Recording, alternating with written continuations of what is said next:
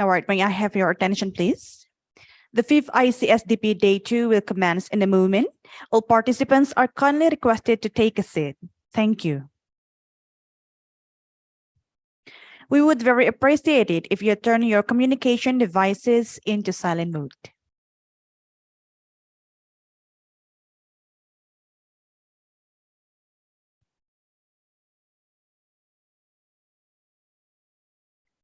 Assalamualaikum warahmatullahi wabarakatuh. Good morning, distinguished guests, ladies and gentlemen. Allow me to welcome Professor Ian Henry, the academic editor of AJSHNC, Professor James from Nanyang Technological University, Singapore, and allow me to welcome the keynote speakers of the 5th ICSDP Day 2, Professor Toho Holik Mutahir, PhD, Professor in Universitas Negeri Surabaya, and Vice Chairman of APASS, Professor Dr. Ali Maksum, SPD MSI, Professor in Universitas Negeri Surabaya, Mr. Charlie Setiawan, MSc, PhD, a lecturer at Universitas Negeri Yogyakarta, all presenters as well as participants who have been here attending the conference in this auditorium and also online via the Zoom meeting. Welcome to the second day of the 5th International Conference of Sport for Development and Peace, ICSDP 2022, which is in collaboration with the 2022 International Conference of Sport History and Culture under the theme Sports Policy and Development in Asia. I would like to inform you as well that this conference is lively streaming at Pendidikan.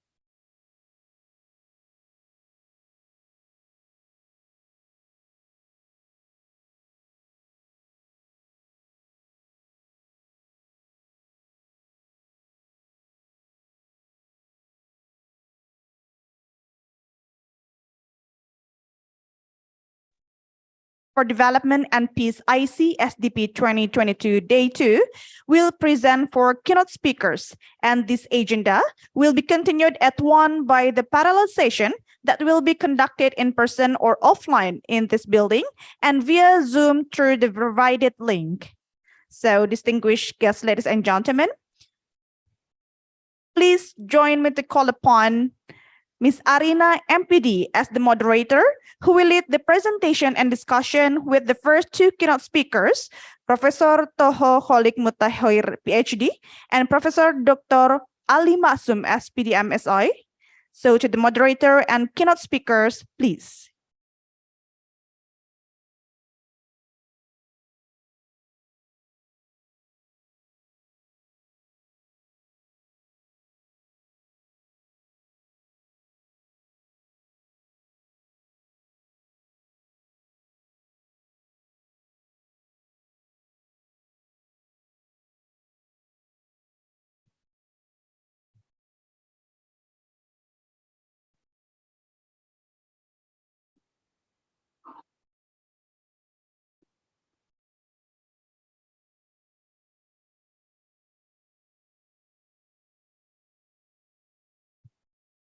All right, Bismillahirrahmanirrahim. Assalamualaikum warahmatullahi wabarakatuh. Okay, for the second session today, we will have a presentation from Professor Toho Holik Mutahir and Professor Ali Maksum. I hope you all guys can interested with this session. Please don't hesitate to raise a question to in the end of the session. So in the first presentation will be from Professor Dr. Toho Holik Mutahir. He is a former director of the Sports Science Agency of the Ministry of Youth and Sports, and now he is a professor at Surabaya State University or Universitas Negeri Surabaya. He is also a vice chairman of APAS or Asia Pacific Association of Sports Studies. So in the today's session, his will be presents the title of the Sport Development Index and its relation to National Sports Grand Design or SDA from DBON. So I think without further ado, I will invite Professor Toho to deliver his presentation. Please welcome Professor Toho Holik Mutahir. Thank you, Anira. Assalamualaikum warahmatullahi wabarakatuh. A very good morning, everybody. This is my privilege and honor to be here, to be invited by the steering committee and organizing committee of the conference I would like to thank to Professor Van Hong, Professor Yan Harry, Professor James, and my friend Limpeng yang from Malaysia who coming here. Ladies and gentlemen, yesterday we had already a very interesting presentation. Now I would like it is time to share with you my work, actually with also Professor Ali Maksum together, because he's my team in developing a sport development index as an instrument for measuring development of sport, especially in Indonesian context. Today, I would like to share with you our experience in regard to the work that I have done since 2003 until now. I'm trying to focus my presentation on the relationship between the Sport Development Index and National Sport Grand Design. We call it DBON or the DBON. Let me share with you with my presentation today.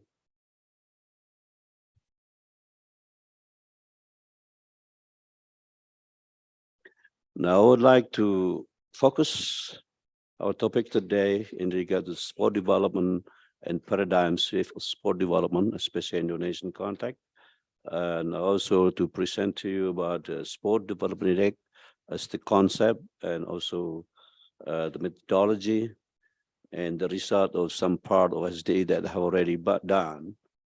And I also to touch with a grand design in regard to national sport development or design besar olahraga nasional, DBON. What is the relationship? What is the function of SDI and DBON? This is the question that we're going to raise in this discussion today. And finally, I would like to conclude with the final remarks and some recommendation. As you see, Indonesia nowadays has already national sport development umbrella, that is sport law number 11 2022 and presidential regulation number 86 2021, where I and also Prof. Ali also very much involved in the development of sport law since the beginning. Even in the sport law in the first place for 2005. At the time, I was the Secretary General and also Director General of Sport before we developed sport law, national sport law in 2005, and now have been replaced, the new one, with National Sport Law number 11. We have already the umbrella, so we have the big problem here. What is actually, how to measure sport development in this context? So I and my team, including Prof. Ali, trying to develop a kind of instrument or measures. We call it Sport Development Index, or SDI. As we find, and according to our experience, that the sport development challenge in Indonesia is that we realized that along with the direction of post-reform national development policy since 1978 already changed, that we perceive that the challenge of sport development in the future are increasing. The question is, what are the challenge of sport development now in the future? I identify in our study that I published in 2000 in my book, there are three challenges. The high public demand for Indonesian sport achievement. And at still now, the government and the people are still increasing their attention on the focus of improving the achievement of sport. The second one, the high demands of how to actually the sport development instrument in this case. And the centralization, of course, during the autonomy era That three challenges need to be paid attention by the recent development. As you see, sport in Indonesia is integral part of national development. National development goals, according to our constitution, is to educate the nation life, to create public welfare, and to protect all Indonesian bloodshed, and to help carry out word order and demand peace, external peace. So this national goal actually relevant to the resolution adopted by General Assembly that was identified as sport as a means to promote education, health, development, and peace.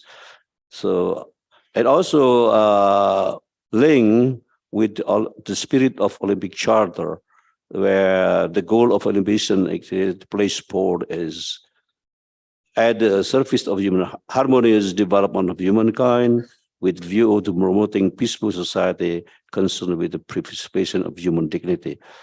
So with that, in sport law, we try to formulate the aim of national sport that include maintain and improve health, fitness, achievement, intelligence, human quality, instilling moral values, noble character, sportsmanship, competition, and discipline, and strengthening and fostering national unity and equity, strengthening national resilience, raising the dignity and honor of human nation, and maintaining world peace. As you see, the aim of sport is in Indonesia is multiple. And we perceive that our aim of national sport is really linked with the national sport development. Talking about the sport development in the literature, there are many concepts about that. But for me, I think in essence, sport development can be interpreted as how is to promote development of sport, to promote sport themselves. And second is also to develop various fields through sport. And at the present time, we have experience in our paradigm, not only the development of sport for promoting sport itself, but we also concentrate and focus on the development other sectors through sport. So actually we combine the conversion model of paradigm that we can use that related with our aim of sport. In Indonesia, we experience, traditionally Indonesia up until now has primarily maintained the development of sport approach, which focus on elite progression with an emphasis of implementing the ID program. And secondly, improving performance in elite athlete. Consequently, the development of sport culture enabling each individual to participate in physical activity is less paid attention to, and finally, result is a hypokinesis among people. Later in our presentation, Prof. Ali Maksum will touch on this. This approach has undergone criticism. There is an increasing need to save from development of sport through development through sport or sport for development approach. This latter approach to utilize the true value and power of sport as a vehicle for various personal, social, cultural, political, economic developments. At the present stage, there is an attempt to reduce the imbalance between elite sport development and mass participation by employing the combination paradigm approach. In the effort of revising sport law 2005, and the development of grand design of sport adopted an integrated approach that attempts to include the balance between the elite sport, performance, education sport, and recreational sport. So the sport for development movement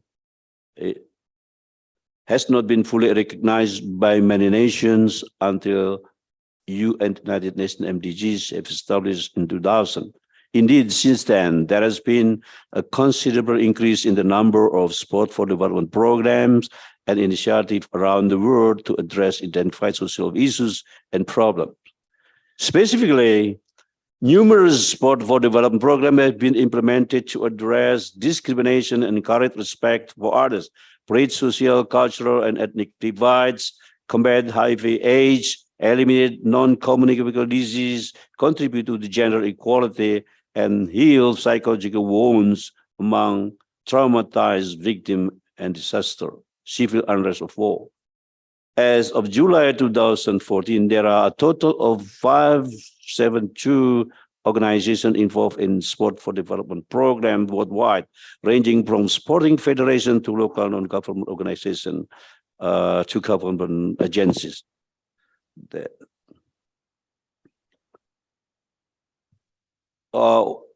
As you see, there is a different characteristic in the paradigm, development of sport and development through sport.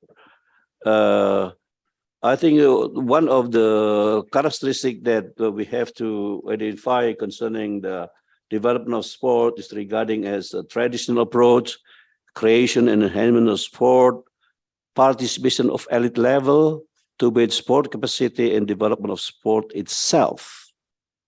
But the development through sport rather varies, and this considered recent and non-traditional approach.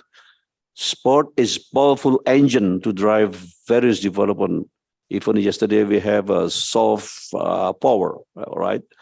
We can also use this as a conflict resolution, human development, promotion of cultural understanding, development infrastructures, health promotion, empowerment, social integration, and driving economic development. That's the development through sport approach.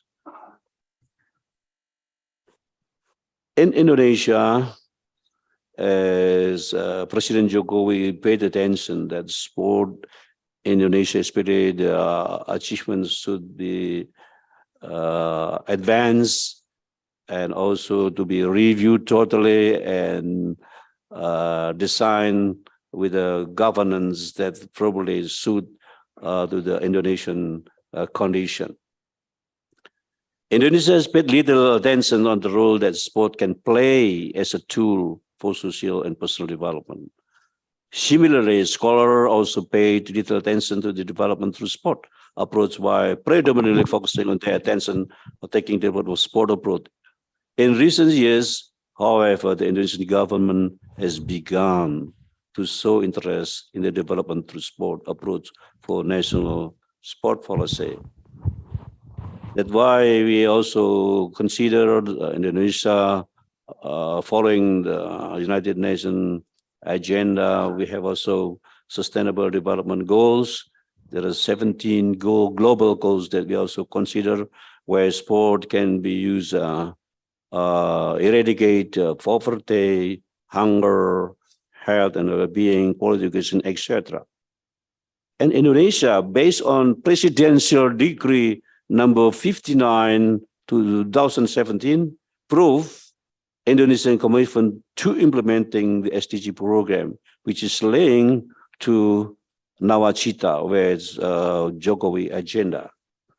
And since 2018, SDG, according to the Presidential Decree, must be adopted and integrated with development in the provincial and the regions area and elaborated in the objective target as indicated medium-term development in the region.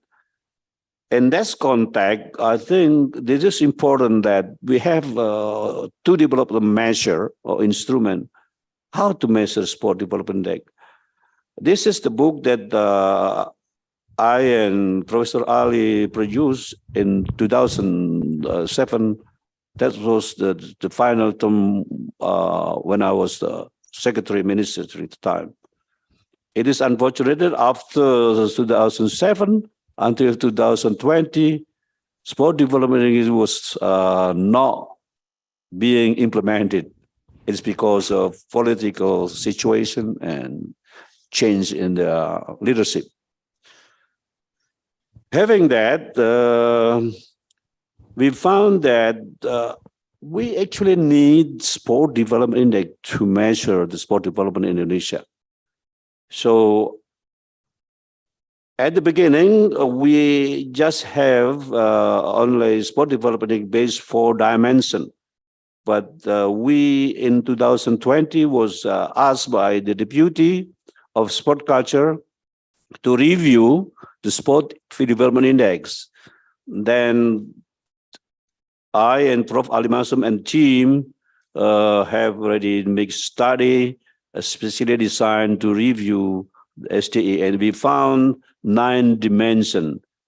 That is human resource, open space, participation, physical fitness. That's the old one, plus 5 dimensions: physical literacy, personal development, health, performance, and economy. That the new SDI.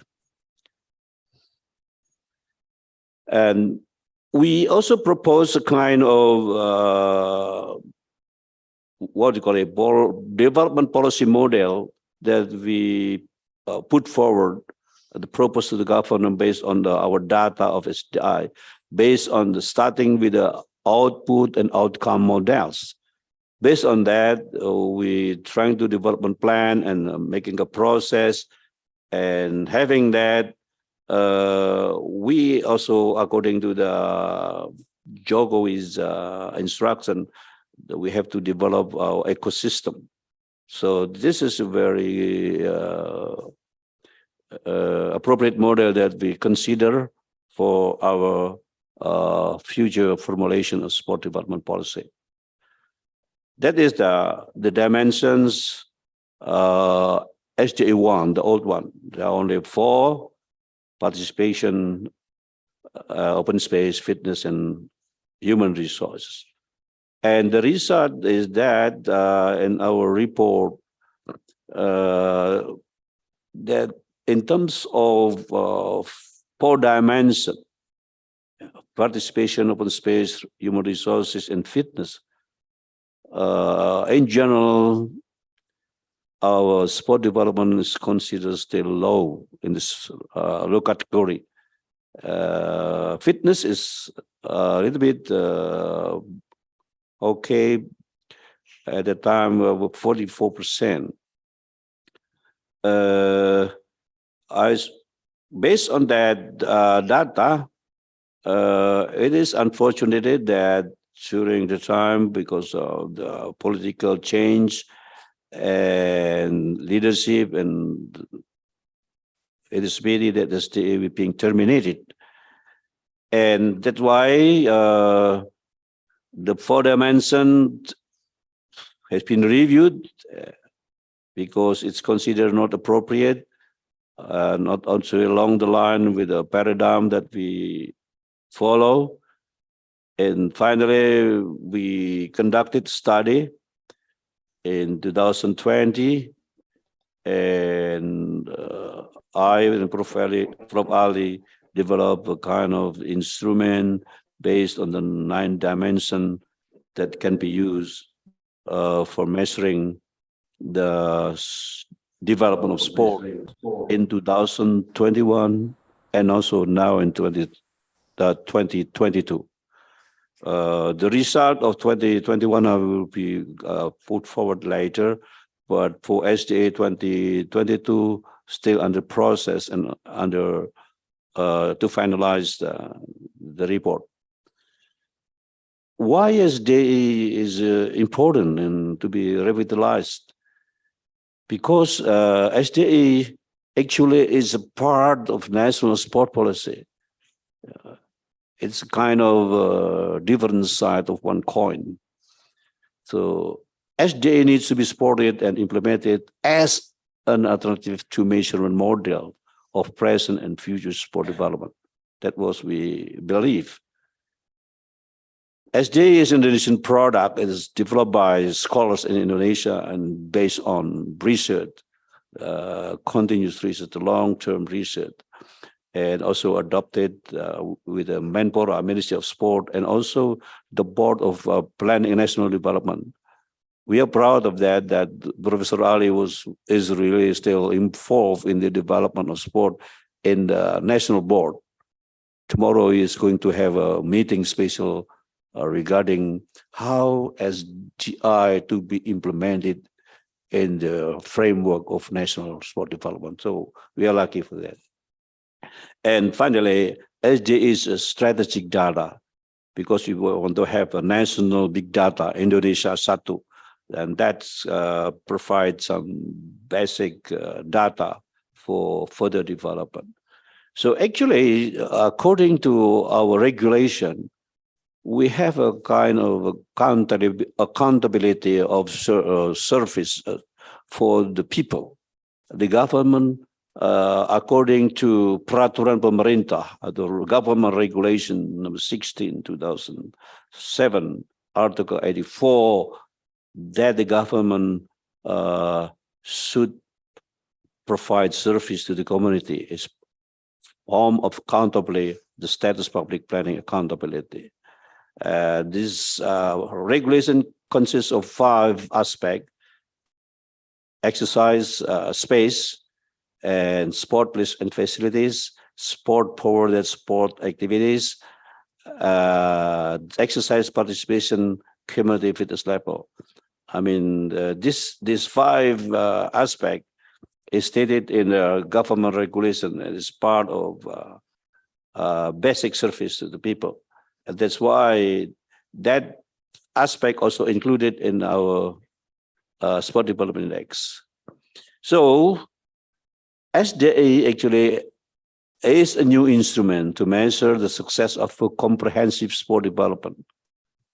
And as baseline data for preparation of roadmaps, and at the same time, program planning for integrated, collaborative, sustainable sport development between central and regional and between sport scope.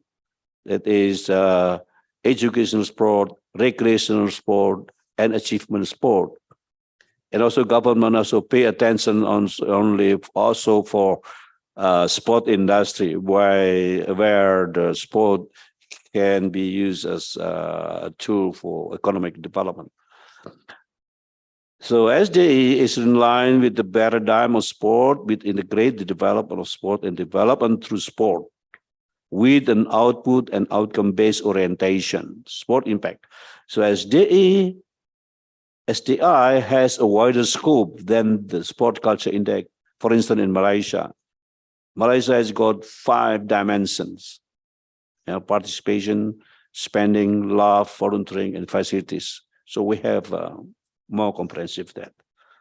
So SDA actually is a new instrument that probably will be consistently adopted after this by the government. As I said to you that Professor Ali will very much involved in that. So that's 9 dimension, trying to measure the scope of sport. That is olahraga pendidikan means education sport, recreational sport, and sport performance. And that's 9 dimension actually. And also the indicators that we are proposing and already developed through research. And this instrument has been validated where we conducted research, sport development in 2021, and then again in 2022. And the result is consistent. So it means that our 9 dimension as instrument, including indicators, are really valid and reliable. For data collection in 2021, this is the timeline that we are concerned, involving 34 provinces, 246 districts and cities, 667 villages, and 20,010 response. So it's a big project funded by the Ministry of Sport. And they're also being followed up in 2022. And this is the index definition system. You know, we have a dimension index like this, the formula. And finally, we also find that the sport index in 2021, that is the figures. For the four dimension, I think more or less similar to the original one, except the fin is a bit slowed down, a bit low, because maybe the pandemic COVID, people doing exercise. But it's a surprise to me that we also measure the economic impact, also physical literacy, personal development, health, and performance. These dimensions considered appropriate, or moderate. And this is surprising that even in the situation of pandemic, people still expend their money for their activities for sport. Later, we'll tell you that in our study, around 40 trillion per year for the expenditure of people for doing, for expending their money. So it means the sport is create economic. Now I come into the basic consideration of establishing grand design. The government realized that the system of sport development need to be reviewed and need to be aligned and integration. And therefore, there is a need for policy direction for fostering and developing long-term sport as integrated collaborative manner to increase national competitiveness in the field of sport. So this is the agenda that the government put forward. And that based on the presidential decree number 86, 2021, and now being installed also in sport law number 11, 2022, where the central government the following duties established and implement national sport policies, coordinated, etc. And also the sporting policy as referred to paragraph 2 shall be set forth in the national sport green design policy. So the bond is also supported by sport law article 12, and the bond is in the central level, and then followed by the design of sport development for regional development. We call it design olahraga daerah, DOD. The regional government attempting to implement sport policies in the region based on sport policy by taking into account regional potential and regional condition. The central government has the authority composed to determine grand design, arrange and build develop regional sport, coordinate, implement, supervise, and evaluation. And the central government has the authority to implementing, arranging, and also coordinating. And this is actually also being considered in national long-term development plan based on our system of development. And tomorrow, Prof. Ali will have a specific meeting with the Board of National Sport, National Plan to consolidate the importance of SDI as a measure of sport development. Ladies and gentlemen, that's the main goals of national sport development and relation with the SDI contribution. As you see, the DBON has 3 goals. That's community, sport culture, national competitive sport, capacity, synergy, and productivity, and sport-based national economy. So 3 goals of national sport development. And that goals should be measured, continually monitored based on the roadmap of sport development, and that's the importance of SDE in this matter.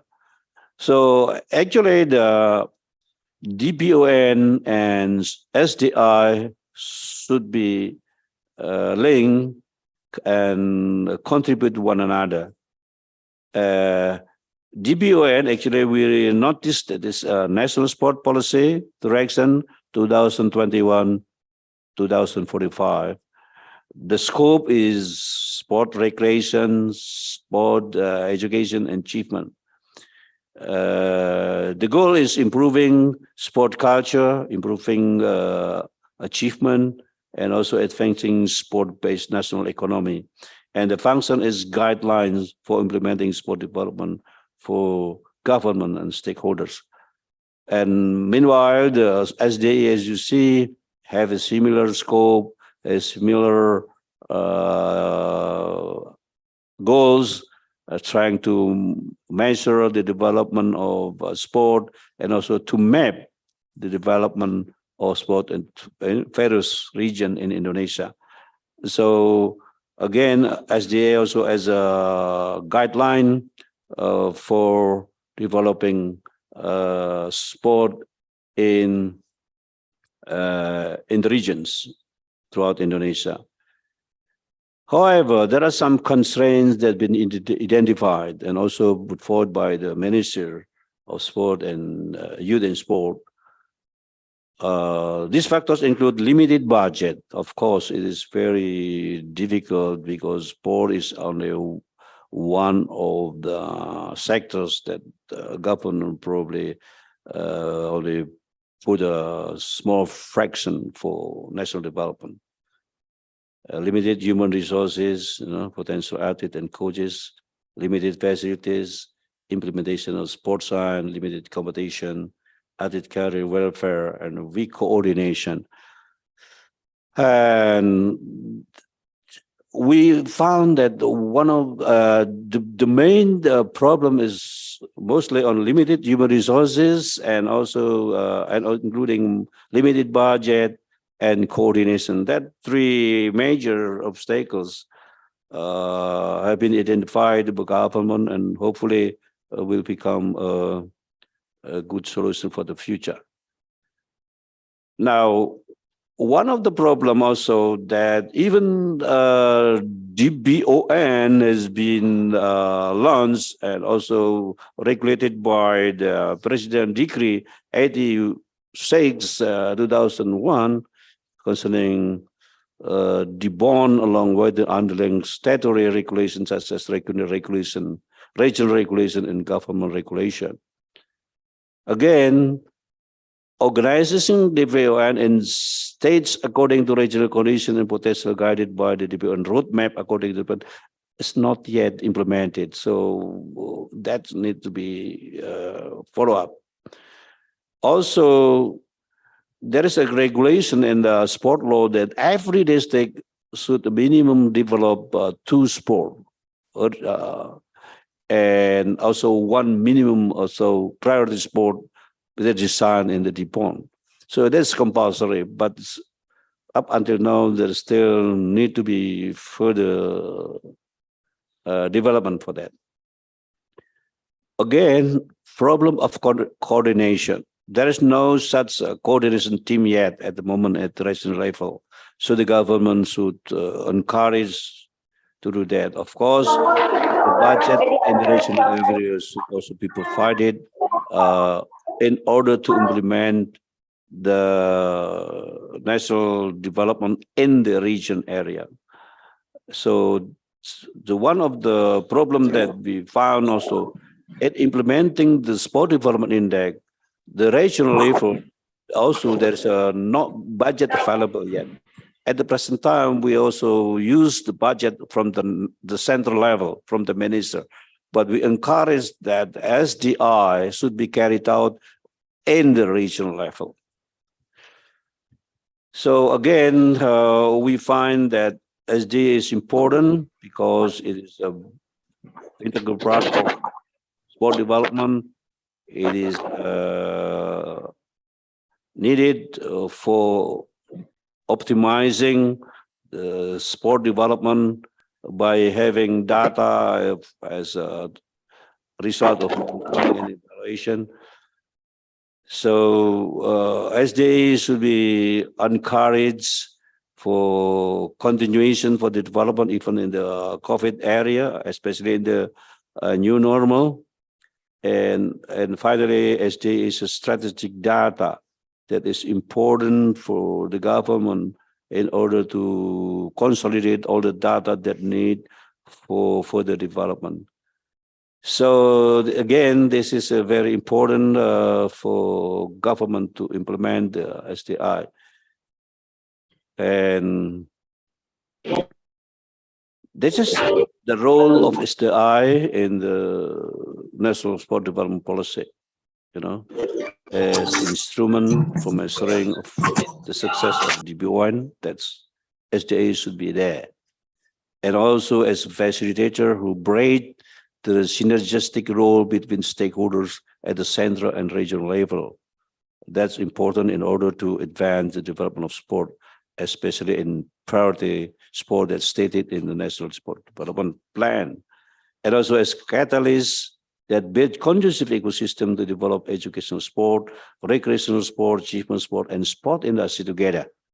And finally, it is a kind of tool that provide data. That data is a basis for further development and also to have data nationally in Indonesian on a one system. Then this is important also for sport-based economic development in the future.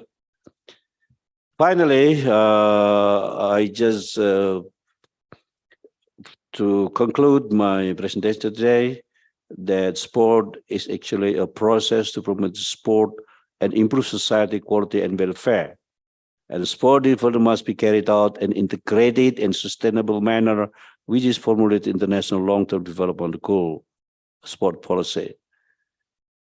And DBON is national sport policy needs to be further operationalized by compiling a database roadmap including the result of SDI measurement.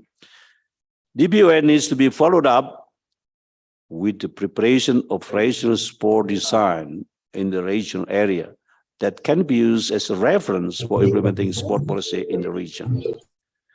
Coordination, integration, and synergy of the central government, regional government, and community should be continued and apply the model for fostering and developing national sport to be the key to the bond success. SDI is an integral part of DBON.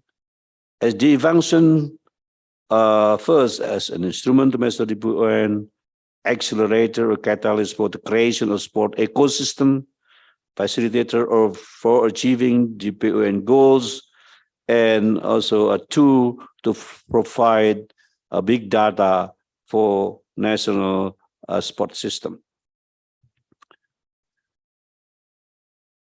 Number 6, various obstacles that have been defined in order to implement DBON in the future successfully. So we found that limited budget, human resources, limited facilities, infrastructures, implementation of sports science, limited competition, athlete career and development, weak coordination, integration, and the norm standard procedural criteria that related to the bond that has not been completed should be developed and implemented soon as a guideline. And finally, I also provide some recommendation that there should be interministerial or institutional coordination forum to be executed and implemented in order to succeed the DBON. There is also a need of special planning efforts for the realization of sports science as an approach for funds development. The implementation of DBON needs to be carried out in an integrated and coordinated manner, including in sport culture, capacity building, sport-based national economy, and sport industry. And finally, sport development should not only be advancement of sport, but also the development of various aspects through sport. And the development of sport achievement that are priorities of 4 Olympic sports, according to the, and we targeted that in 2045, we have projected to be the best of 5 in the world. This is a bit ambitious of target, but this is the target that we have to pursue. So organization and governance, I think Jan mentioned about the governance is very important here to be implemented effectively, efficiently, according to the action plan, and supported by regulation. It should be systematic. Scenario of achievement development should take into account the key factors exported by the study of SPLIS. That are 9 factors that included budget as instrument. Due to the diversity of regional capabilities, regions are given authority to elaborate further regulations for development and development in the region based on law number 11 2022 concerning sport development. Ladies and gentlemen, finally, I should make a point in this important meeting that SDI is, I think it's important as an instrument to measure sport development. Whatever you have a national development plan, you have to have a kind of measure that in order to identify whether development plan has been executed properly. So thank you very much for your kind attention. Hopefully this gives you insight regarding sport development in Indonesia. Thank you very much. Thank you so much. So thank you so much, Professor Toho, for a great presentation and explanation about the relation with Sport Development Index and the National Sport Grand Designs. And also, please allow me to brief summary with his presentation. He explained that currently in Indonesia, we have a legal umbrella related to the sport development in Indonesia. But with this legal umbrella, we have a question about this, that how to measure the progress of the national sport development and what are the indicators that of sport development in Indonesia is successful. So he has also explained that the challenges of sport development in Indonesia is continue increase, and Indonesia saw that sports only in one side. It is with just sport achievements. So for now, Indonesia just pay little attention about the role of sport that can play as a tool for social and personal development, such as development through sport approach. And also the problem is occur with scholars. Our scholars is also less attention to the development through sport approach, while most focus of their attention on tracking the development of sport approach, which is sport achievements. So Professor Toho also explained that what is about sport development index and why SDI is important and why SDI should be implemented in Indonesia. He said that the BLN and SDI has a big relation about how to measure the development of sport in Indonesia. And finally, he said that in essence, sport development can be interpreted as how sport development advance the sport itself, develop various fields through sport and to development social outcomes. And this is say that this is very important to the government to implement this measurement to know how about the development of sport in Indonesia. I think that was a really great presentation. Please give applause once again to Professor Toho. Okay, so for the next session to Professor Ali, we'll invite our moderator today to guide his session. I will invite Dr. Ambar Rinawati to come to the stage.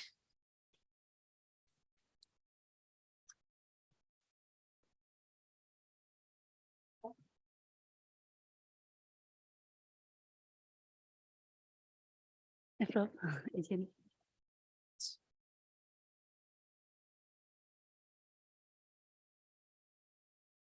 Bismillahirrahmanirrahim. Assalamualaikum warahmatullahi wabarakatuh. Let me introduce myself. Myself is Dr. Rina Ambardewanti. I'm from State University of Jakarta as a moderator for Professor Ali Maksum. Welcome, Prof. I just want to introduce Professor Ali Maksum.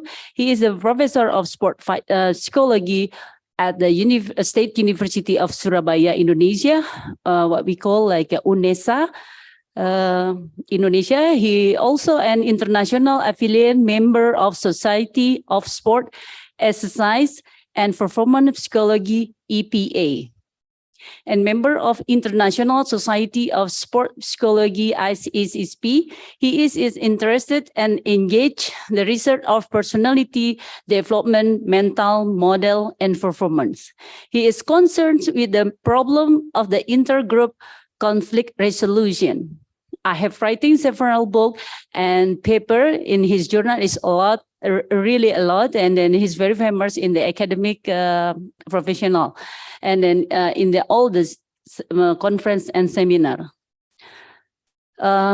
He is writing about sport, welfare, and public policy, and evidence from Indonesia. Your floor is yours, Professor Ali. Thank you.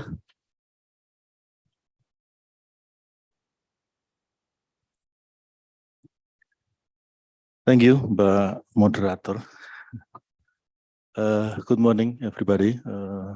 First of all, I would like to thank you very much for the organizing committee, the head of Sport Education, School of Postgraduate, Universitas Pendidikan Indonesia. It is a great honor and pleasure to be here today for me to discuss about support policy and development in Asia. And I think it is an important meeting because we can share experience about sport policy in our countries. And my name is Ali Maksum. I am from State University of Surabaya, Postgraduate School of Sport Science. And I am going to talk about sport welfare and public policy and evidence from Indonesia. As you know that Indonesian goal instead in our constitution is to educate people and how to create prosperity. So the main goal of our nation is how to achieve prosperity. What kind of prosperity? Prosperity in terms of physically, psychologically, socially, and economically.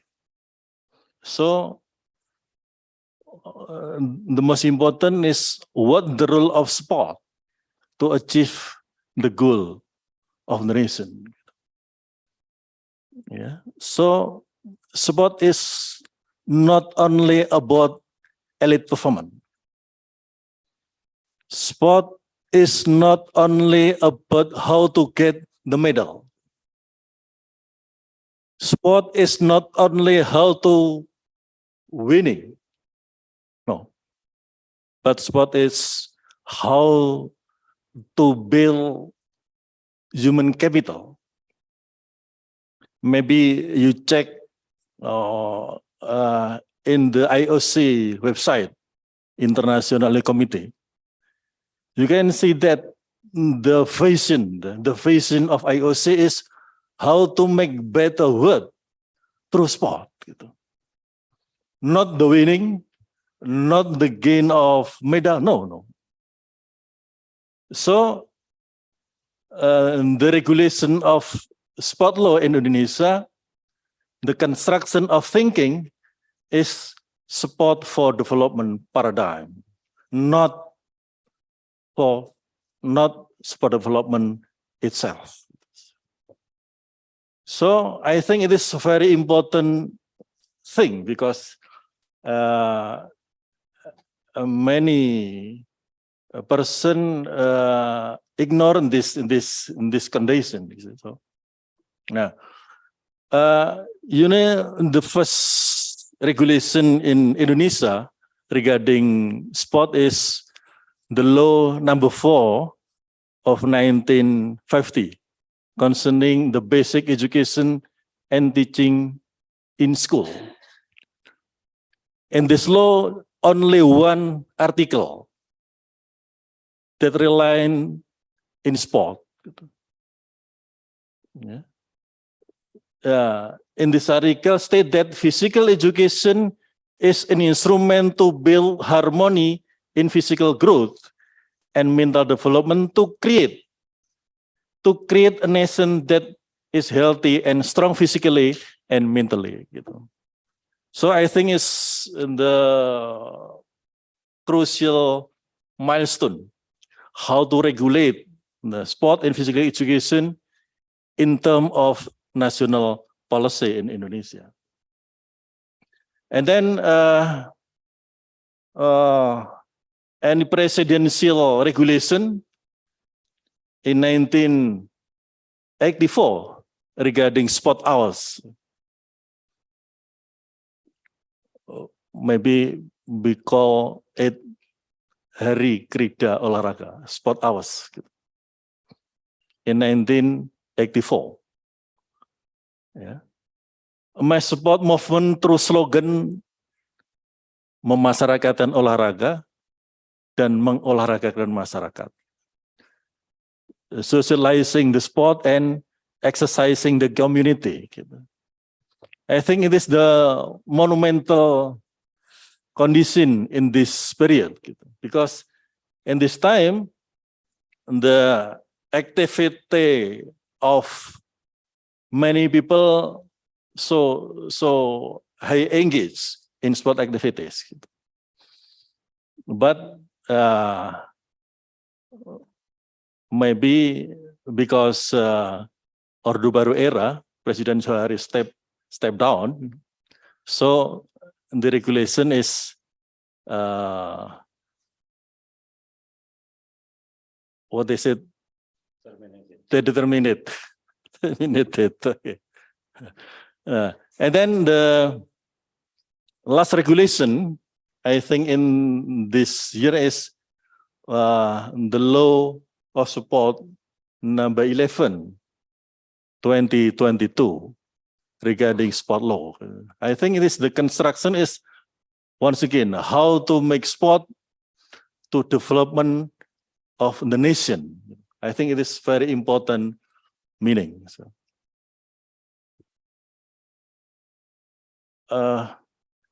Sorry. Bisa minta tolong anu yang di slide saya yang di panitia mungkin bisa bantu.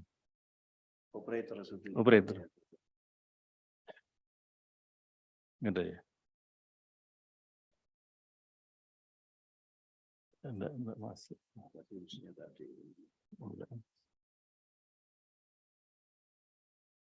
Yes, that's okay. Okay.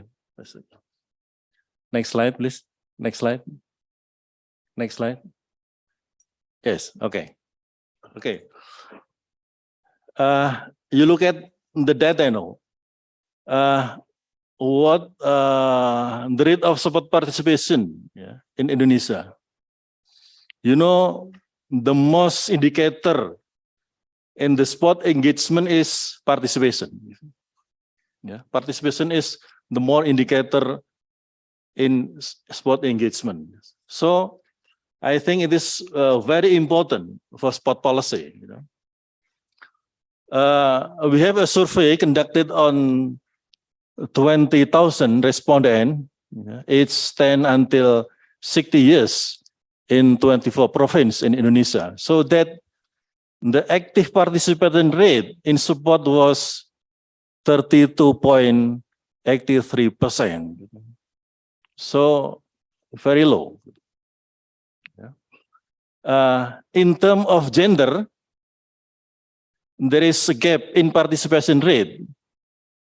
The male participation rate is 35.7%,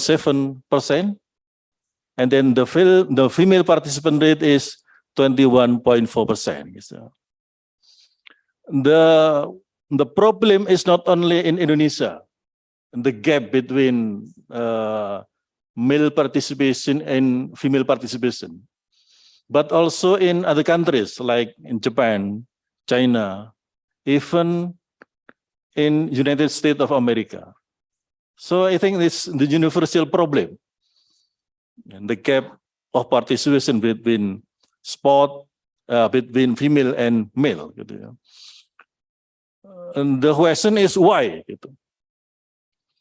Number one is about social construction, social perception. You know, women are perceived as weak people. Women is perceived as vulnerable people. Meanwhile, in contrast, sport is perceived as is about power. Sport is about speed. Sport is about strong. So there is a contrast between characteristic of women and sport. So it is a social construction context. Secondly, it's about lack of access, lack of time for women to sport activity. Why? Because daily women activity dominated by domestic activity. For example, parenting, washing, cooking, etc., and so on. So the women don't have time to engage in sport activity. Thirdly, it's about perception that sport can be distract metabolism system and what is it? Reproductive organ, gitu. Organ, like menstrual cycle, yeah, and then irregular menstruation. Okay, so I think this the main reason why women any barrier to sport activities. Yeah, and then how to physical fitness of Indonesian people. Yeah. Next slide. Next slide, please. Okay, you can look at this data. The condition of physical fitness of Indonesian people is really impressive, very low category. The fitness in the very pure category is 53.63%. The poor category is 22.68%, and only 5.86% are in the very good category and above. So I think it is the crucial problem in our country, because this condition related to the deficit of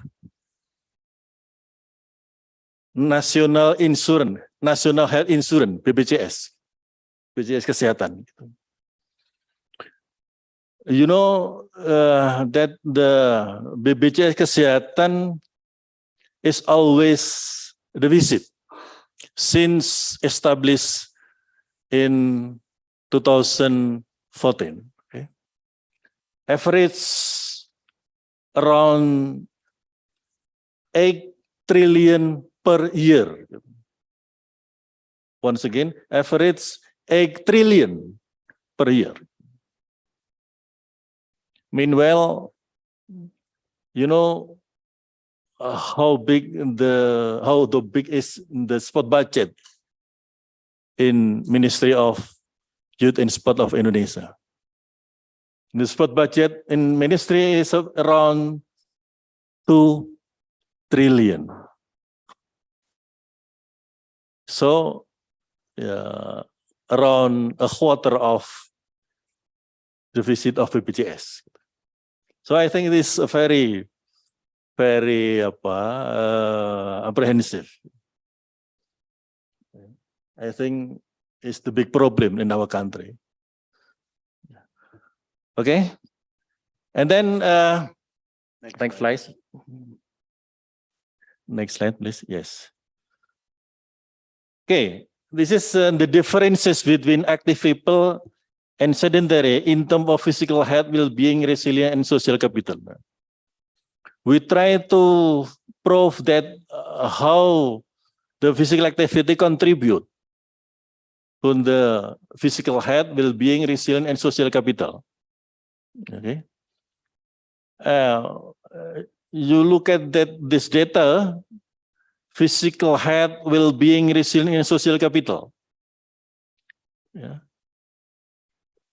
Active people have more healthy in terms of physically, psychologically, and socially than sedentary people. So I think the fact that sport is positive contribution to the welfare contact, including quality of life in Indonesia. And then the next slide, please. How impact on economy?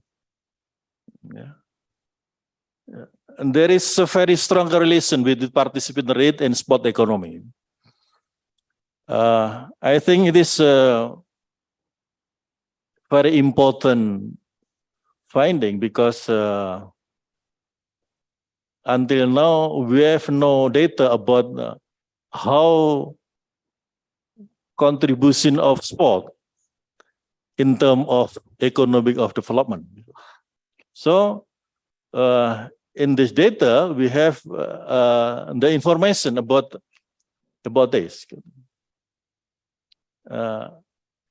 If you look at the data, the range of spending on sport and each person per year, the range of start from 200,000 until 5 million per year per individual. Jadi per year per individual.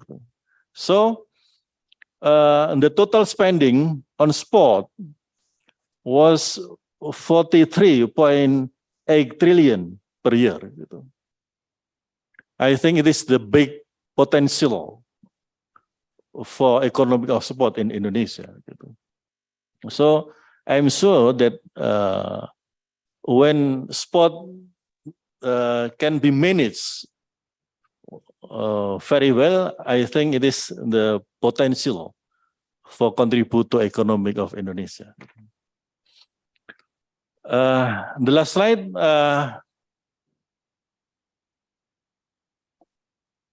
I would like to show you how to support for quality of life.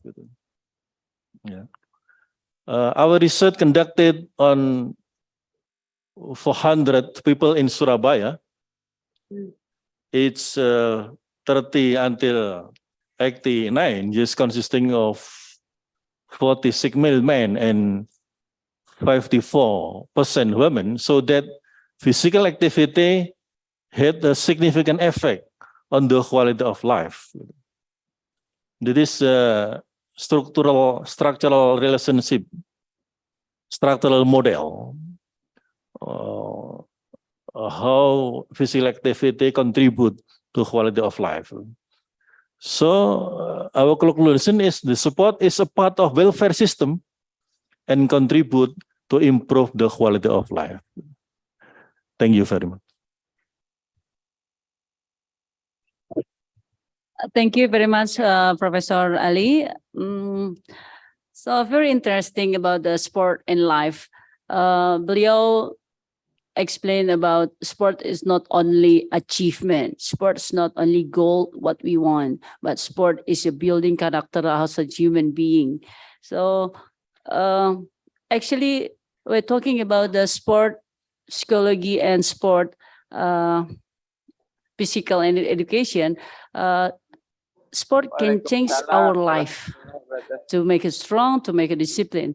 And also, he said about the woman is a lack of distraction for doing some activity sport, because his statement is a woman is what we call like responsibility for the family life activity. So maybe me as a woman and some here for the woman, you can change the life for not saying like, oh yeah, I'm busy not doing exercise because I have to do washing, cleaning, and look after the children, cooking and stuff and the thing. So when we said like time is very short for a living, so make yourself is change your life to make better in life, and also because sport is make good metabolism. And in the economic sport, Indonesia always sport for the achievement and goal, and also for the developing sport, physical education in the curriculum also, and then and at the university we have a many program. We have a developing sport for achievement, DBON, like Professor Toho saying today. So this is the conclusion. Sport is not the achieve for a goal and a medal. Thank you very much. Once again, give applause for Professor Ali. Thank you. Next, wait. Next is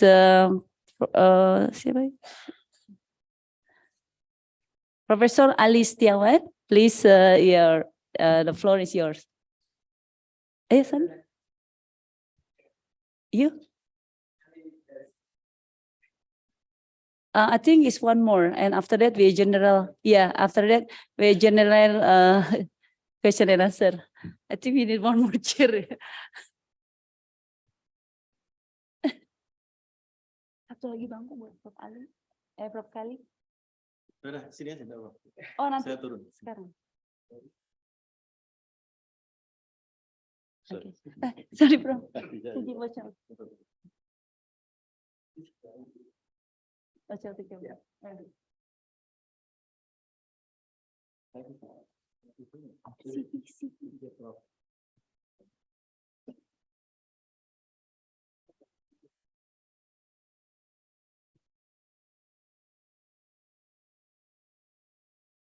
Welcome, Professor Kelly. You're going to, yeah. All right. Let me introduce Doctor, right? Dr. Kali. Huh? Yeah, of course.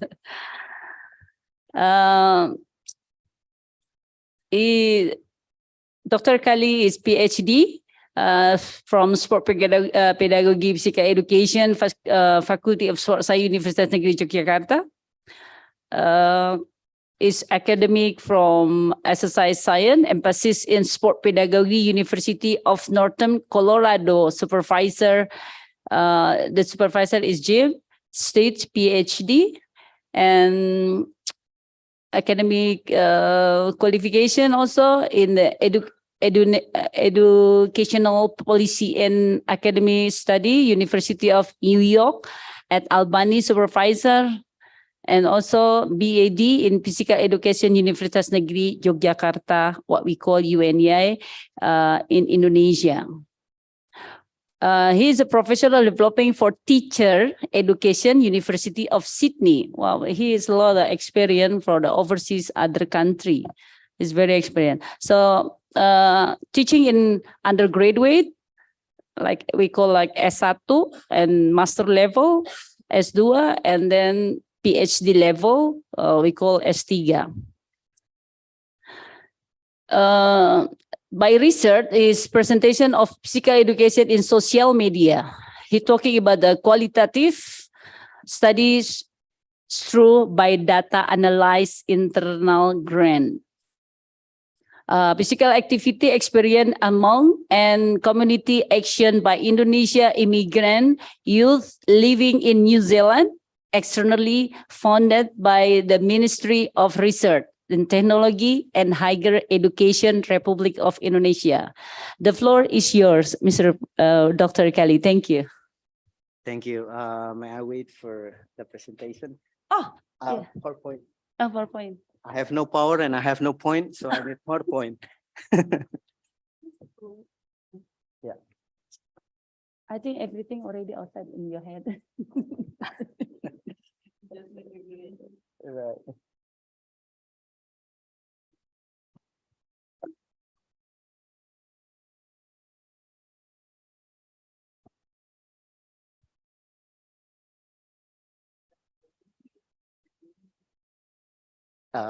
S-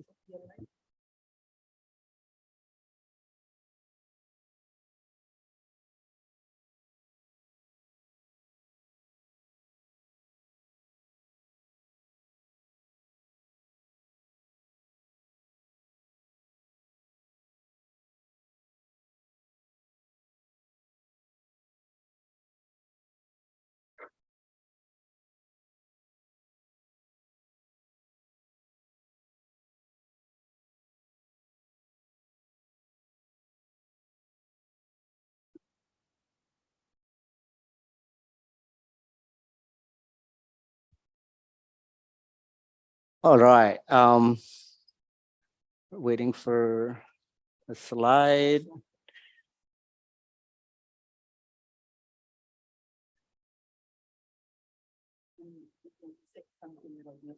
Yeah. All right. Thank you very much for the opportunity.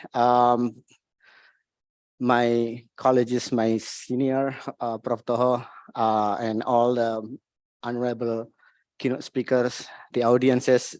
Assalamualaikum warahmatullahi wabarakatuh. I don't know. This is the last presentations. I hope you still on fire listening to. I will bring something different. Probably the last all the previous presentations look at the big picture of sport development. They are amazing presentations. I will bring something probably a bit different. It's a sport for development, actually. And in addition to what the moderator has introduced about myself, that I focus on sport pedagogy and physical education, I am also a qualitative methodology specialist. So I will bring something small, something probably you haven't heard yet. But that's qualitative researchers. we want to look at something small and make sense of it. So I bring you the localized organizations working for sport development, and I am a part of it, the co-founder of the organizations. So it's kind of a bit probably also ethnographic, and I have some questions yesterday from the graduate school here who are working with qualitative research, and I think I will also show you how we think qualitatively and work qualitatively. So that's what I am going to do. All right.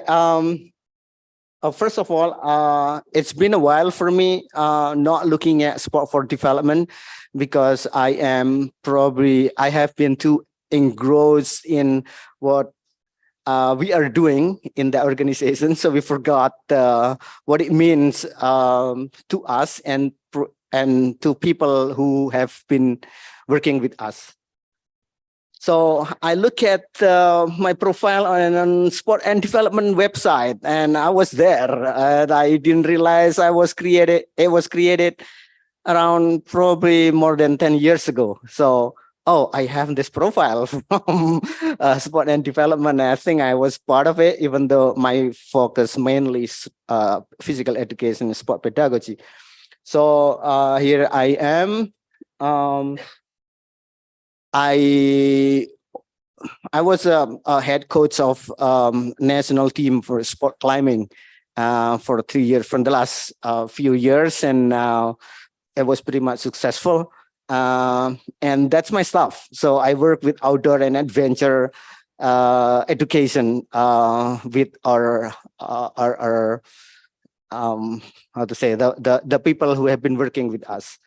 And then more importantly, I think I am part of critical pedagogies. So I look at physical education, especially from critical perspective, which is quite makes sense what Professor Ali said about gender inequality in sport settings. And we're not only talking about that, but we challenge that. So we wanted to have a change in our society, in our classroom, especially in PE, that it's a space for learning about gender equality and challenge it. That's what critical stuff. And we provide educational support for our focus on educational support with sport and physical activity programs. It's been more than 10 years, a decade. Unfortunately, I witnessed stagnancy. If there is growth, probably just little, I guess. Correct me if I'm wrong. The development of sport for development policy program and practices in Indonesia. And I also continue then through the organization I have co-founded, working on sport pedagogy from a critical perspective, as I have mentioned before. And this is the organization I'm going to share with you, Ludika Foundation, established in 2005. It was a long time ago, and I was still very much young. Well, I'm still young. I was naive, lugu and unyu-unyu. Co-founded this organization with a lot of idealism that we want to change society, community, and everything. It was great. And we have been struggling for identity and survival thus far with this organization. The thing is that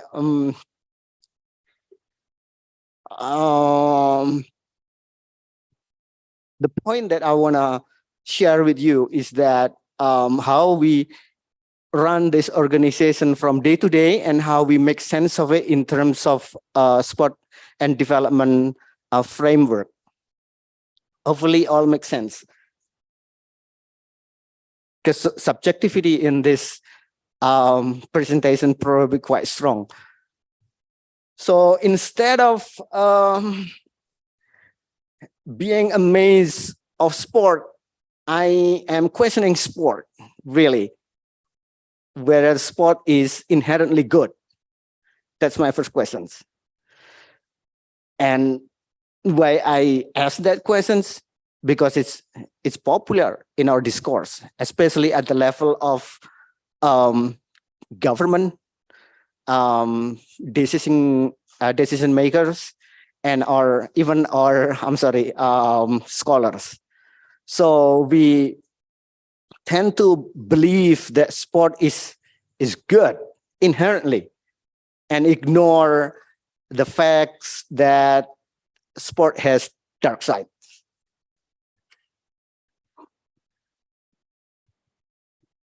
Right? And it needs critical discussions. Is sport really good for us? That's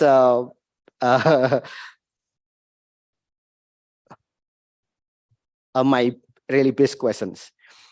And with that questions, frame our way of thinking in Lutica Foundation, my organization, we raise another questions, whether a sport for development, what do they look for? What is it that sport for development actually seek to develop? What is it? I don't know. Let's see. People capabilities. It's a one approach, one perspective that sport for development look for people capabilities. I agree with the previous speakers that people capabilities is kind of measured by quality of life, improve quality of life, right? But the thing is that from critical perspective, all those efforts should be grounded on the respect for dignity, respect for equity, and respect for one's own destiny. That is something that my organization don't see quite prominent in sport for development policy programs and practices.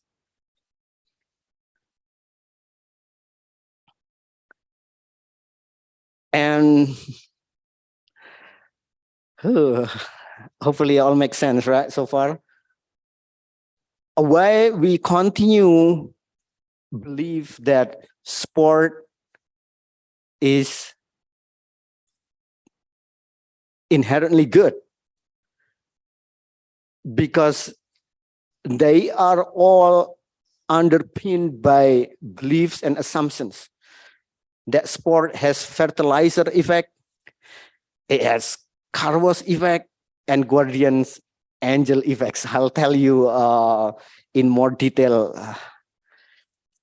Sport as a sport to be assumed as a fertilizer, because we believe that sport develops skill that's later on convertible or exchangeable into physical capital.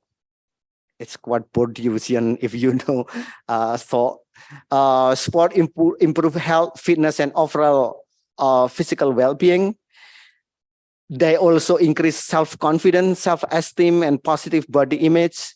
And more importantly, we hear this a lot in especially decision makers' narratives that sport build characters, discipline, teamwork, and responsibility. If this fertilizer applied in our society, then it will serve to help character and potential of its member society will grow in desirable ways socially, right? And then the second belief that sport has car wash effect. It cleans up all the dirt of a car. In terms of society, it removes social dirt, like poverty, gang violence, extremism. We work with the teachers for reducing radical extremism through sport last year, and it was kind of fun to listen to their idea that sport could be a car wash service. And it was out negative influences of affecting young generation. So if they engage in sport, it will automatically clean them up. And finally, it make the people life has got police regarding mainstream values and goal. And if we use sport to clean our community, it will clean out moral flaw and other social problems. That's a popular belief, right? And then the last belief is that sport as a guardian angel. And that sport will develop physical capital and later on could be exchangeable into other form of capitals, such as social and cultural capitals. Sport also believed to be improving academic performance and facilitates the formation of social network. If this is assigned to senseless individuals or community, the angel will protect and guard their development journey.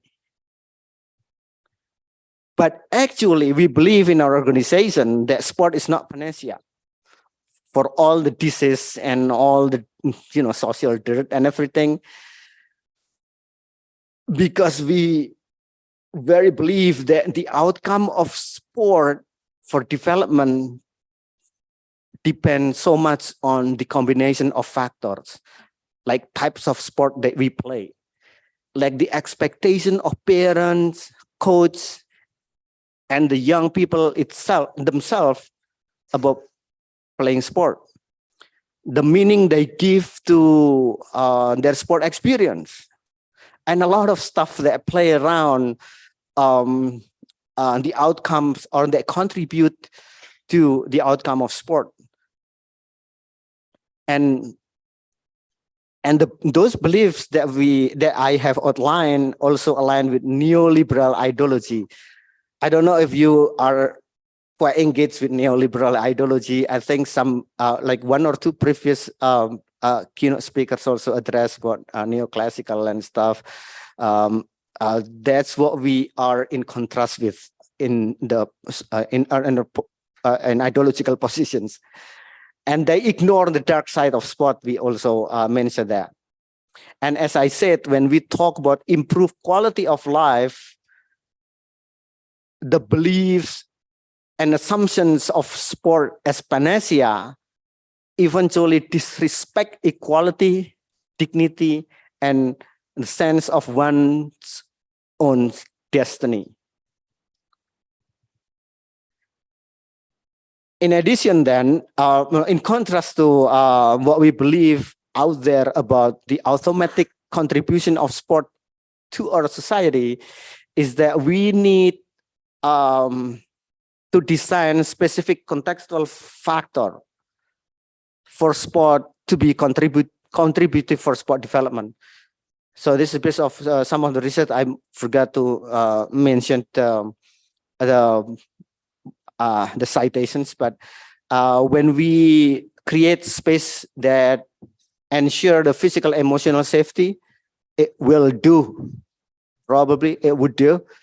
And then if we support moral and economic to our participants and empower them personally and politically, including gender equality and equity, as a woman, you can just like, oh yeah, that what happened to us as a women. No, we have to fight for that. Women need to stand up and fight to the male domination in sport, for example. That's empowerment. And teaching explicit values of respect, responsibility, and nonviolence. If we don't do that, sport won't automatically make a good stuff for us. And after talking about sport, I would like to address development. Really, do we trust development to help us getting out? This all yeah, I will lay out sport for development models here, and that we advocate. And there are at least three models. I think based on Weberian thought, sociological thought, technical model, practical model, and critical model. Philosophically, technical model is based on a realist, objective, and positivistic, and they work is more instrumental. The practical model is interpretative. Their approach is like communicative, and they believe about reality is socially constructed. And critical, as you might guess, our model, I'll try to be consistent and faithful to this critical model, which is emancipatory, reflexive, and critical. So I am going fast about this. Probably we could always discuss about it later. Technical model it focus on problem solving. There's a problem in society, and we have to do it correctly. And they usually use directive pedagogy. In terms of our organization, we don't want to do that. We don't want to be directive to our participants. In terms of global, you might know probably it's so directive from global north to global south, and we're in global south, and with more sometimes post-colonial mentality, and it's probably sometimes a problem. We could always discuss it later. The relationship is hierarchical, and they use interventions. They usually use established sport.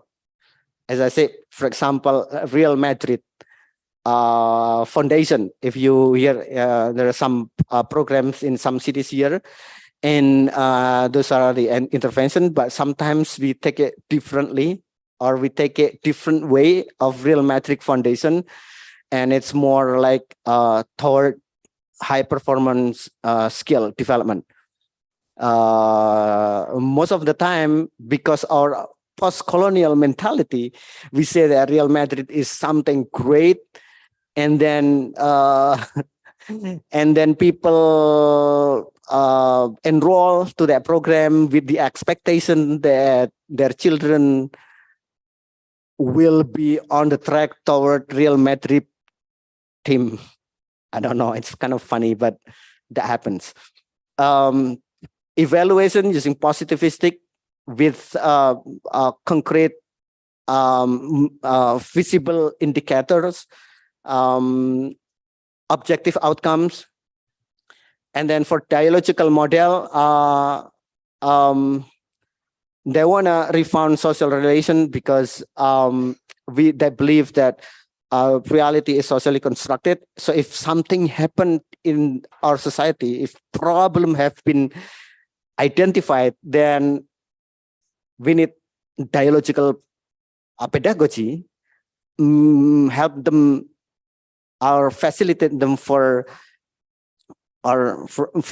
making the socially constructed solution, something like that. So they focus on strategic programs, usually like long-term or quite like mid-term or something, and evaluation usually multiple methods, some using participatory, but definitely a mixed method also being used.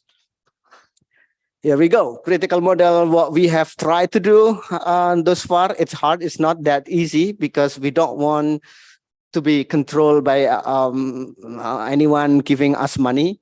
So we'd rather not doing anything if somebody tried to control us, because we really want to have social transformation toward more just society in terms of gender, in terms of race, religion, and etc. We believe on andragogy, and we wanna create new communities which is socially just. We use flexible sport. Anything goes as long as our goals, social transformations or critical action will be facilitated. And then evaluation is more participatory and critically reflexive. This is what we try to do, even though it's not easy, but we tried.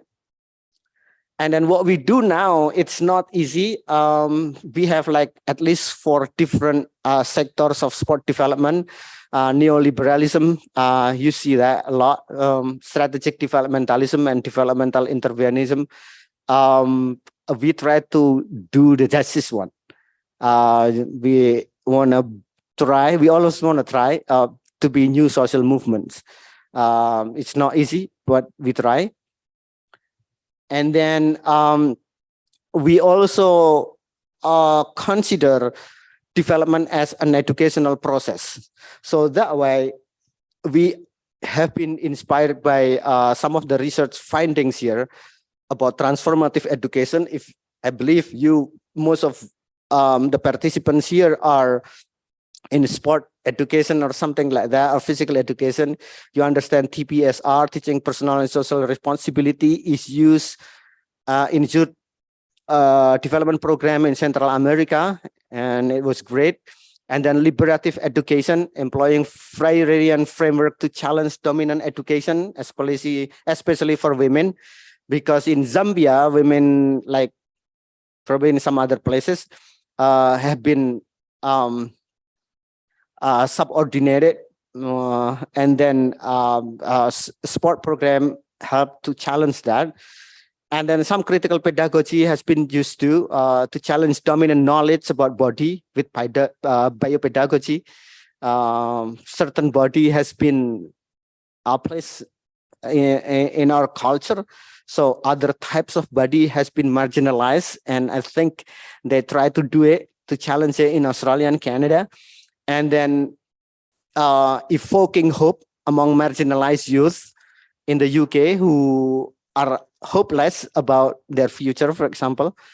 And then also facilitating transformative action through critical pedagogy in Cameroon and Kenya. These are research or current knowledge, and we try to be inspired by this. And then we also consider education as a development process, where we work with, that's why we work with PE teachers using critical pedagogy in PE.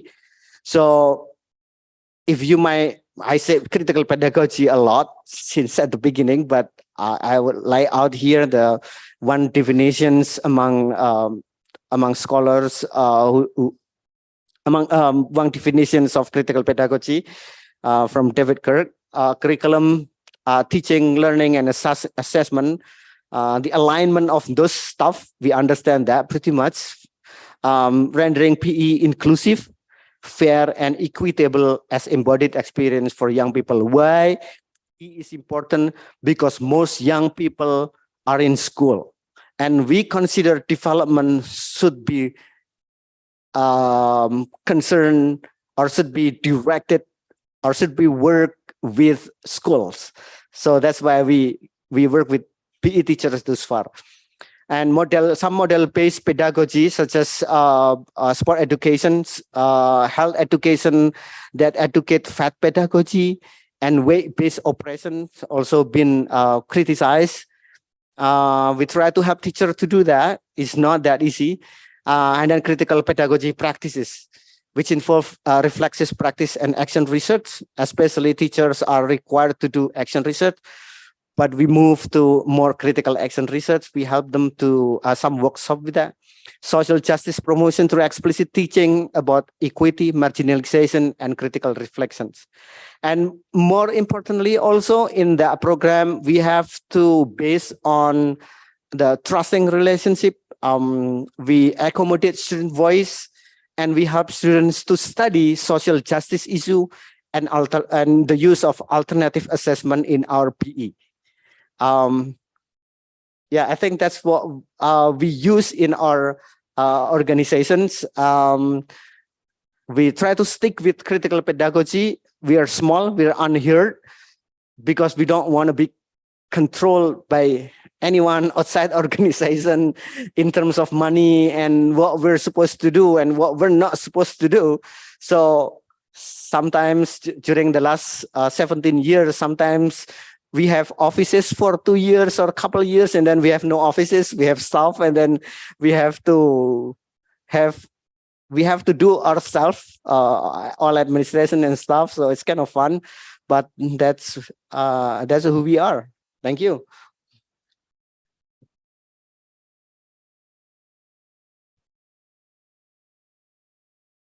Thank you, Dr. Kali. Very interested, yeah, for the presentation. So we're talking about the sport developing, and Dr. Kali said, in the sport, we have a respect, we have the dignity, we have the respect of destiny. So sport is good, yes, of course, but behind of the sport, we have like dark of what we call like bad thing, yeah, like bad influence. Developing sport is good because developing skill to into the physical capital, improve healthy fitness and overall physical fitness, and also increase self-confidence, self-esteem of the positive body image, and also the build the character for discipline, teamwork, and responsibility. So with all the sport development, we can increase the achieve. We can achieve the goal, but behind of the sport, we have a dark side about the young generation. They have bad influence. They have gangs, you know, like a bad thing. Like we just like we know like a couple months ago that the disaster like about the soccer, people like riot like that, and then the police and the team, like everything is destroyed. That's a behind of the achievement of sport. But we are a sport scientific, we are a sport teacher, we have to change the life about how to improve the sport and physical education to our life. Okay, thank you once again. Give me applause for giving for the Mr. Kali. Thank you. The next speaker is Dr. Agus Mahendra. One more. So after that, we have a parallel session. So please, I don't know, Pak Agus, Dr. Kali, you can stay here. Prof. Toho, maybe you can stay there. Oh, okay. Mr. Agus, please.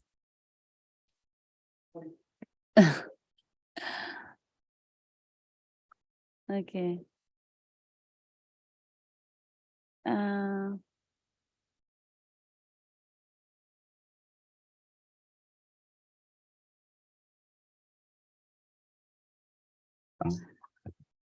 Let me introduce, Mr. Agus Mahendra. He's very famous here in the university. He's a lecturer. National. At national. Yeah, very famous. He's a lecturer of postgraduate and master and then PhD graduate. What was this? So actually, yeah, actually, Mr. Agus Mahendra is he speaks behalf of Mr. Professor Amung. So his presentation. So today he has a problem a little bit for Mr. Amung, but he's okay. But he will present about his presentation. The floor is yours. Thank you, Mr. Agus.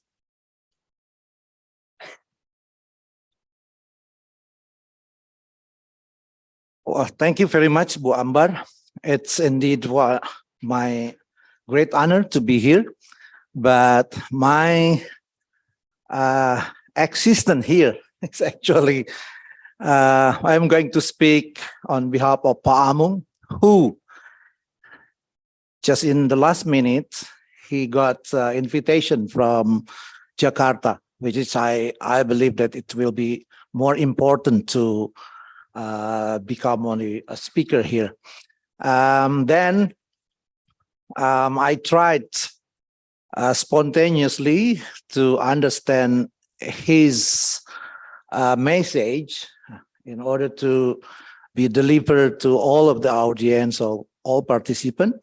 But actually, of course, I won't be able to become like Pak Amung. Yeah, so my performance here will be just as Agus Mahendra, which of course will decrease the quality of the speech.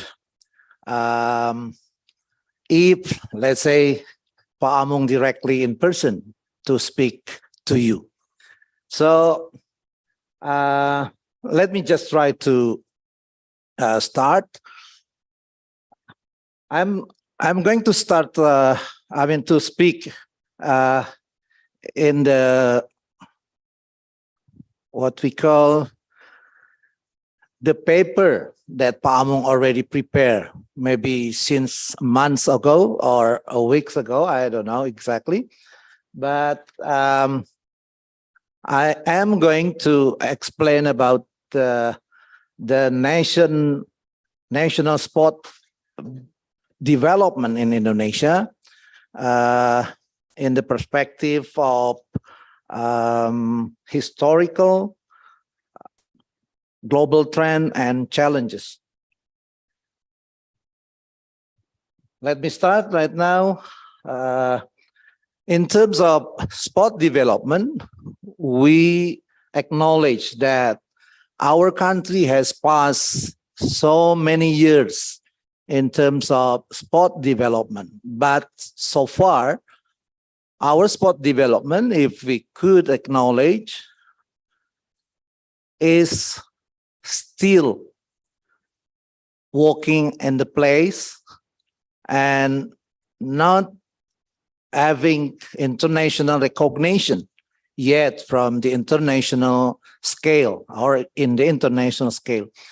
So what we have in the perspective of history, we have, let's say that Indonesia has gone through so many periods in terms of governmental leadership.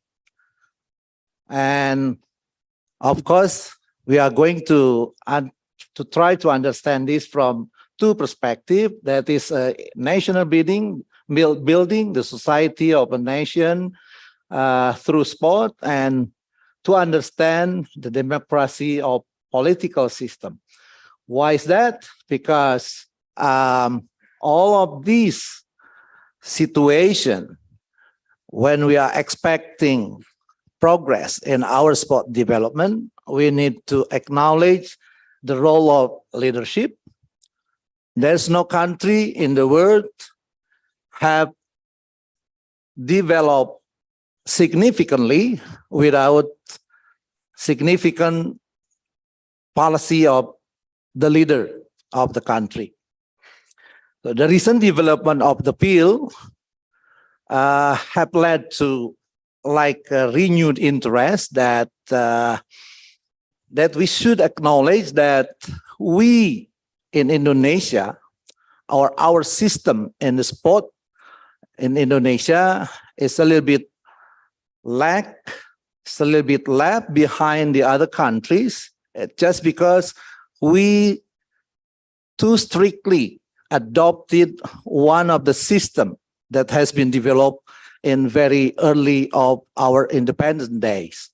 We could recognize, we could remember that our country has gained the independent days in 1945, and after more than 70 years of being independent, our sport progress is comparatively low compared to other countries. So, of course, from this perspective, we need to have a policy, new policy on sport development. Next, please.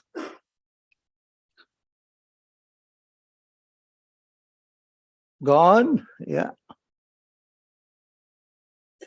I cannot speak anything if it's just like this. Just go on, please.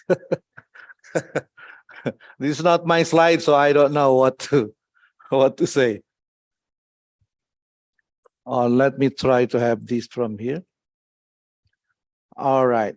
Actually, you already passed the one page of the presentation file caption. Behind, please, back one page. Ke belakang lagi, ke belakang, tapi tidak ada itu ya? Oh, tidak ada ya? Kenapa ya? All right. This is not my fault, actually. Okay. From the point of view of community and nation task and function, the duty of the country or the leadership of the country is to build nation state and community. For what? It is to achieve a quality of life of the citizens.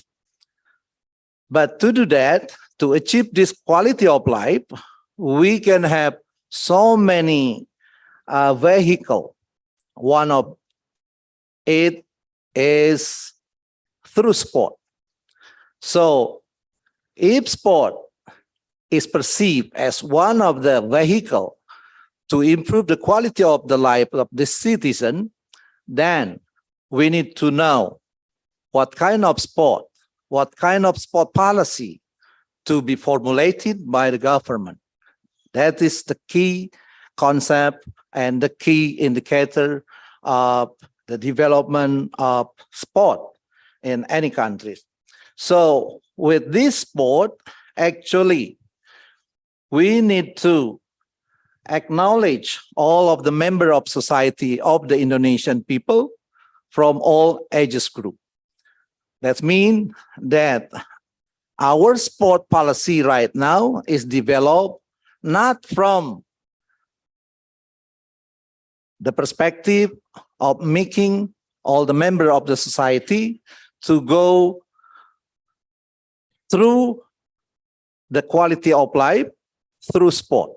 Sport is considered, as has been mentioned by all of the speakers this morning, that our sport development in Indonesia is solely based on achieving the international achievement or international performance. That's what Pak Amung considered as not considering all the members of the Indonesian society. Sport in Indonesia right now is still perceived as for elite athlete.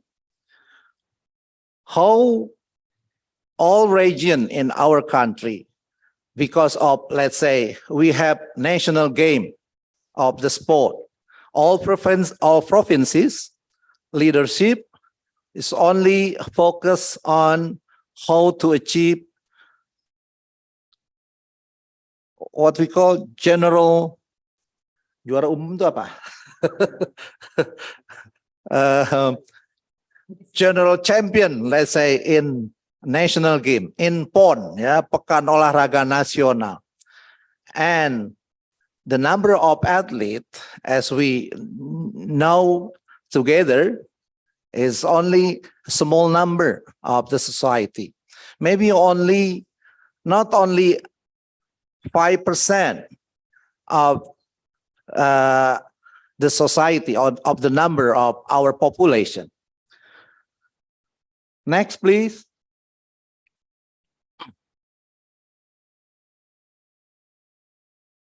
Yeah, from historical perspective, we knew our leader, our country leader, starting from our founder of the nation, President Sukarno, who led Indonesia since 1945 to 1966 or 1967, that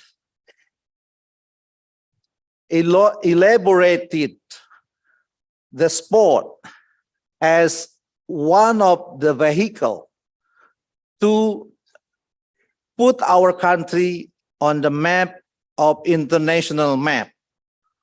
Yeah, we're trying to give all of the sport system in one movement, that is to improve the sport performance in international level.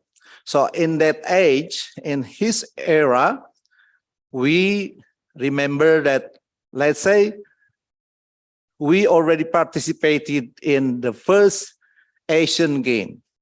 And Sukarno also insisted to organize the 1962 Asian Games in Jakarta as the host country. And then right afterward, he also insisted to organize GANEFO, which is game for the new emerging countries or emerging forces. And it is in the year between 1962 to 1963. So respectively conducted in Indonesia. And then from Sukarno, then we moved to the era of Suharto. And then we frequently heard that in the era of Suharto, the focus of the sport development is a little bit changed, a little bit shifted from, let's say, highly sport performance to a little bit recognize the needs of the society to also move and doing regularly of the sport. So Pak Chali or Pak Ali mentioned about the slogan of mengolahragakan masyarakat dan memasyarakatkan olahraga. Or it should be memasyarakatkan olahraga dan mengolahragakan masyarakat. That was produced by the policy of Suharto. And then we also witnessed that in the era of Pak Amung call it as reformation era, that we could see that the president of Indonesia has gone a little bit, so many so many leaders, starting from B.J. Habibie, Gus Dur, or Abdurrahman Wahid, and then Megawati, and then SBY, Susilo Bambang Yudhoyono, and also Jokowi. So Pak Amung called this era as the Reformation era. And we also could notice and could witness that there is also a shift of the paradigm of the sport development, which is a little bit different from the previous era. Next, please. So, seen from this perspective, we could know that in the Reformation era, we are starting to be introduced with the global trend emerging around, let's say, after the year of 2000. The actual issue developed by the developing countries related to sport development has given us aspiration and inspiration. How is it to develop the sport in terms of considering all the members of the society? Next, please. So this is the figure of the global trend on sport development. We could witness that the sport development paradigm is shifting from development of sport to development through sport. And then this paradigm emphasizes on sport outcome to development societal outcome. So the shifting from development of sport to development through sport is characterized by the different distinguished outcome from sport outcome, which is, let's say, champion in any international or in national championship, to societal development. And then we also been introduced to United Nations MDGs, starting from 2000 to 2015, which emphasize and assign PE and sport as the instrument of development. And then afterward, we are also introduced by two UN SDGs from 2015-2030 that the theme is focusing on sport for development and peace. Next, please.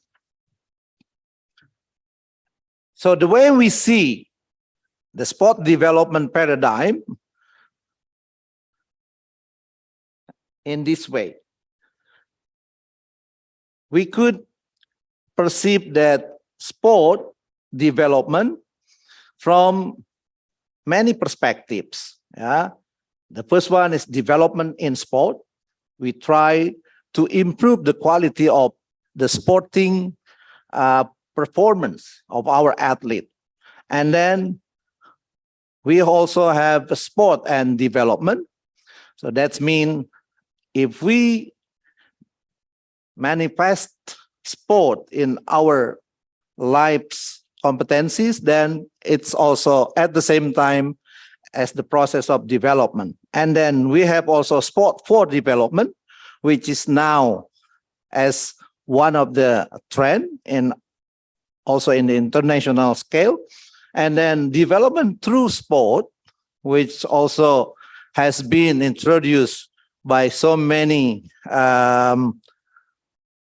prominent experts, yeah, including, let's say, as one of the paradigm adopted in many Asian countries. And then we have also the concept of development for sport, which is almost the same as development of sport, and it has been adopted in so many years in Indonesia. Next, please.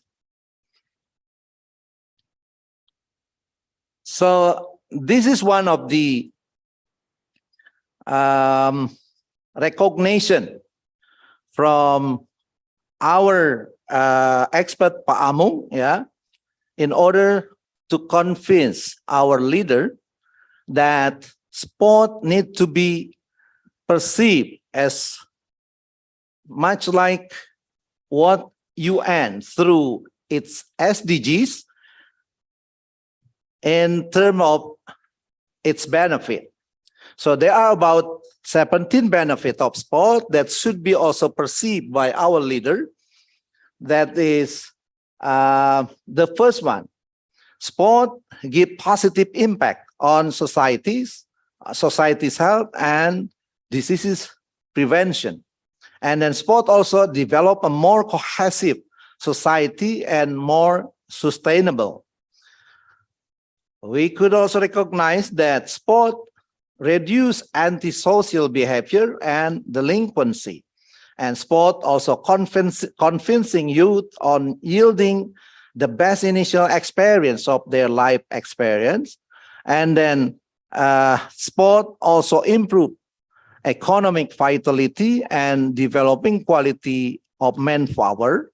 And sport should be regarded as an important element to achieve sustainable development. Sport also increasing standard of education as an integral part, as integral component of the quality of education. And also sport should be regarded as the process of individual empowerment, especially for women and girls.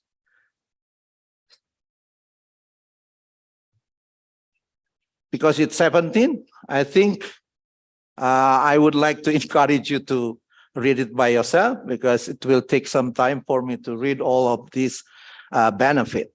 And then now we arrive to the challenge of sport development in Indonesia.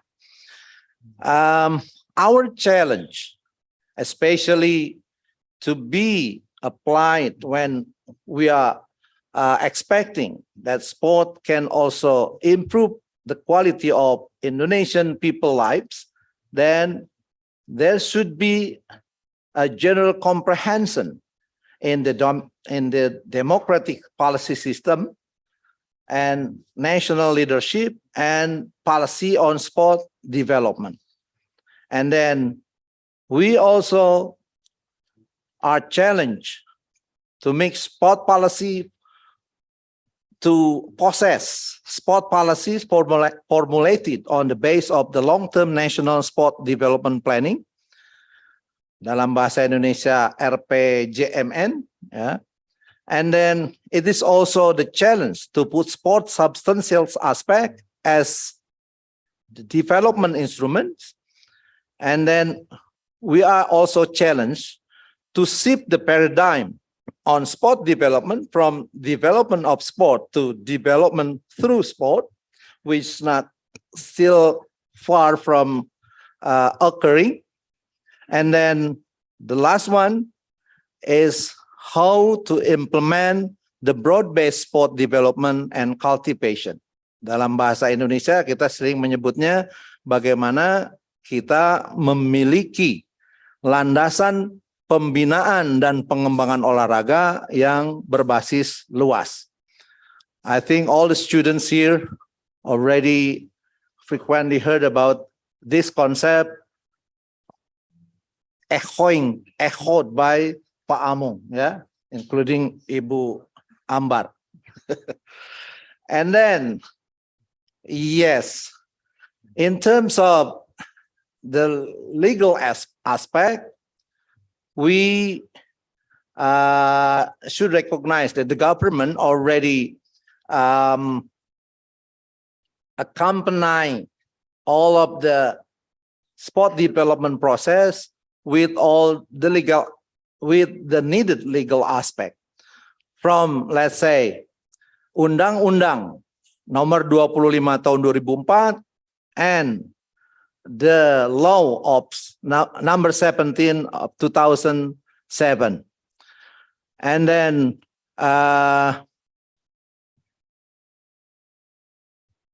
yeah, I mean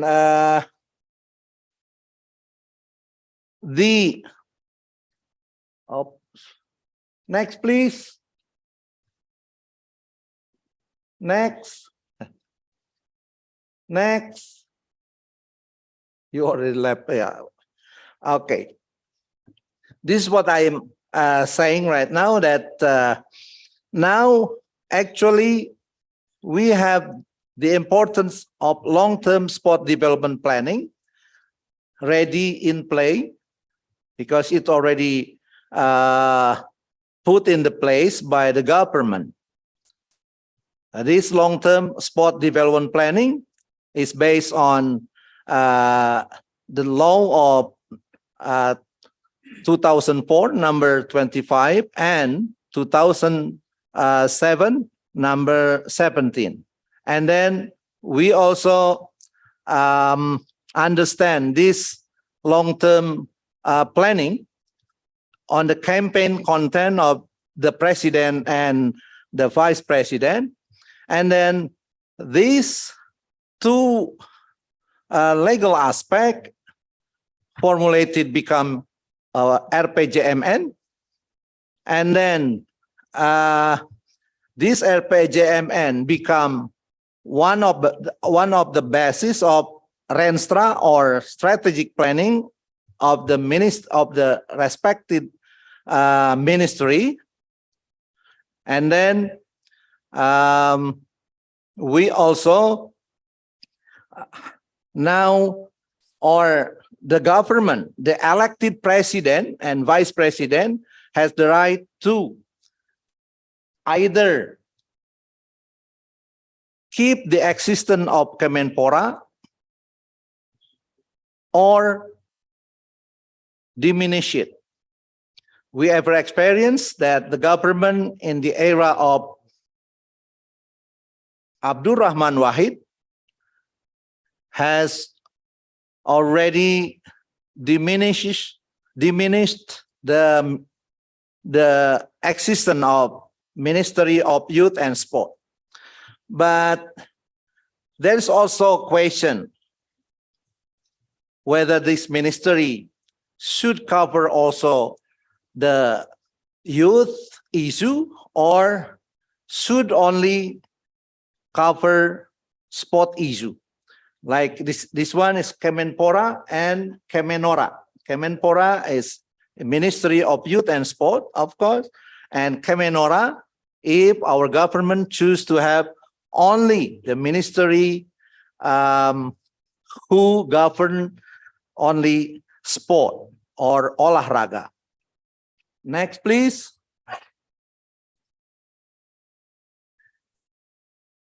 Yeah, this is the point of the importance of long-term sport development planning, but I don't think I need to tell you in detail. So let's just go to the next slide, please.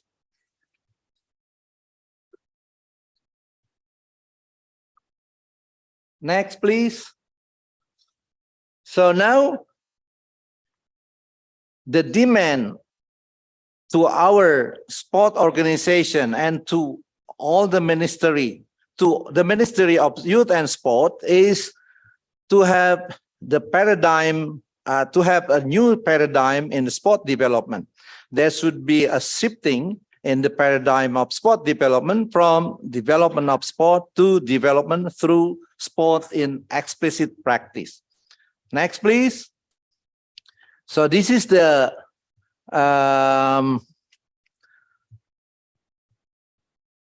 thing that should be covered in the sport development paradigm. There should be the renewal of sport coaching and development issues, both educational, recreational, or community, and achievement in some developed countries. Oh, sorry. I need to read this without being, having connected with the Indonesian nuance. So now what we have in the global scale, there's the tendency that the renewal of sport coaching and development issues, both in educational and in recreational community and achievement in some developed countries, has shifted from the principle of sport learning and or training for the purpose of sport itself to learning and or training sport for non-sport purpose other than sport itself. So this representing development through sport. In recent years, the South Korea government has reflected back on the paradigm shift of development of sport to development through sport in its socio-political context, because it wants to be a truly developed country. So Pak Amung here refer to Korea, South Korea, as one country that already shift their paradigm. And then the next one, the paradigm of sport from development of sport to development through sport is to adopt the sport development for peace, sport for development and peace principle in the perspective of the SDG that have been placed as a medium for the development of a nation society as expected by the United Nations, requires political commitment and deep understanding from the government. And then further implementation as a first step require updating governance by developing an implicit model that provides a more technical picture in the form of concrete action in how sport coaching and development practice are carried out to realize non-sport goal, or let's say societal goal, in a structured and deliberate manner. And all of these require good, correct, and strong legal reference. And then next one is that Law of the Sport or Sport Law 2022 in article number 17, 26, 27, and 28 stated that the scope of sport consists of educational, recreational, community sport, and achievement sport. The process of fostering educational sport through school related to physical education and sport, extracurricular sports school, and then student sport training center, and tired and continuous competition. And then recreational community sport through community participation in the form of studios or center, sport association in the community, and festival. Studios mean sanggar ya sebenarnya. Kalau dalam bahasa Indonesia lebih dimengerti sebagai sanggar-sanggar kebugaran. And achievement sport through association, through sport association, sport coaching center, as well as competition should be in a systematic, structured, tiered, and sustainable manner. The problem is that during the 17 years that the previous sport law has been run, there has been a policy that encourage it to be carried out properly, correctly, and seriously. Next, please. This should be the last one. So in terms of institutional vehicle, we need to have, in the perspective of government, there should be the Ministry of Youth and Sport and its derivatives to the provincial and regency, city government level. So it's already happening, actually, it's already happened. And then in terms of the structure of the sport federation, we will have the National Sport Development and Agency, Elite Sport Development, which also and the shifting paradigm development through sport that's should be able to reach out to the sporting, coaching, and development system broadly according to its theoretical framework in the principle pentahelix, in the pentahelix principle, starting from government, society, let's say National Sport Federation, and society. And then in the non-government sector, we need to empower CONI and COI, National Sport Federation, based on association, NPC, SFAE, means Sport for All Association, and then functional sport organization and other community participation in certain societies developed. So I think this is the last part of my presentation.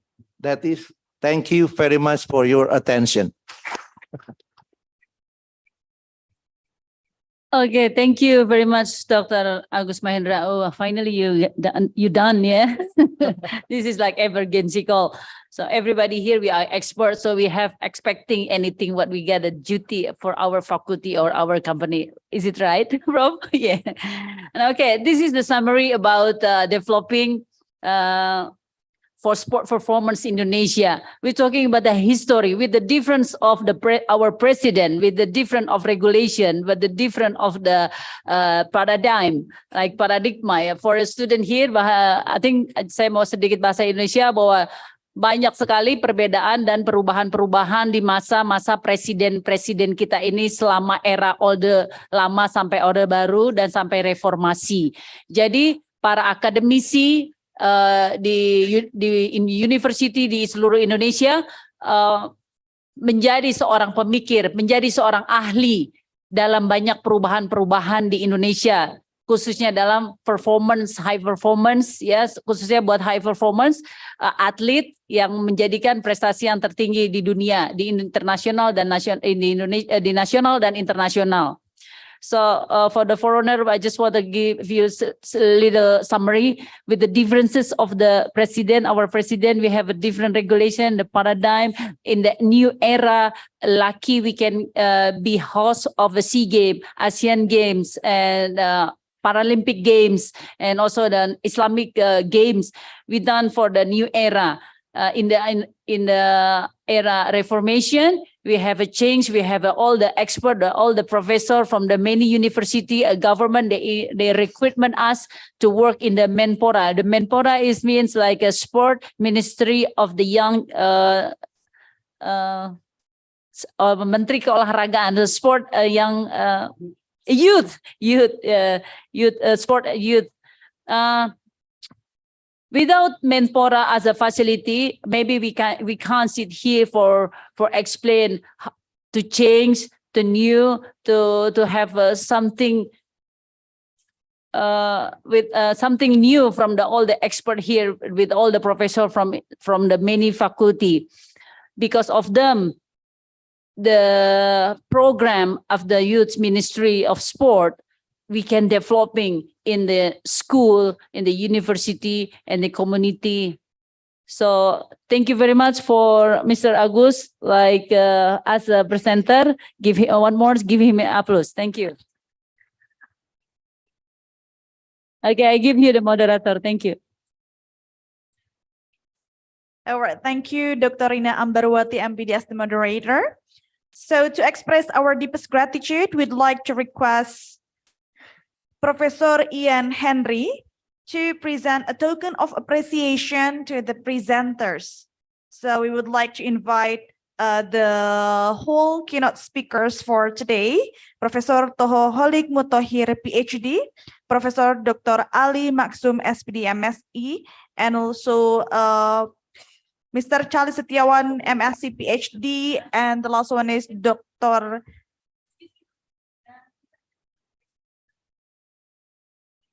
All right. Okay. Okay. All right. Then. Yeah. Thank you. Okay, we have 10 minutes actually before we close for our. Oh, hi student, how are you? Yeah, we can. I know that most of the questions directed. Yeah. So we have a 10 minute for question and answer. This is we have an online and offline. I know somebody here already tried to push his her up here. So no problem. We can open. You have to tell your name and the faculty and also the question you to who you gonna ask. Thank you very much. Miss Anira, we need the mic for one of them in here. Thank you.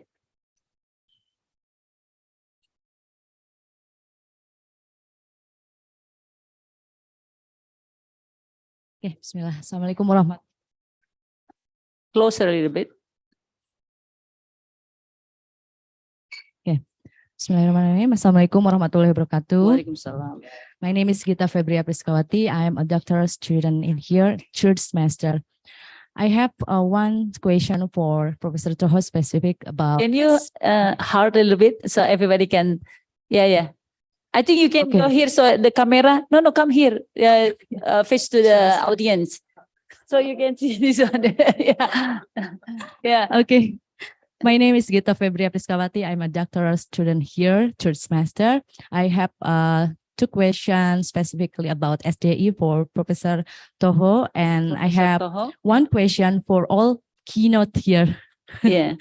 Okay, for Professor Toho, I think SDI is very important to and very good by carrying out 9 elements that are really needed for the development of Indonesian sport in the future.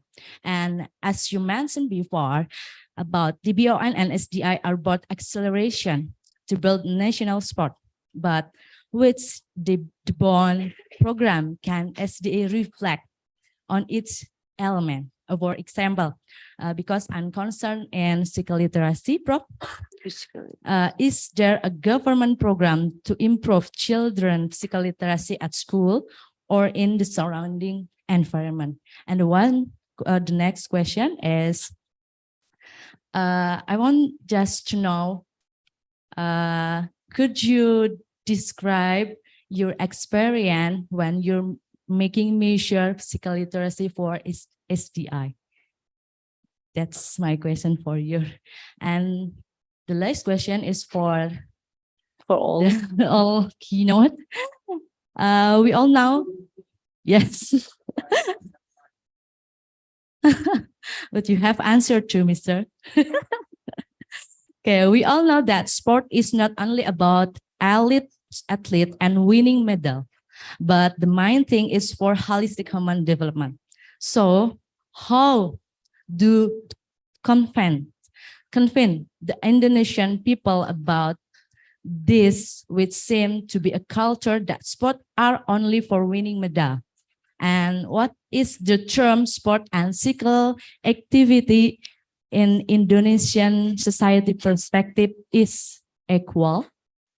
The third one, can you just like giving the term short, that's number third, yeah. That is the term of sport and physical activity in Indonesian perspective.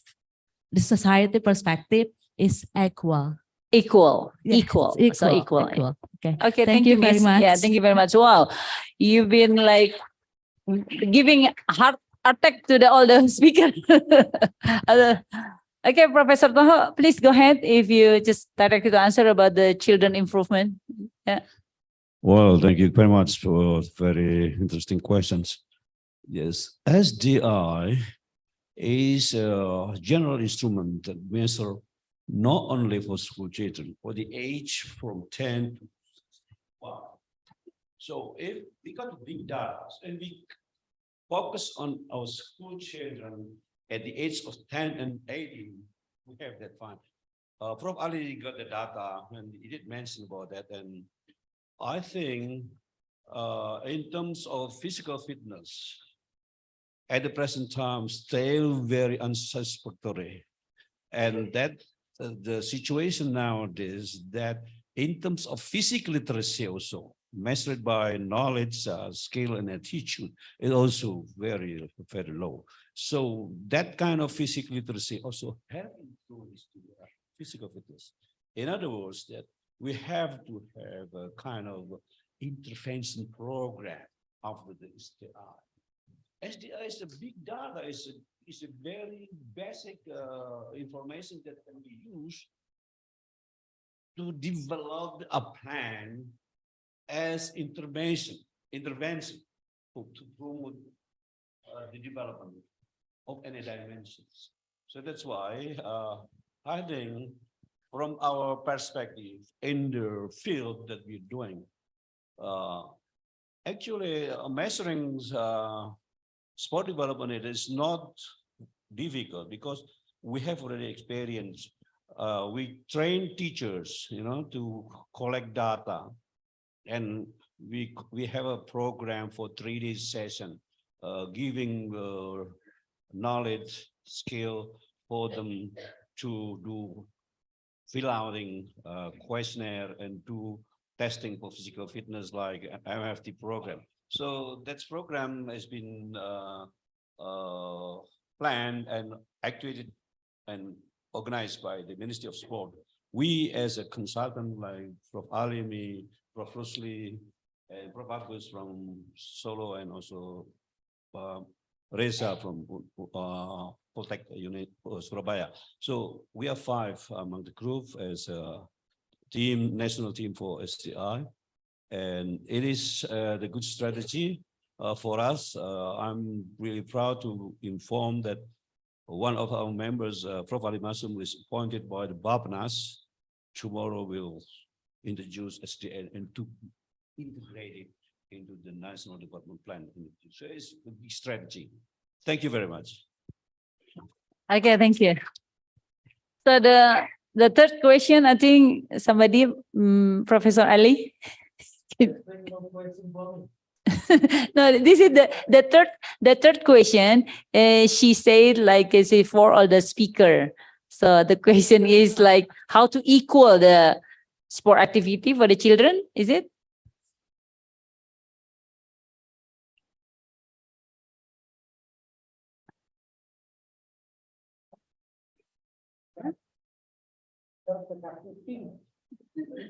So it's not really. I mean, like you know, you can All right, explain. I'm in. All right.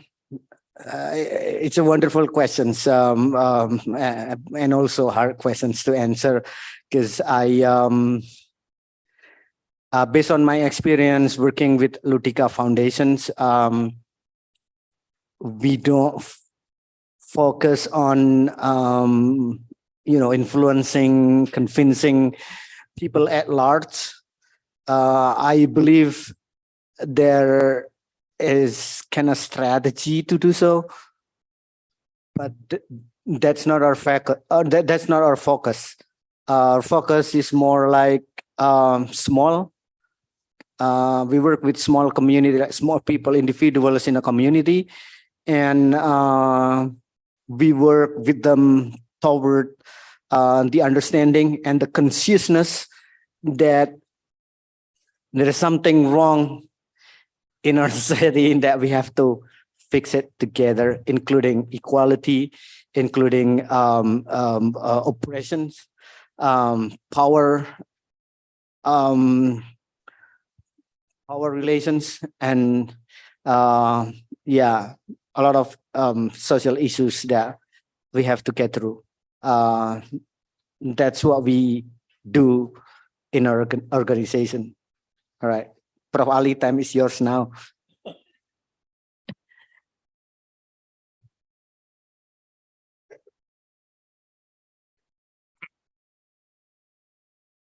Thank you very much. On my perspective, physical literacy is very, very important. Yeah.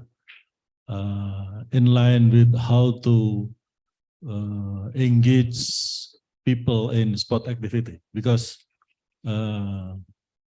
it is the most important thing. So if we want to people to involve sport activity, so the physical literacy is most important. Physical literacy is strong correlated with physical fitness. So I think it's very, very important. Thank you. Okay, thank you, Professor Ali. Thank you, Miss, for your third question. I think we're gonna close. I'm not the speaker. So, ladies and gentlemen, all the students, thank you for today for attending our conference. And then thank you for Professor Toho, Professor Ali Maksum, Dr. Kali, and Professor will be Agus Mahendra soon. So thank you for all the presenter, and have a nice day. Wassalamualaikum warahmatullahi wabarakatuh. Thank you.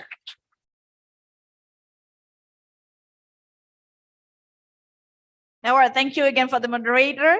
And yes, to express our deepest gratitude, we'd like to request Professor Ian Henry to present a token of appreciation to the keynote speakers today, Professor Toho Holikmutohir, Professor Dr. Ali Maksum, Mr. Charles Setiawan, MSc PhD, and also Dr. Agus Mahendra, MPD. All right.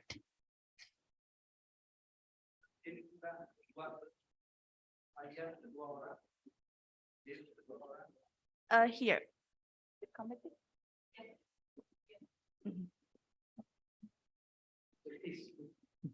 Yeah, we invite the whole keynote speakers to stand in front of the stage and get a token of appreciation from the committee given by Professor Ian Henry.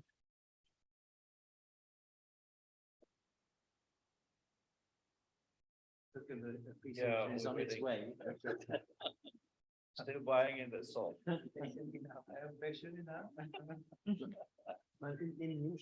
Maybe I can say something. I was very taken, inspired by today's presentations, and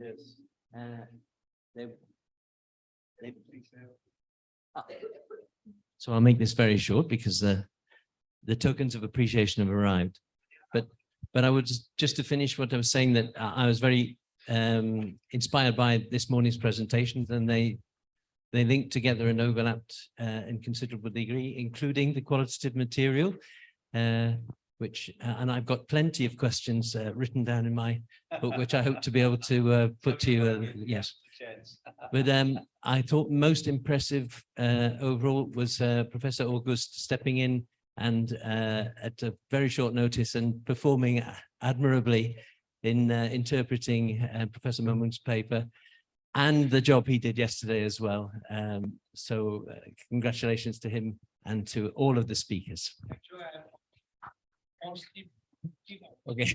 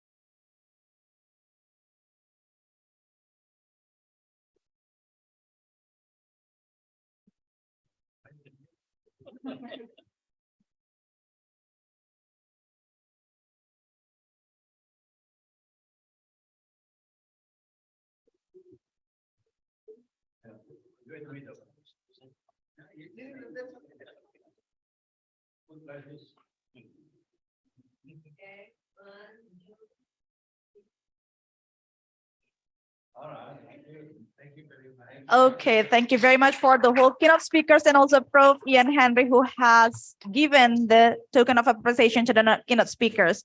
So, ladies and gentlemen, probably once again give applause for the whole presenters.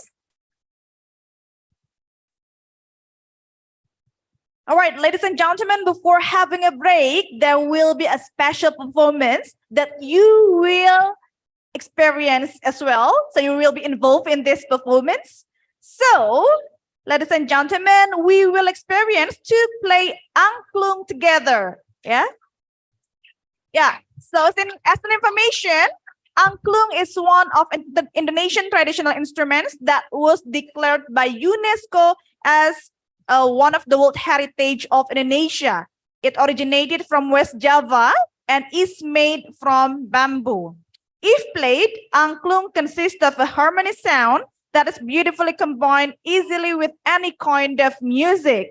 And today, all guests and participants here will experience to practice angklung together, led by Kathy's art. Okay. So this is Teh Kathy. Okay, yeah.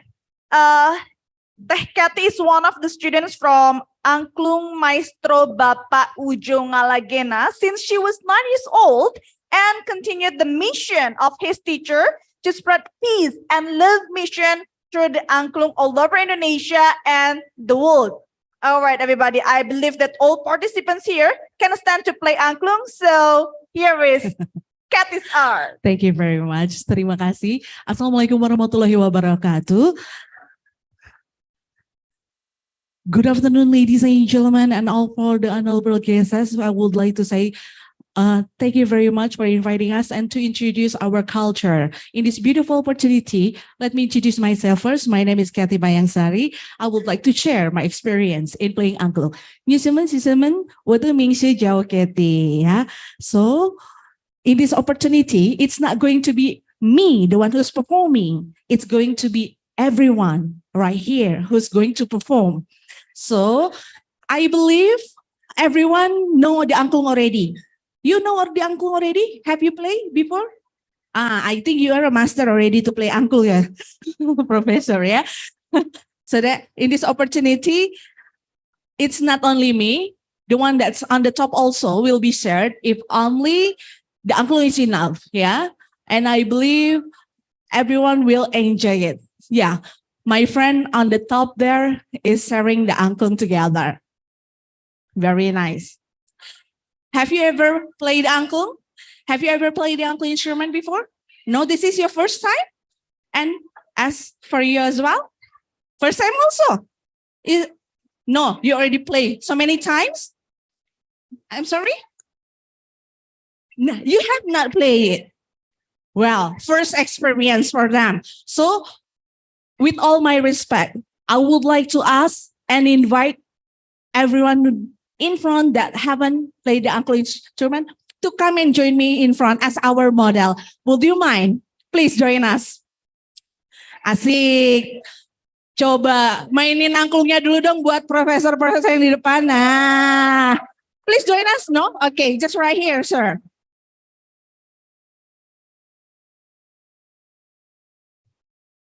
This is what we call as angklung, one world intangible heritage that announced by UNESCO. And in this month, 16th of November is our declaration as angklung as one world heritage. And this is to commemorating the event. Angklung also usually used in outbound activities. The mean are the moral things, you can have it later on after you feel it, you touch it, and you play with it. Ya, oke, jepela zips. First of all, semuanya perhatikan ke depan ya. We have our model. In this opportunity, they will show us how to play the angklung instrument, but you have to see how to hold and how to shake it properly. How to hold it? Please look at your angklung. Your angklung have two tubes, the long one and the short one. Put the long one on your right side, meanwhile the short one on your left side. Put your left hand, tangan kiri, put it in the middle part of the angklung like this. Nice. And your right hand on the lower right side of the angklung like this. Exactly. Try to shake it up and down. Can we hear a sound? No. Kalau nggak no, yes. Ya. And then we try to pull it forward, backward. Kita coba. Is there any sound? No, yes, no, yeah. No, because the correct way to shake the angklung is hold your left hand, stand still, and shake it only your right hand, right to left.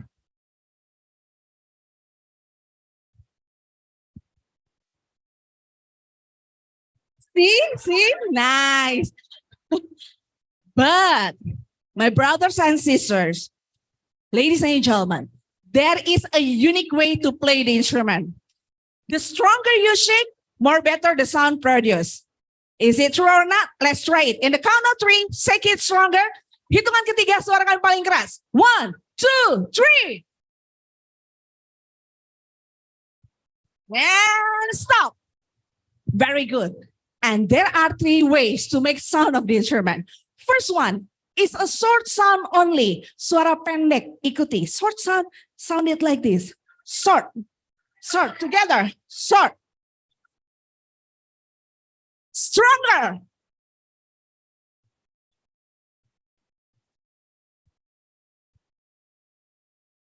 As stronger, not faster. Ya, coba. Stronger, faster, no. Oke, okay? Kita coba suara pendek, kompak gak nih? All together or not? We will try only 3 short sound. Remember, 3. 1, 2,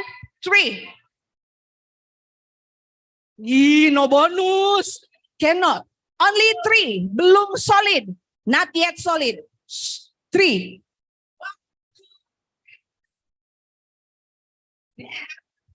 Not yet. No good lah ya. Kita coba. Until good one. 1, 2, 3.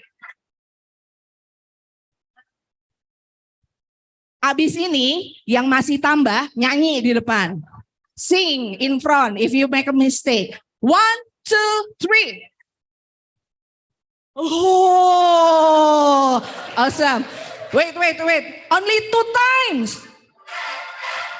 Yeah, 2 times. Once more. Only 2 times.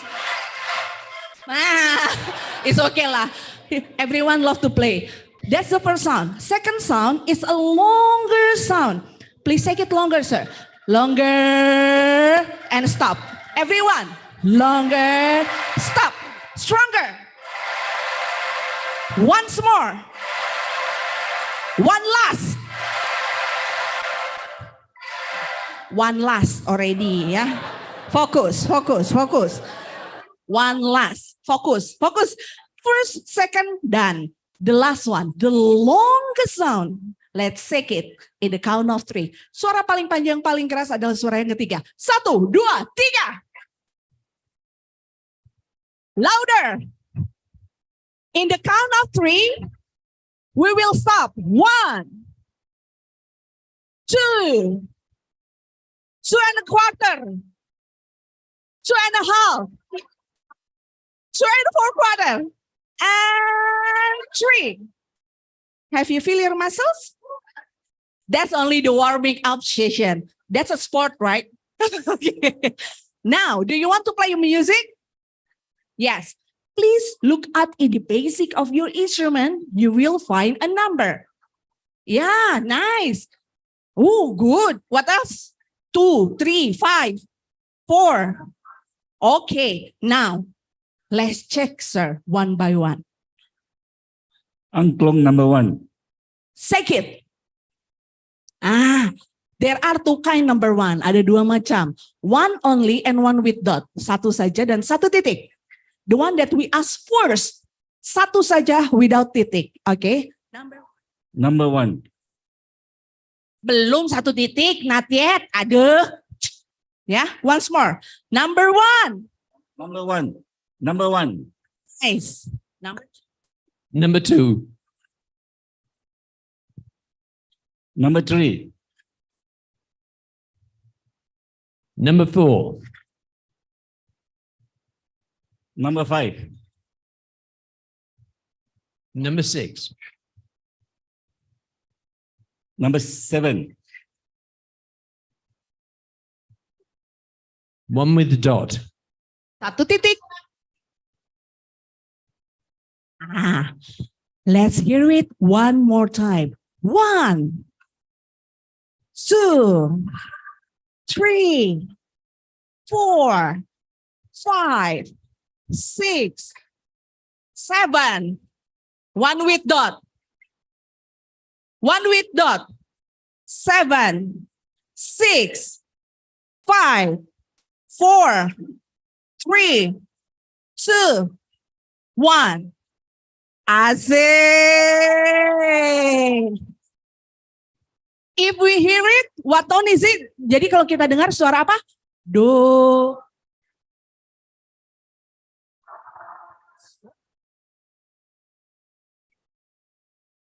Okay. Angklung better ya. Okay. Now, do you want to play a song?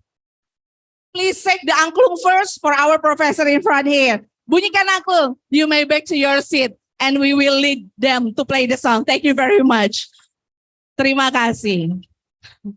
Untuk buat lagu, ada 1 syaratnya. To make a song, there is one condition.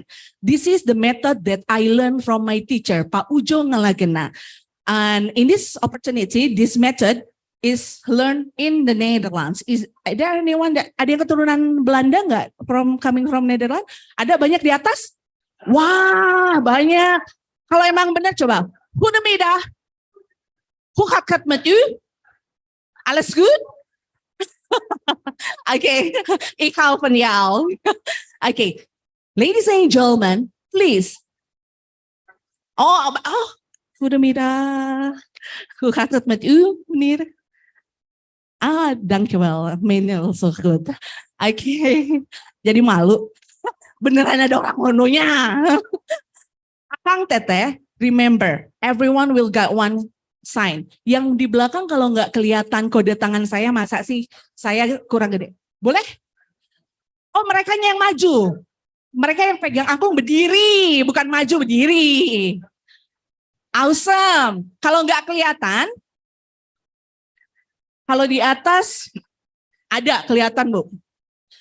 Geser-geser aja, ya. Yang pegang angklung berdiri. Remember, you have to see my hand. Semua harus lihat tangan saya, ya. Masa saya segede gini nggak kelihatan sih ya? Okay, ladies and gentlemen, remember, you have to remember your own sign for every number. For example, dari hening zips. If only my hand gives a sign like this, this is the only sign for number 1. Shake it please, number 1. Remember, number 1, you may shake your instrument only when my hand gives a sign like this. Okay? Hai, ichibang dozo, number 1. Number 2. Remember this one. Number 3. Always remember your sign. Number 4. Who's all? Wait. Kang, kayaknya angklungnya rusak. Akangnya mah nggak rusak. Enggak. Nanti ditahan aja yang pecahnya. Jadi yang suara yang pecahnya ditahan, yang sebelahnya bisa. Nah, yang mana? Coba sama kepalanya koclak nggak gitu ya? Okay, once more. Number 4. Nice. Number 5. This is your sign. Number 6. This is your sign. Number 7. This is your sign. And one with dot. 1 titik. Awesome. This is your sign. There are 8 codes. Ada 8. 1, 2, 3, 4, 5, 6, 7, and 8. But you don't have to remember all. Only your sign. For example, Akang kasep, nomor sabaraha. What number are you holding? Number 5. Tengartos ya? Punten atuh, orang Sunda. Number 5. What is your sign? Very good. Udah handsome, smart, asik ya. Okay, I'm sorry, ma'am. What number are you holding? 1 with dot. And the sign is? Ayo, the sign. Nice ya, like this.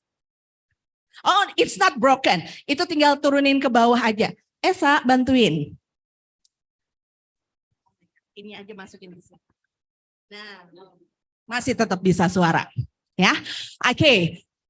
Once more, I'm still saying the number. After that, I will not. Sekali lagi, Teh Keti masih sebutkan nomornya. Setelah itu tidak akan lagi. Konsentrasi untuk nomornya sendiri.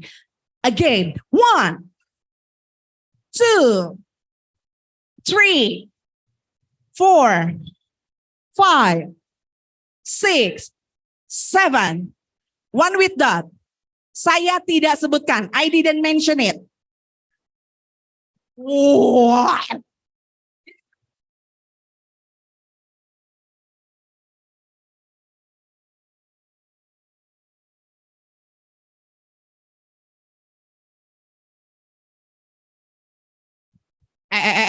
Udah keras salah. No. Not yet. Ya, udah keras salah depan lagi ya. Remember, once more, concentrate.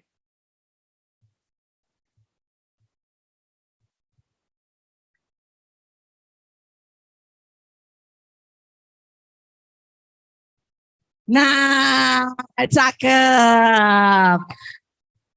Remember, ladies and gentlemen, you may shake the instrument as long as I'm giving the sign. Tapi, kalau tangan saya diacak, masih bisa ngikutin nggak? If I choose it randomly, can you still follow me? Are you sure? Let's check. Concentrate, diacak, konsentrasi. Ingat, ini 4, ini 6. Tidak boleh terbalik. Sebelah sana masih ada yang terbalik. Konsentrasi.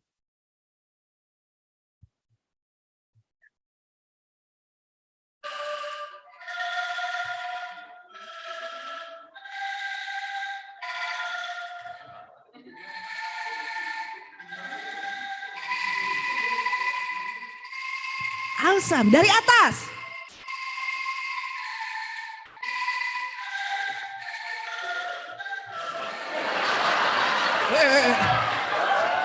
What's wrong? Remember, the song is not always slow. There will be a fast tempo. Ada yang cepat juga. Siap untuk buat lagu? Lagu sederhana aja. Kalau kenal, nyanyikan sama-sama. We will try to play a very simple song first. Our first song, please. Lagu pertama. Ingat, bunyikan angklung selama saya beri kode tersebut. Naik ya. Volume-nya. Di belakang. Tunggu. Ya, silakan lagu tangan. Dari nol.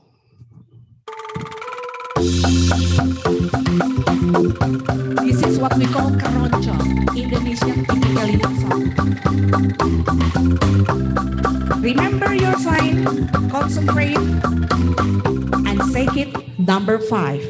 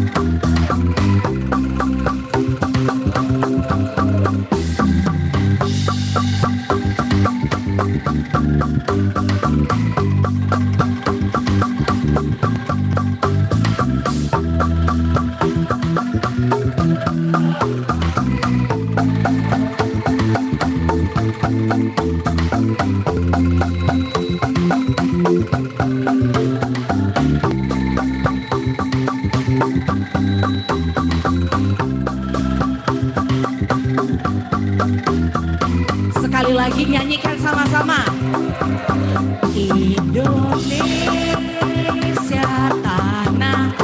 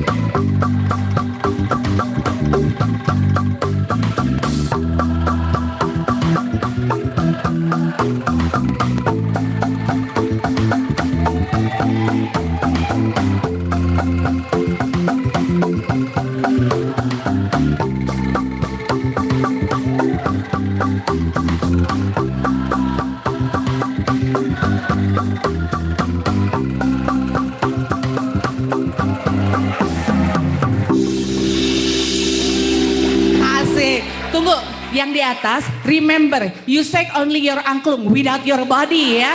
I ask only the angklung ya. Oke. Tapi bangga ya, remember, it's only kindergarten and elementary school song ya.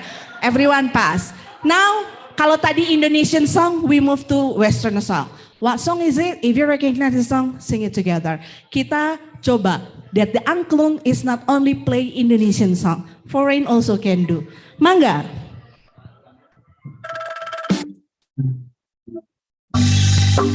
Di atas boleh sambil goyang-goyang juga ya. Tapi angklungnya jangan lupa. Awesome. Everyone concentrate. Number 1.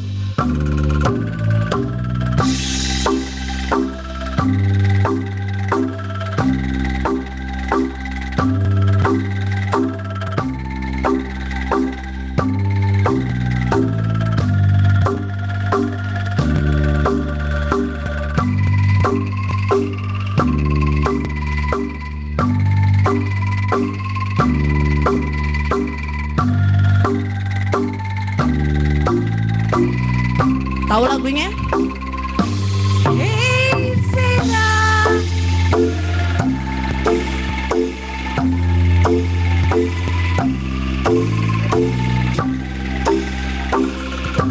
Whatever will be, will be.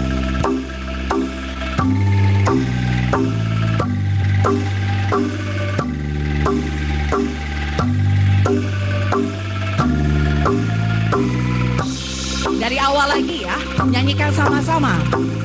Pak, boleh? When I was just a Oh, girls, sing it.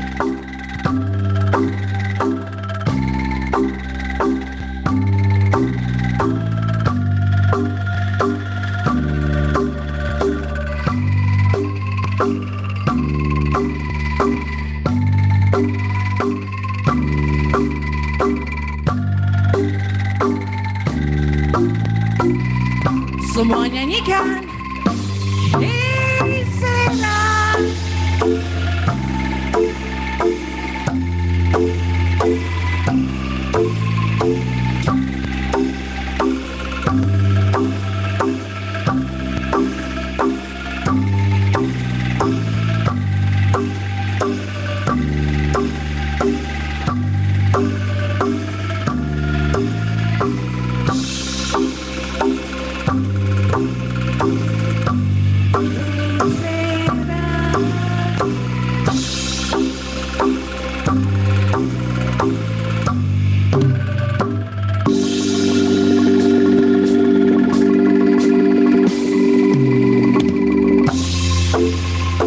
Great Sera Sera, played by our committee and also participant. Thank you very much.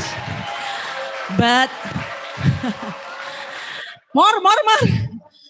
But how if we want to introduce also the song that we use as a sport, usually as a gymnastic? Everyone love this song so much because it can be played with the dancing also. What song is it going to be? Hit it. Asik. Lagu apa ya? 1, 5.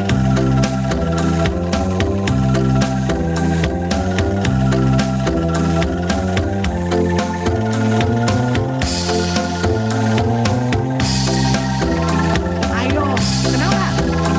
Badendang.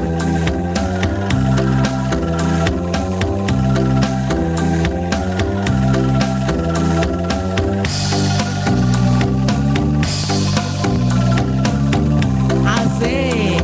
One with that, ready.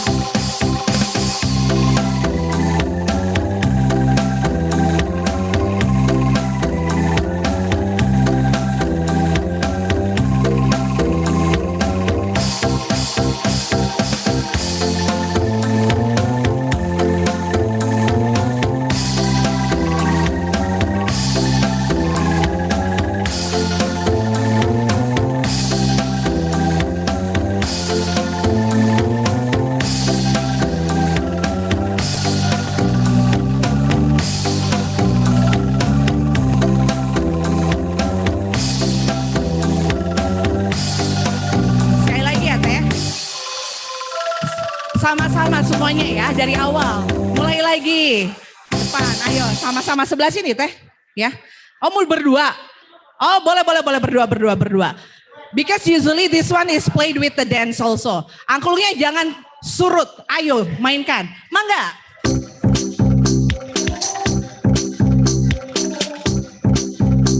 Angklungnya siap ya. 5.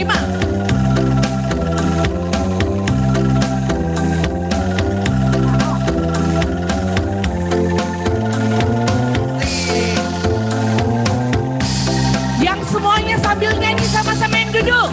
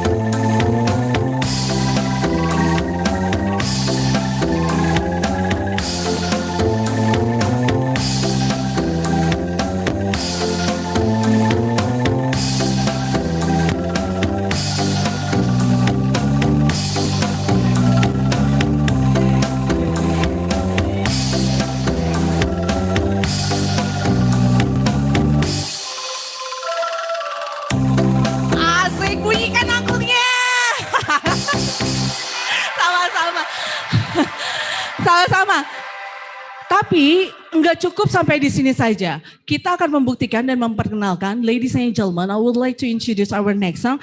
Is the one that we play, me, myself, and our team before. It was in Beijing. We broke the Guinness World of Angklung by playing Angklung for 10,000 in Beijing, China, 2013. Nah, what song that we usually play? So many Cantonese and also Mandarin song. What song I will brought you? Just one song. If you recognize it, sing it. Mangga Kang. Nomor 5.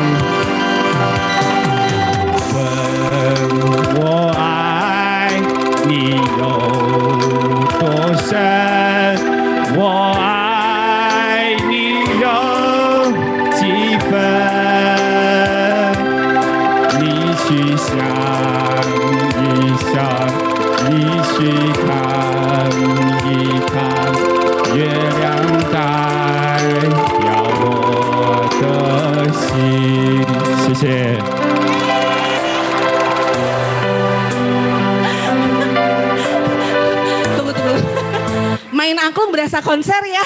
Oke, mau lagi? Do you want some more? Tapi boleh nggak saya mengundang with all the honor as from us, by us to us, I would like to invite for all the VVIP guests and also lecturer to come forward in front as our last song together. Please join us. Yeah, together in front. Because our teacher always said, what you do, you have to do it everything with love. We have to start it with love and end it with love. And I believe everyone recognize this song. Kalau dalam kesempatan ini sedikit berbeda. Saya akan menggunakan dua tangan saya. I will try to move my both hand together. But never think that I will use my foot. No, ya. Remember, both hand, for example.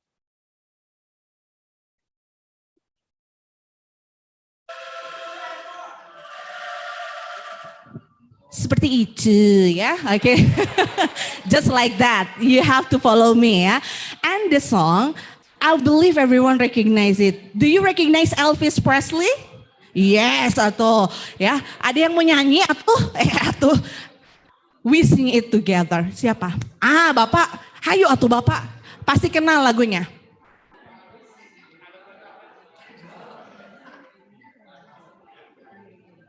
Boleh.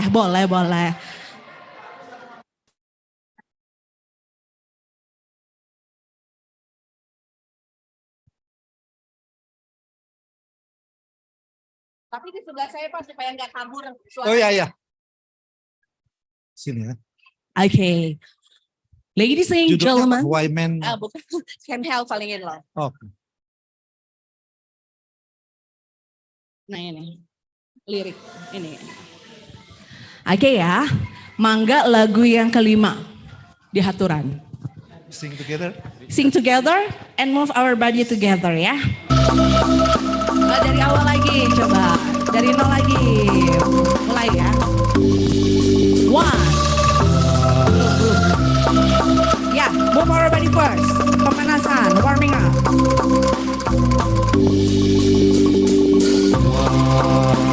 Was men say only fool rush in,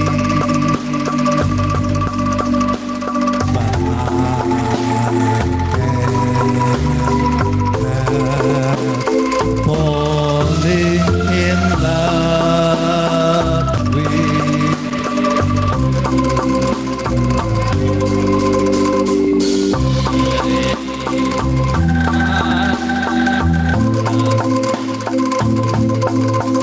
would it be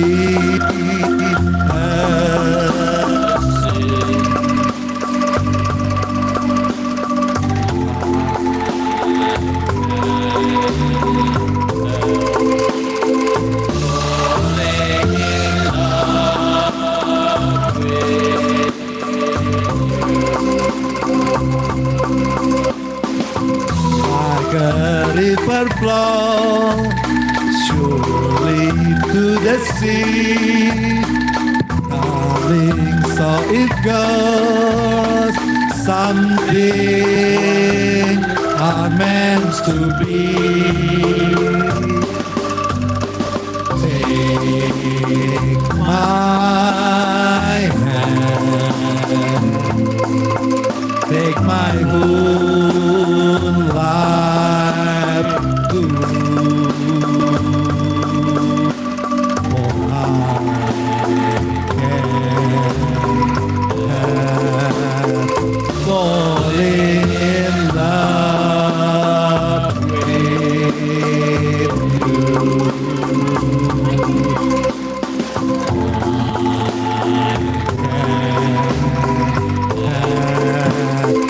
falling in love with you.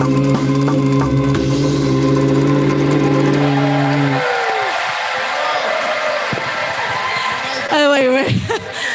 Wait, ladies and gentlemen, I would like to ask, Bapak originated coming from? Surabaya.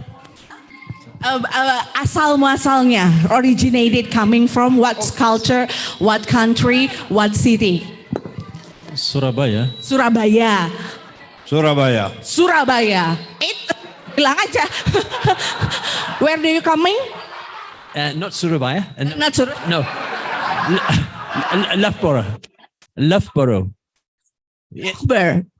Almost. Loughborough in the UK. Oh, in the UK. Very nice. And this one, I'm sorry, sir, where do you come from? Dari Singapore. Dari Singapore. And Bapak? Tangier. Tangier. Dari from?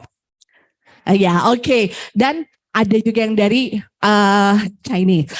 Atau dari pun Tiongkok ya. Ladies and gentlemen, remember, no matter where we are coming from, but with the angklung and togetherness all of us, it's not because of me, but it was our passion inside of us that never awakened before. But with the eager us for wanting to break the change and also want to change ourselves, you played angklung nicely and your playing angklung was wonderful. Yeah. Even though this is your first time, it was amazing. So ladies and gentlemen, please remember that the angklung can bring a happiness, not only for our traditional instrument music as Indonesian, but also can bring the peaceful around the world. I'm Kathy, would like to say thank you very much. See you again next time. But sadly, that the angklung is not for taken home, yeah. So that the angklung may distribute to the committee behind and we will try to collect it outside. I'm Kathy, would like to say thank you very much. See you again next time. Wassalamualaikum warahmatullahi wabarakatuh.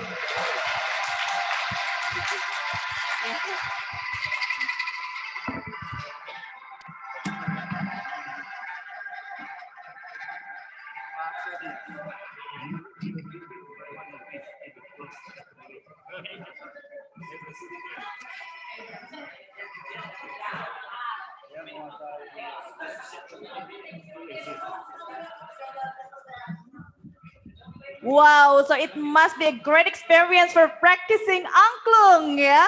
Okay, probably once again give applause for Kathy's art.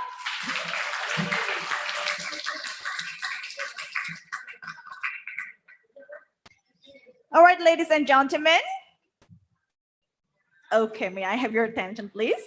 The next agenda is an hour break, so please do return to the room and the Zoom for the parallel session at 1. I would like to repeat again. So the parallel session will be started at 1. So please do return to the room and also the Zoom for the parallel session at 1. Thank you very much. See you. Assalamualaikum warahmatullahi wabarakatuh.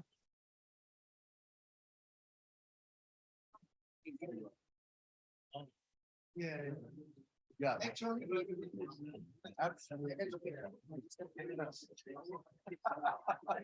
right.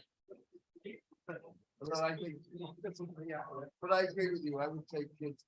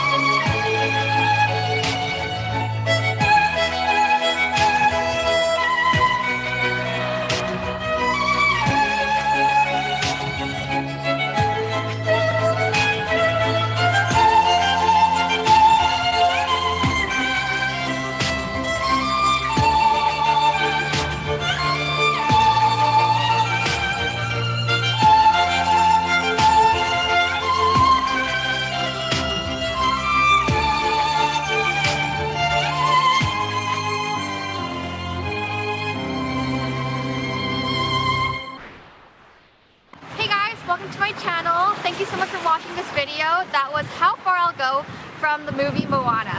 If you guys want to see more videos, please subscribe and hit the like button. Here are my social media handles, so go check them out as I post almost every day. And I guess I'll see you guys in the next video. Bye!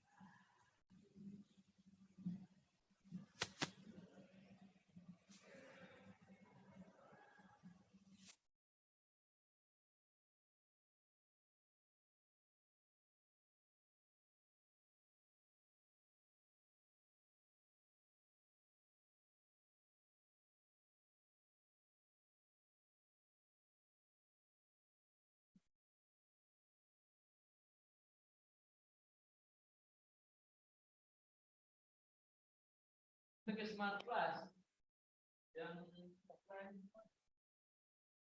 juga boleh kita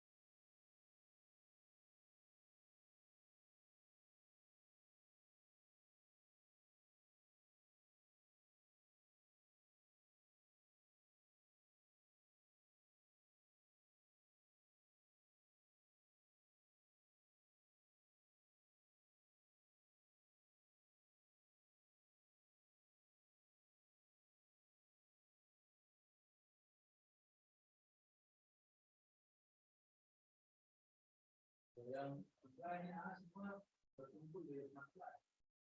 Ya, yang lain semua.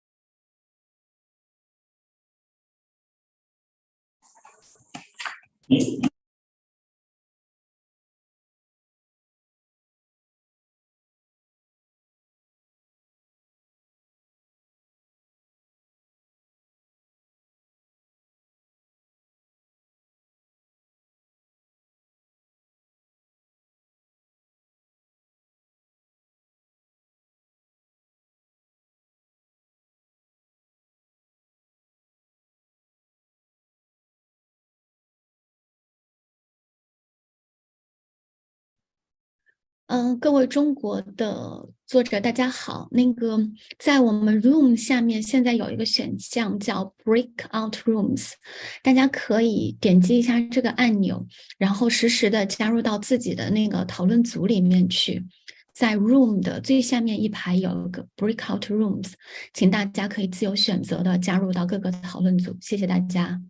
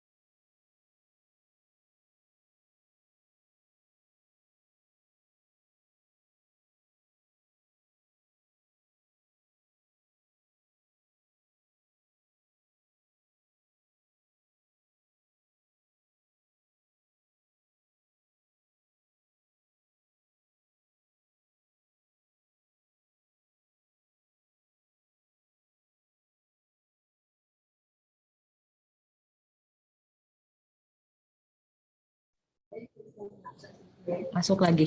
Bentar. Ah, so.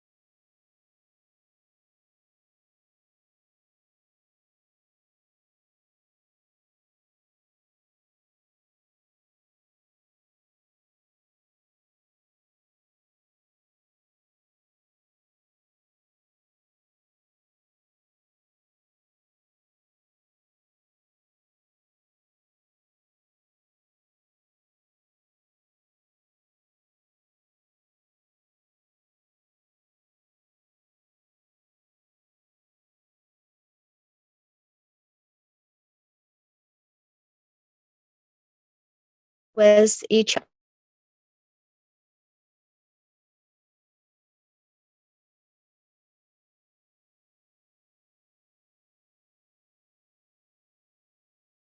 and ice activities.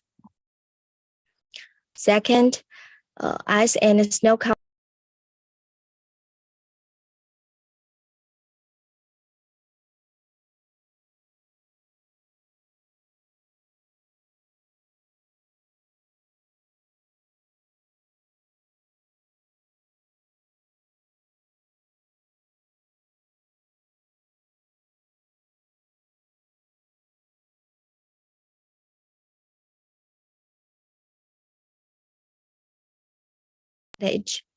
take the ice rainbow of the National Sky Resort as the example. The 24 interests are decorated with the traditional Chinese 24 solar terms, aiding the traditional national culture to the venue. Finally, in the Winter Olympic Smart Restaurant, the chef report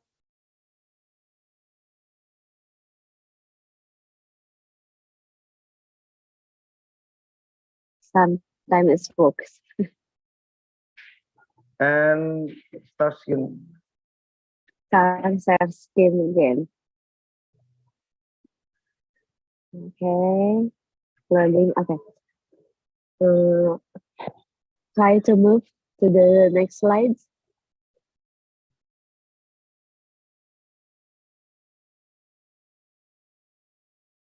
Oh. It is move? No. Nah. Okay. Move. Yes. Okay. Let's work. Okay. I'm sorry. Okay. Please continue. Okay. For the prediction, sport activities in the community. Currently, sport are much loved by people for the from the age of children, adolescents to adults. The community now can choose the sport that the community wants to do according to their wishes. That's about sport activity. In sports, we also need a good focus as well as a stable emotional control. The same goes for the emotional and social experience or involvement of players. Every players need to cooperate, respect opponents or friends, be empathic and sympathetic in playing, play neutral, comply with applicable rules and regulation, and protect the rights of other players, as well as being obligated to act as a fair play player. Okay. According to Stewart and Sandin, 1991, self-esteem is an individual assessment of the result achieved by analyzing how far the behavior meets his ideal. It can be interpreted that self-esteem describes the extent to which the individual assessment himself as a person who is capable, significant, valuable, and competent. Now we move to positive youth development. What is positive youth development? Positive youth development is a step that focuses on the abilities of children and adolescents who are strongly believed to be able to create change and development in a positive or better direction. The ultimate goal of positive youth development is to prepare and engage children and young people in seizing opportunities that will give them the strength, qualities they need to thrive the future. Okay, now step that be taken to overcome the problem of high self-esteem or low self-esteem in children and adolescents. One of which the application of positive youth development, the process of developing skill, cognitive, social, emotional, and intellectual abilities has been defined as positive youth development. Okay, next. This research method use a literature review method. The data collection technique in conducting this research was the research conducted a search of research journal published on internet using the Science Direct research engine, Google Scholar, Taylor and Francis, and Skyhub. And data used in research, the data collection process was carried out by filtering based on the criteria determined by the author of each journal taken.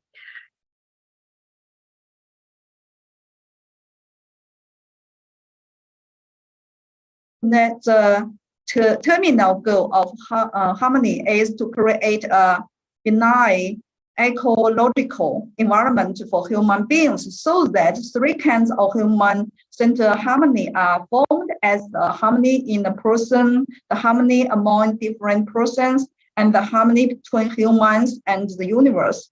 Or in other words, this is a principle for a happy state for a person to be harmonious with oneself, harmonious with society, and harmonious with the ecology. The inspiration of Chinese harmony idea in dealing with main problems faced by the Olympic moments. Firstly, the harmonious system of different things lies in finding basic points of interconnection. The principle of integrating the harmony and difference provide a possibility to find the balance between commerce, politics, and the Olympic principles. Secondly, the principle of structural principle of complementation and advantage seeking supports the degree and range of political, commercial, and commercial participation. Meanwhile, a necessary continuous to the negative impact on the Olympics.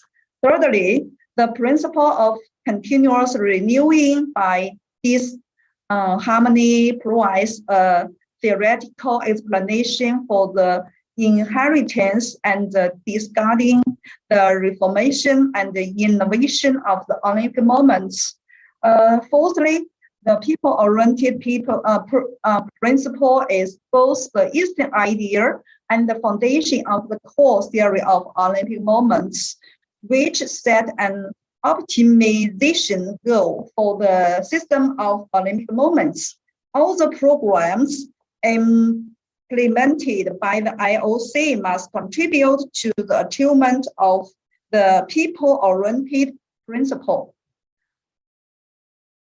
Conclusions. Olympic culture is the commonwealth of the world. New theoretical complements are necessary to the sustainable development of Olympic moments. Chinese culture has a long history and strong cohesion, which inspires Olympics in many aspects.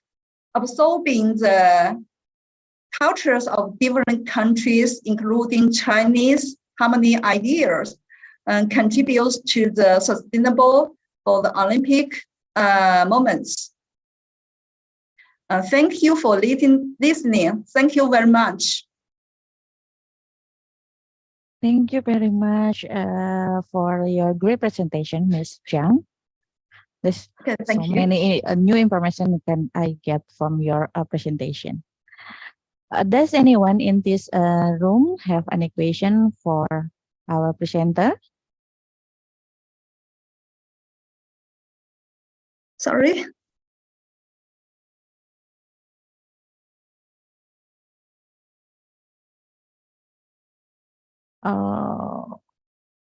Ping screen. Okay, there are no questions for Miss Ai Hong Zhang, so we can move to the next presentation. And the title is The Historical Origin and Temporary Value of the Liang Drum. I would like to invite Mr. or Miss Ye Ping to start the presentation. The room is yours. Hello everyone, my name is Ye Ping. My title is The Historical Origin and the Contemporary Value of Liang Drum.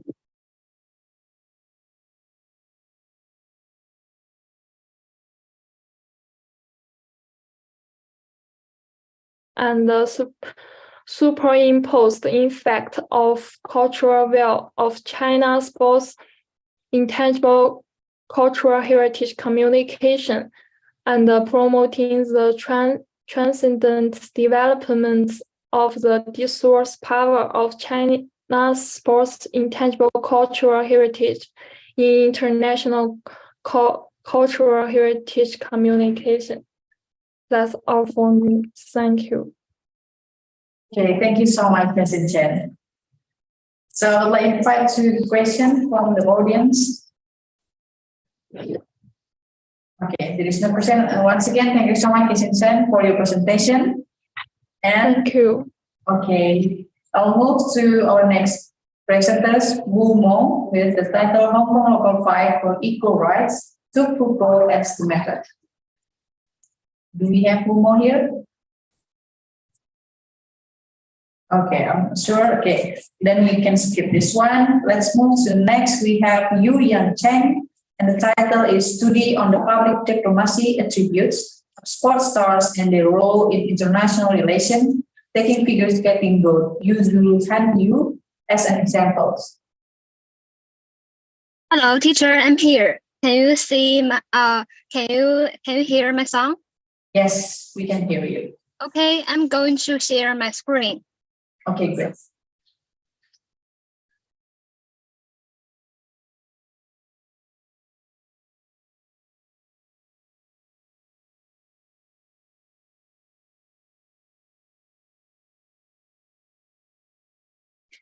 Okay, hello everyone. It's my honor to communicate with you. My name is Chen Yuyan, and I come from China. I'm studying at Wuhan Sports University, major in sports humanities and sociology. This is my first time to joining an international conference. Hope you can understand my spoken English. If there are any mistakes, please forgive me. I will try my best to make everyone know what I say. The article I present today is study on the public diplomacy attributes of sports stars and their role in international relations, taking figure skating coach Yuzuru Hanyu as an example. Therefore, I choose to use Yuzuru's illustration as a cover of my PPT. These four different characters symbolize Hanyu's four most famous shows. They are Taiping's first ballet, Seme, Autumn, with Heaven and Earth. And this is the directory. My report has three parts. Part 1, research background. Part 2. Sorry, your slide isn't moved. Not on slideshow. It's on. Needs to click the top. Could you please click the slideshow mode on the right, in below of your screens? At the bottom of the screens. 同学你好，你能直接把你的那个 PPT 就下面那个用那个审阅模式吗？就直接播放出来给大家看，因为你现在这个模式我们看见是还是一个修订模式，你直接用下面那个播放那个模式，谢谢。好。Thank you, Yuki. Okay, can you see my screen? It's haven't seen yet any difference. Could you please stop share screens and then set it again? 我们这边看见还是没有变化，你要不要重新开始一下？好的。Now we see it is more. 哦，现在可以了，对，现在开始动了。然后你给它重新播放一下，对。Okay. So she needs to press the top left hand button. It's not showing the slides, it needs to show the slideshow is not showing. Okay, let's continue. This is my directory. My report has 3 parts. Part 1, research background. Part 2, research methods. And part 3, conclusion. Let's see the part 1 first. In this section, I will explain why I decided the title of the article in this way. The reason I choose this topic is I think sports stars not only achieve excellent scores on the field,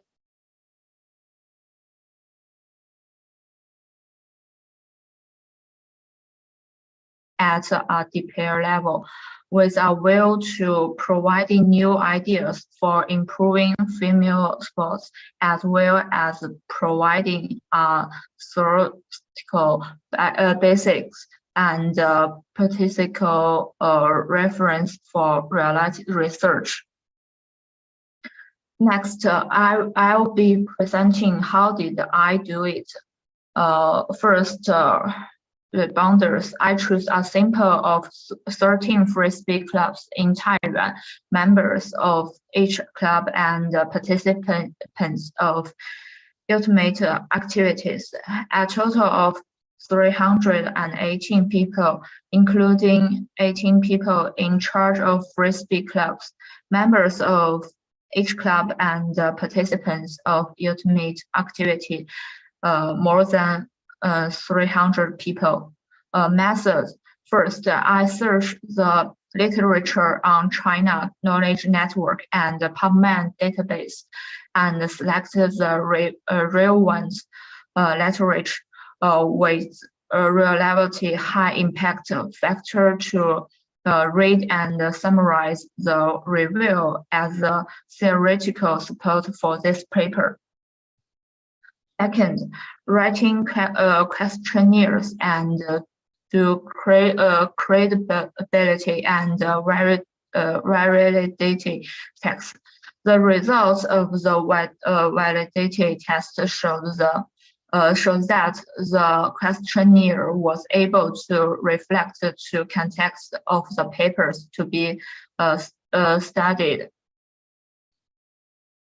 Third, by interviewing 13 ultimate clubs in Taiwan, members of each club and participants of ultimate activities, we conduct online and offline interviews, thus providing the bias for this paper.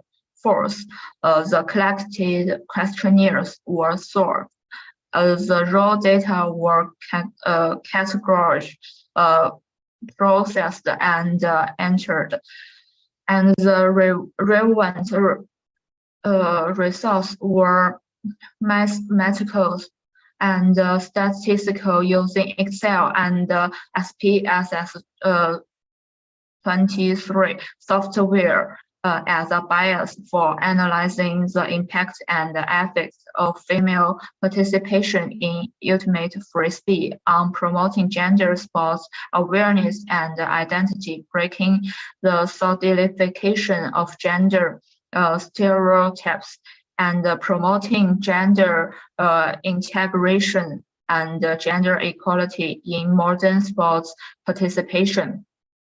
Fifth, the results of the survey are logically analyzed to find out the current states and the problems of female sports participation, analyze the impact and effect of female participation in ultimate frisbee on promoting gender sports awareness and identity breaking, the solidification of gender stereotypes, promoting gender integration and gender equality in modern sports participation, and propose effective ways for the future development of female sports participation. And then I'll be presenting what are the results. First of all, Ultimate Frisbee is a set of fun, physical fitness, athletics, and equal inclusion in one of the sports. The sport can not only reasonable and effect exercise audience physical quality, including endurance, speed, agility, strength, flexibility, and so on, but also on the sports participation of the people have soundness, perseverance, quality training, as well as on social as played a great role in helping. Secondly, the opening of Ultimate Frisbee has added new context for social mass leisure sports and also increased the space for new choice of physical exercise, making the public able to work, study, and so on. Not only physical quality has been well improved and better promotes the national fitness program. Third, the Ultimate Frisbee sports by the number of people, the environment, and other factory-less, and long as the open indoor and outdoor space can enjoy the joy of sports with their peers. While the Ultimate Frisbee sports investment less, good results, simple technology actions, so very suitable for the public in leisure time.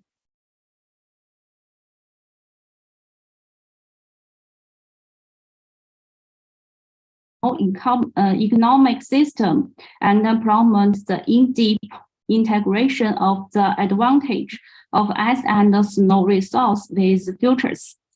The third, after Winter Olympics period, China should resolve the transportation policies shortage.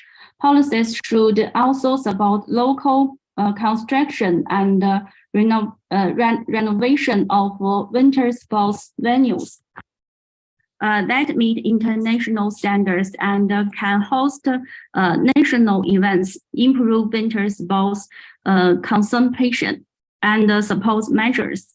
The fourth, in the culture aspect, policies should continue to promote Olympic knowledge in schools, separate Winter Olympic culture, and carry forward of Olympic spirit, so that the young population could cultivate feelings through typical case of the athletes who work hard and win gallery for China. The fifth, China should continue to improve the training system for winter sports talent. China should strengthen the training of the ethnical talents. The states should use the advantage of sports college resource to improve the winter sports instructor training system. And the sixth, after Winter Olympic period, China should continue the high-tech Winter Olympics policy, including gently tackles the research and development of winter sports technology, strengthens independent brand building and brand cultivation, and supports the development of winter sports equipment industry quarters.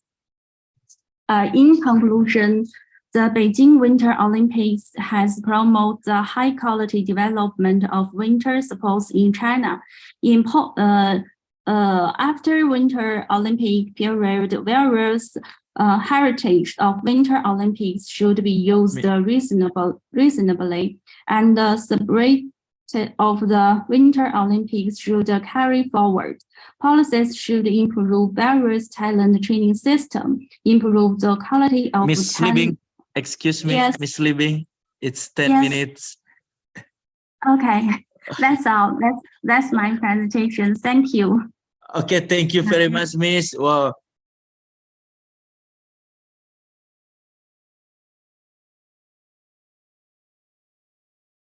Obvious adolescents at a specific medium and high attitudes. This is a trying plan. Individual 3 groups. One group is 30 participants in each groups. This is the important is the result. There was a significant difference in TC levels between the 2 groups before and after the experiment, and HDL was significantly increased. The body fat percentage, body mass index was the HAP ratio, body fat volume, qualitative load, heart rate, low density is LDLC, and TG and other indicators was significantly decreased before and after the experiments in the first and the third groups. While the blood oxygen saturation was significantly increased. The experimental data in this paper were all recorded by the physical fitness experimental team of the school in the Duoba, Qinghai province in 2020.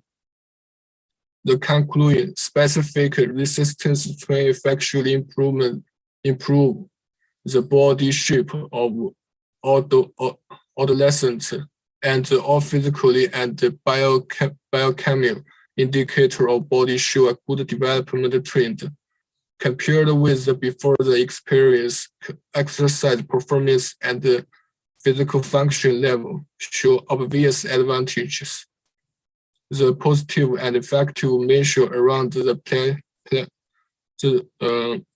Qinghai province healthy provide universal reference and alignment for the health development of adolescents, and all committed to making contribution to healthy development of adolescents in the new areas.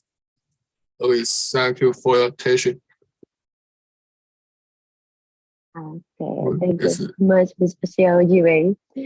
Okay, I would like to invite you everyone. If you have a question to Mr. Xiao Yue, please, you can raise your hands. Okay, we found the first time. Okay, the question is from Rizky Burstiano. Okay, yeah. Okay, you can unmute yourself, please. Okay.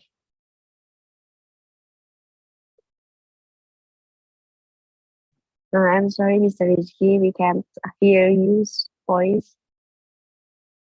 Suaranya belum ada.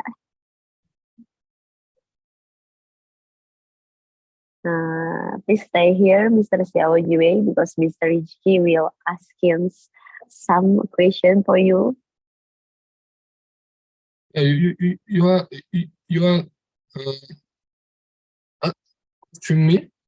Yes, Mr. Rizky will question you. I'm sorry, my English level, my English is not my first language.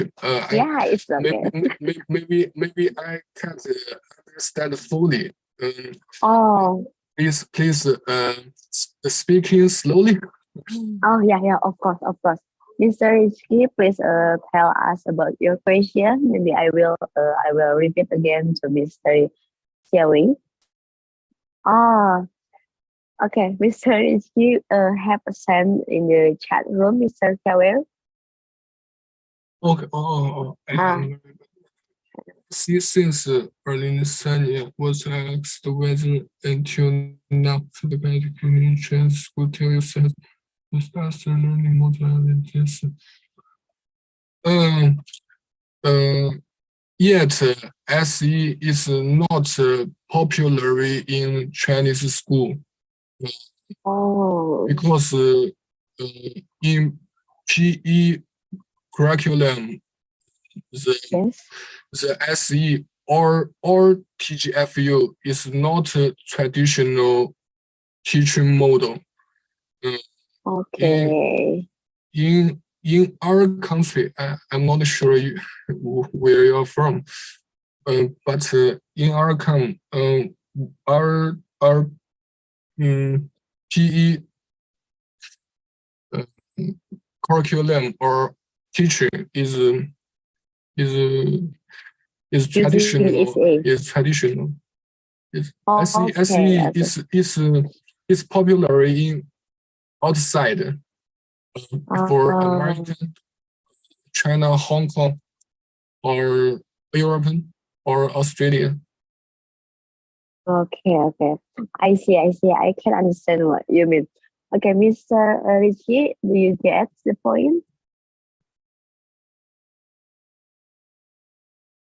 Masih tidak ada suaranya, Mr. Rizky. Oh, okay. Okay, Mr. Xiao Jiwei, Mr. Rizky have get the point for you.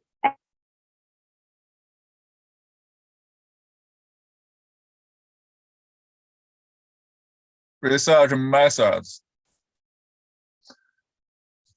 Field investigation was used in this paper with the help of Mr. Hao Tongzhou, the representative of the Fair Dragon Dance, and his team. We spent 2 months to visit and investigate the current situation of the Fair Dragon Dance cultural inheritance and comment with the literature for systematic analysis and correlation. Research results. The results are as follows.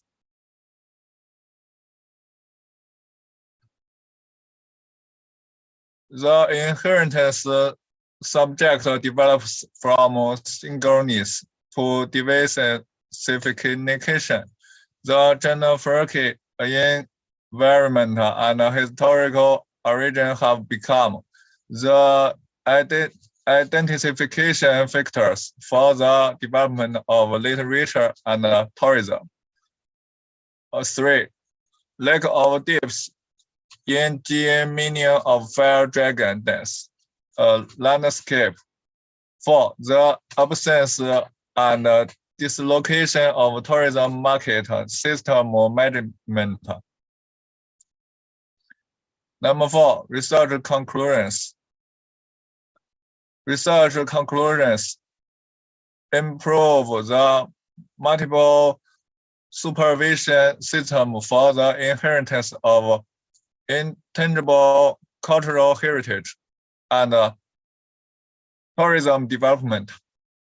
2. Dig deep into the cultural core gene of Fair Dragon Dance in Longtai Village and maintain the authenticity of non-heritage culture. 3. Follow the integration path of 4-in-1 in an all-round way. Thanks for watching.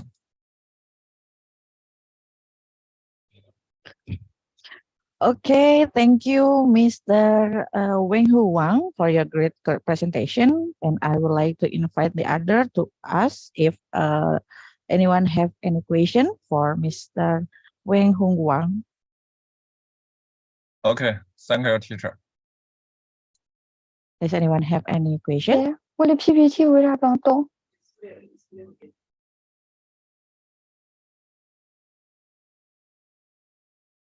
I'm sorry, Miss Jia Chen. Oh.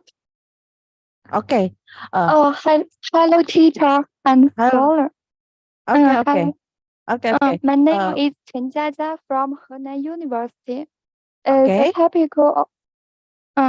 The topic of report is study on the color communication of 道林武术 in Dengfeng under the module of construction and intertext shortly. My report consists of 4 parts. Part 1, research purpose. Part 2, research methods. Part 3, research results. And part 4, research conclusions.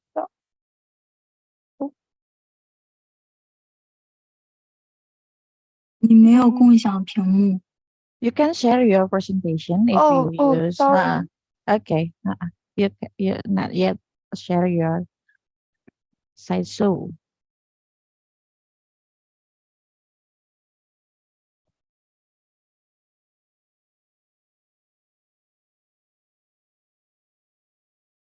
Yeah, 我共享了呀。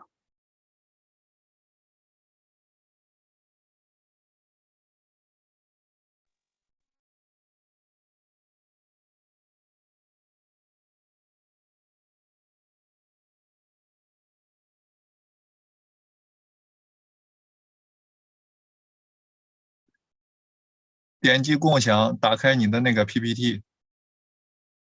我打开了呀，但没有共享。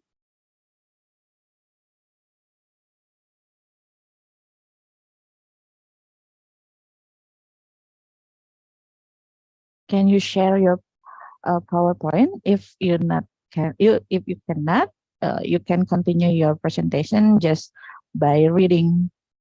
It's okay.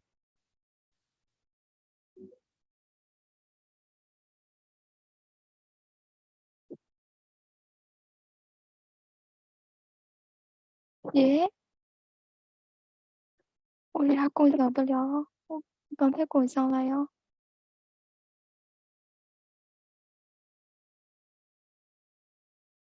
你看，我共享了呀，但是为啥成这了？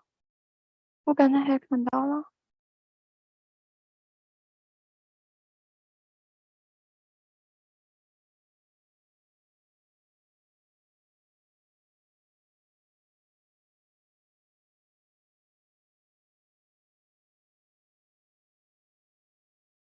Okay, Miss. Okay, Sorry. You can continue your presentation.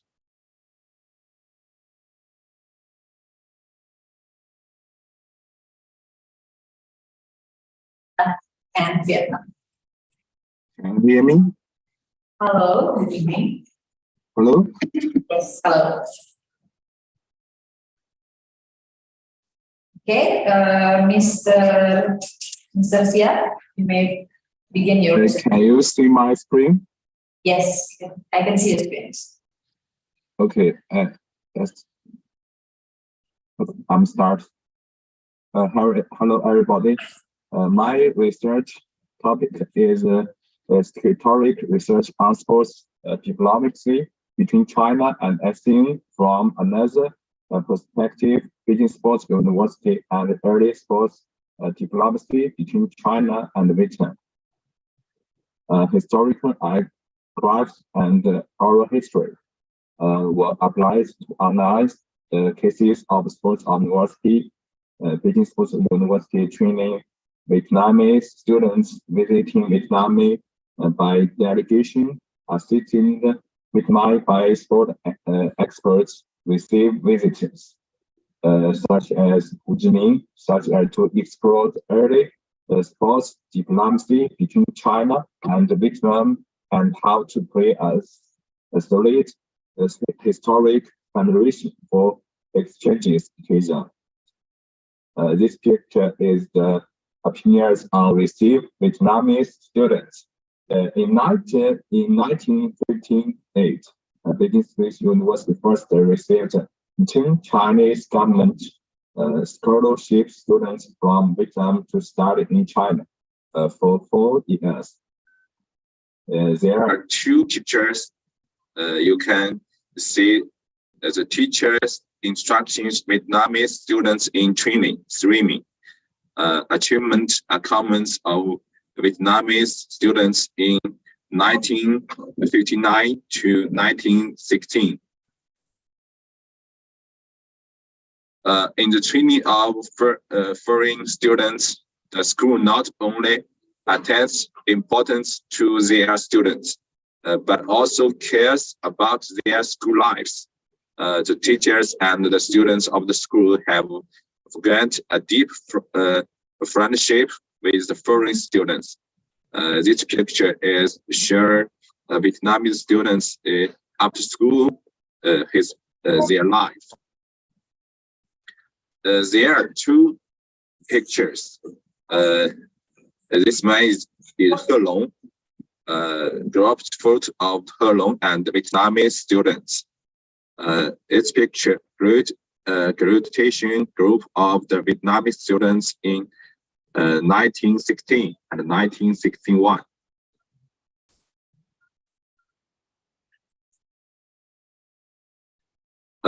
In August 1964, a student, Ding Wenshou, Vietnamese students who returned to work, wrote a letter to President Zhong Shitong, reporting their work, expressing his gratitude to his alma mater.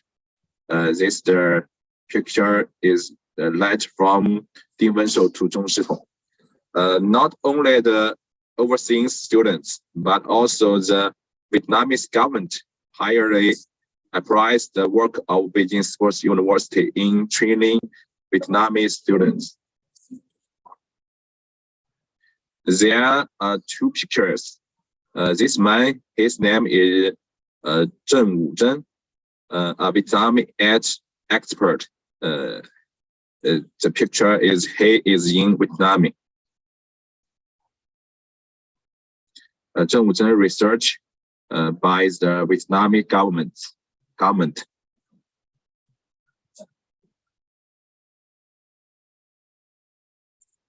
On July 7, 1964, President Hu Zhiming of the Vietnam come to visit Beijing Sports University. A teacher, his name is Hu Shuzhen, records that President Hu come to visit Beijing Sports University. After the overseas students report their work to him, he especially want to see me. President is very kind and does not have any airs of the leadership.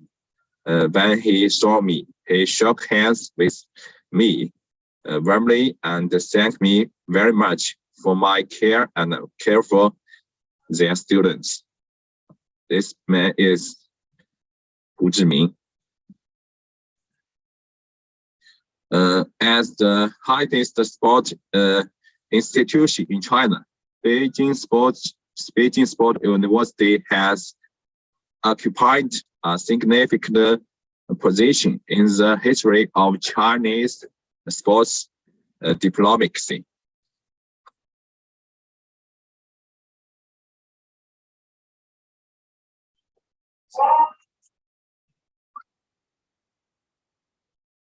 In addition to helping direct the friendship between the Chinese and the Vietnamese, its history, which has become the shared history of them.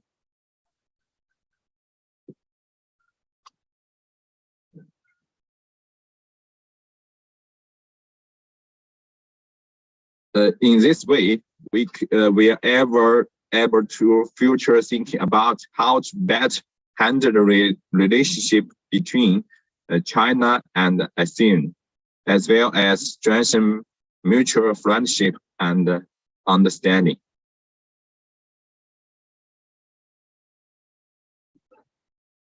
Okay, thanks.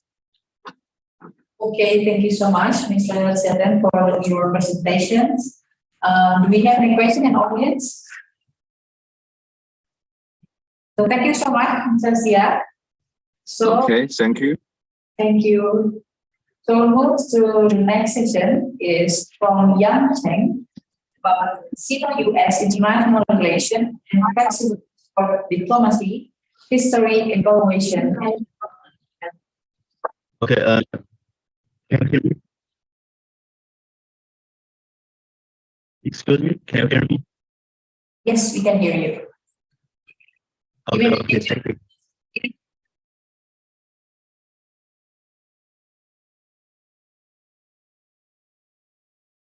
Can you see my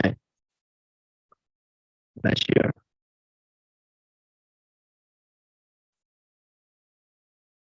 So, can you see my PPT? Yes, yes, now we can see it.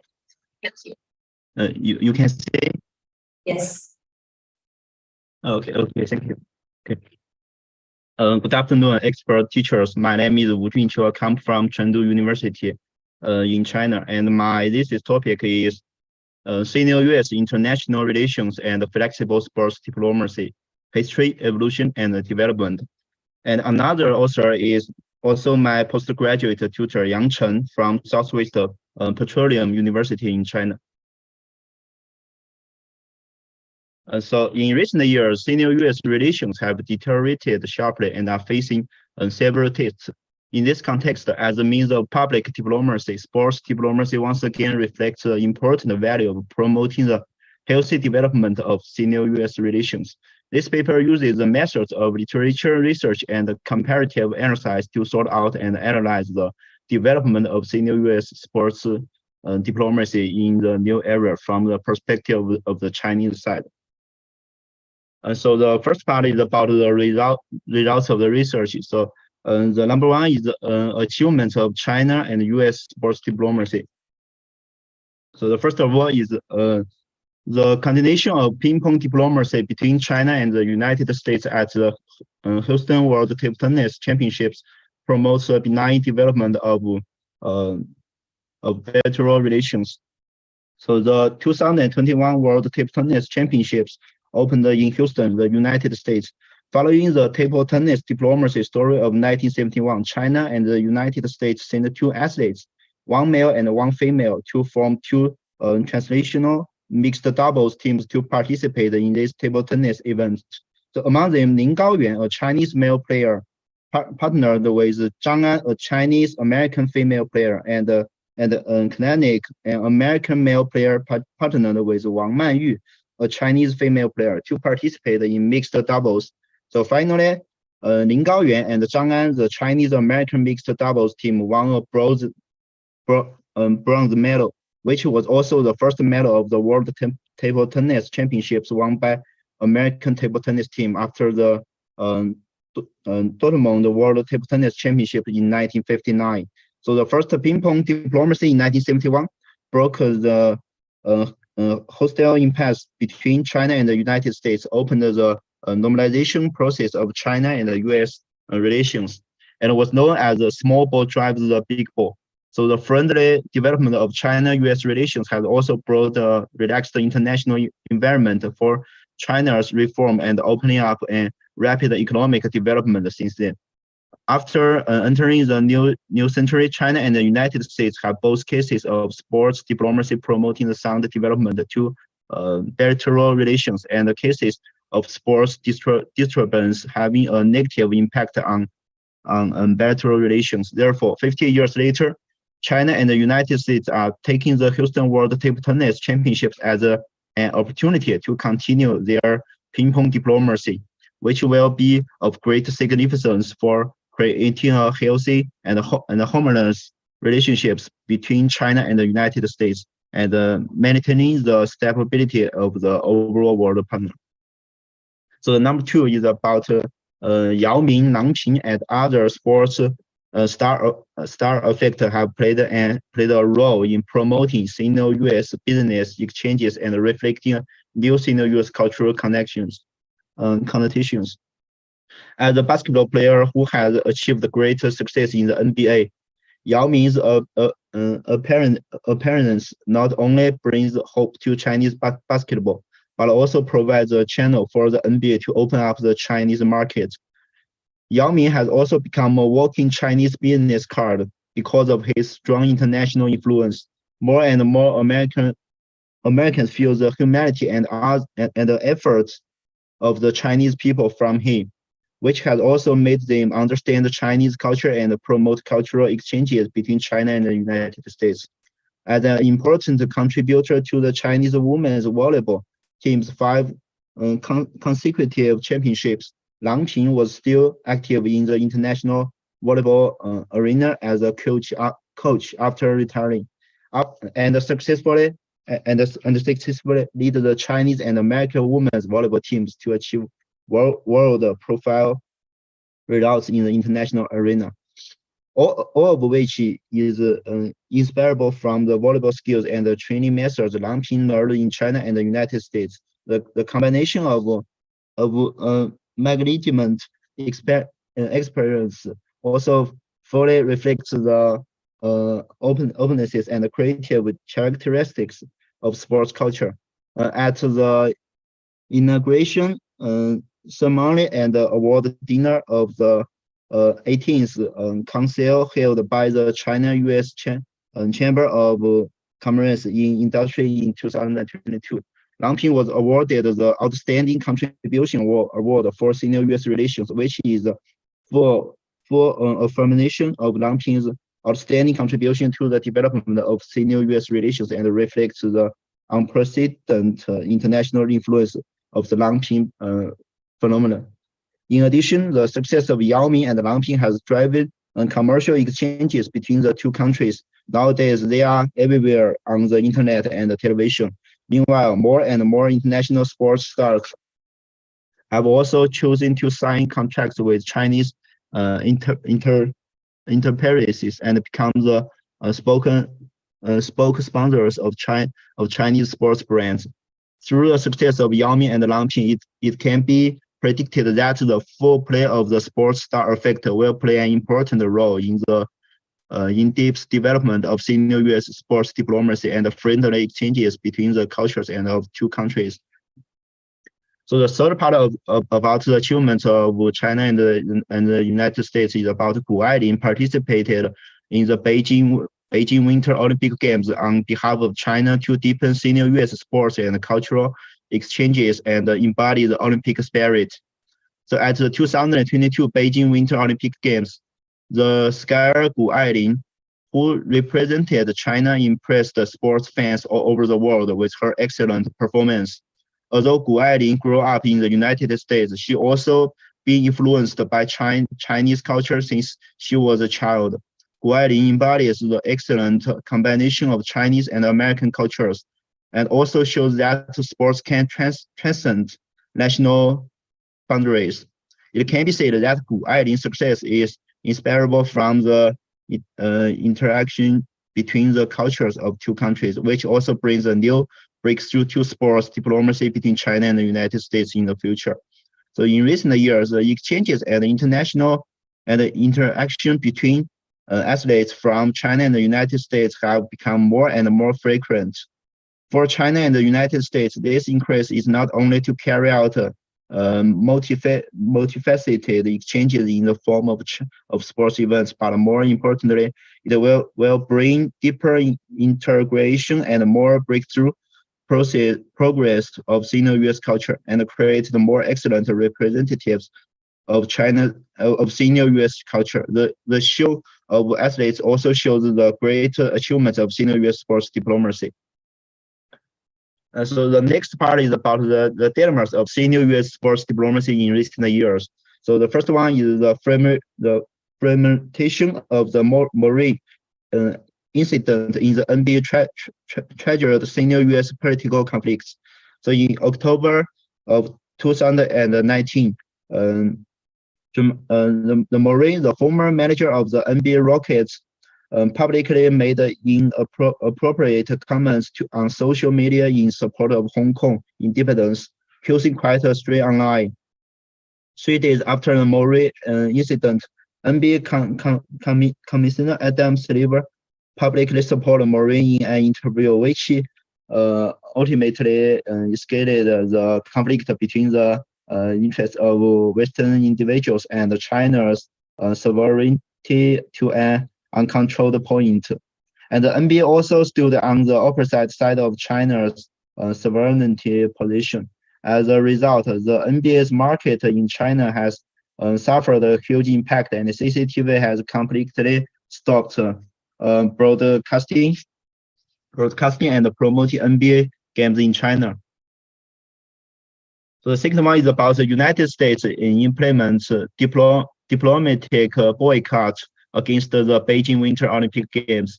The Beijing Winter Olympic Games ended successfully on February 20, but the U.S. team's journey to the games has not been smooth sailing.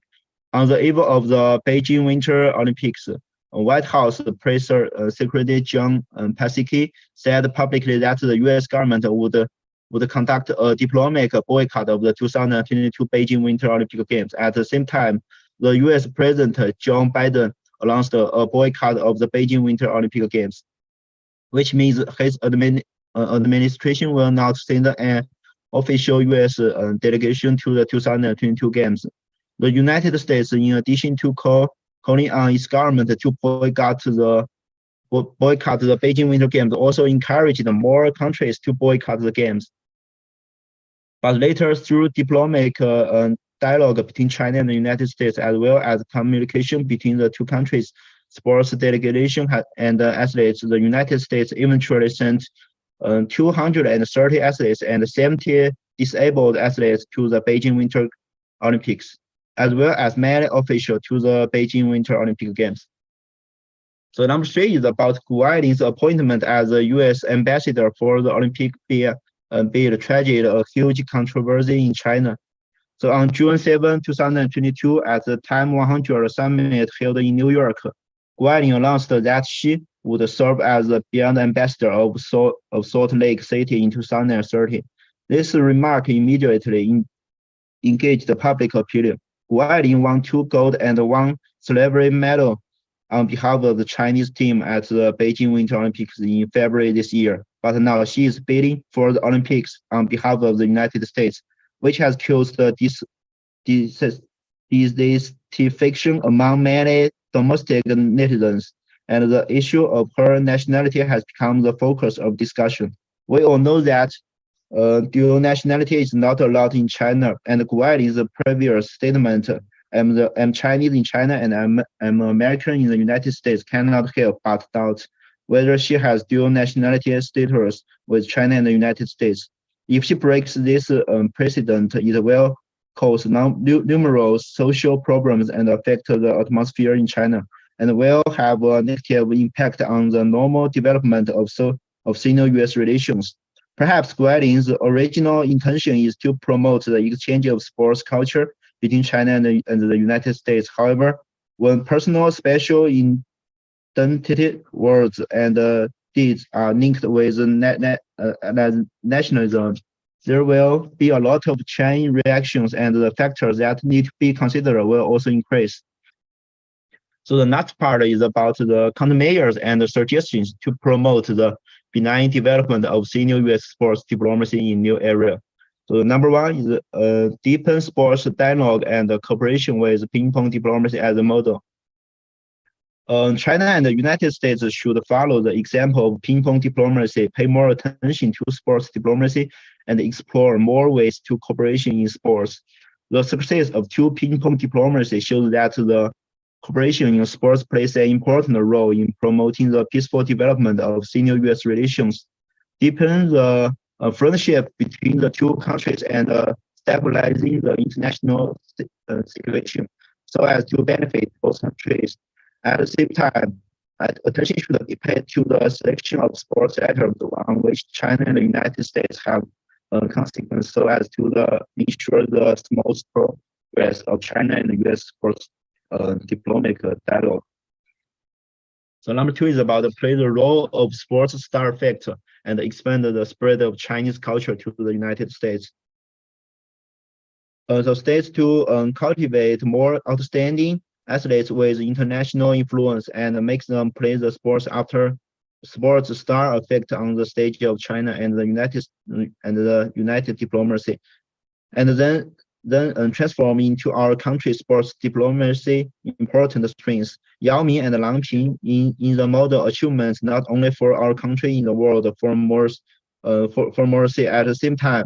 They also convey to the world as the ambassador of China's foreigner exchange of the Chinese national excellent culture and profundity. Deepen the connection of China and the world. Let the world know more about China.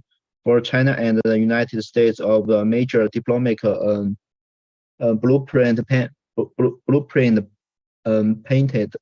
So number 3 is about strengthening competition, cooperation, and competition reporting, and deepen the cultural identity between China and the United States. So deepen the cooperation between China and the United States in sports event is a good medicine to solve the diplomatic difficulties and develop the skills of sports diplomacy between the 2 countries. China's athletes participate in international sports events and serve as ambassador for foreigner exchanges to deepen ties between China and the United States.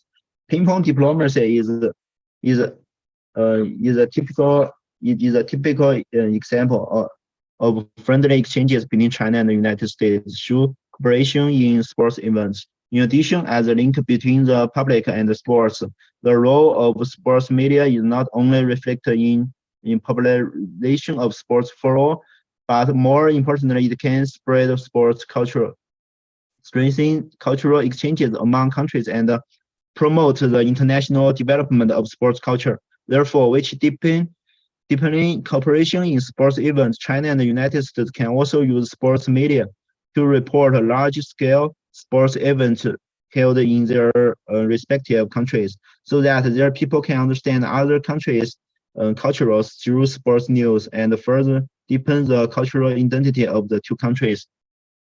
So the next part is about to explore the soft power function of sports diplomacy and promote mutual trust and mutual benefit between China and the United States.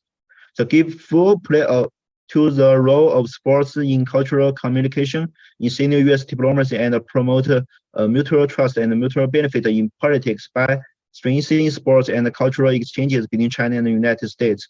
In today's world, in today's world, sports culture has become an important part of a country's cultural soft power because of its unique connection, and it's also an important standard to measure a country's comprehensive national strengths. From the observation of the current international situation, it is not difficult to see that the game between China and the United States will be a protracted war. At the same time, the 2 countries should deeply explore the soft power function of sports diplomacy, learn to appreciate and learn from each other through sports exchanges and integration, so as to the relationship between China and the United States, and then achieve political mutual trust and mutual benefit between the 2 countries, and even avoid some military conflicts, which will be of great significance to the maintenance of world peace and the stability of the overall global situation in today's increasing multipolar world. So thanks for watching and listening, and that's all. Thank you very much. Thank you so much, Mr. Yang, for your great presentation. So I'd like to invite a question from the audience. Do you have any question? So thank you so much once again, Mr. Yang. Okay, thank you. Mr. Lim read the title The Football Challenge and League Championship in Colonial Singapore. 1892 and 1959, the ascendancy and the needs of the Malay Football Association and the Straight Chinese Football Association. Which one?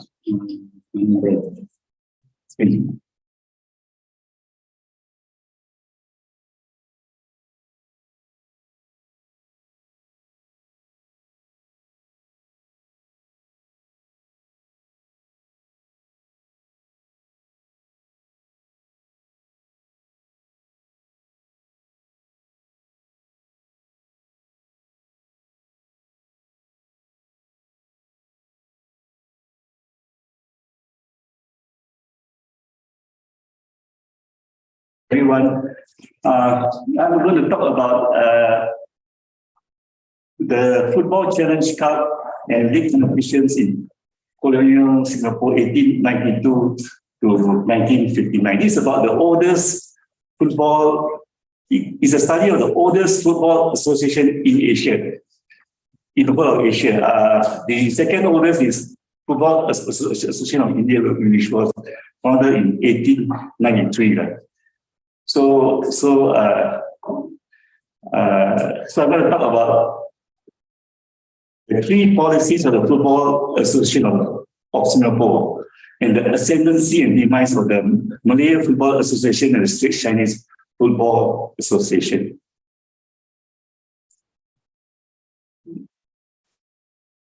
Just introduction. So as I said, this is a study of the three policies, the three key policies of the Football Association of Singapore that affected how football was developed in Singapore in the 3 periods. Is, I repeat again, 1892 to 1970, 1920 to 1941, 1947 to 1959. First, I will tell you why these three main periods. Research methods, it relies on books, journals, newspaper, archival materials, government publications that covers the social history of the various migrant communities in Singapore. It is founded in 1918 because we are a multi-racial society, which I will explain later, up to 1959. Most of the information about the history of football were gathered through newspaper reports because a lot of documents were lost or destroyed during the Japanese occupation. But so the only records about football at that period was through the English language newspaper.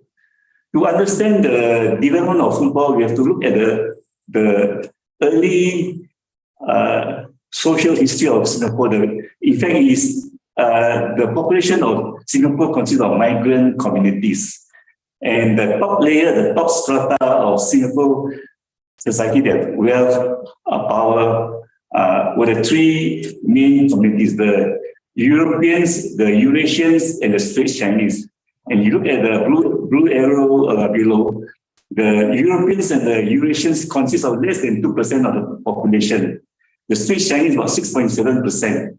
The Straits Chinese are similar to what we have in Indonesia, the Peranakans. But the Peranakans in Indonesia is different because there are rich Peranakans and poor Peranakans. But the Peranakans in Singapore are very rich and very, very wealthy because they come from Malacca. In fact, the Straits Chinese was formed in the Straits of Malacca during the 14th to 17th century. So when Singapore was founded, the Straits Chinese from Malacca came to Singapore. So they were very rich because they had businesses and they deal with the British. So less than 10% of the population of what I call the upper class society.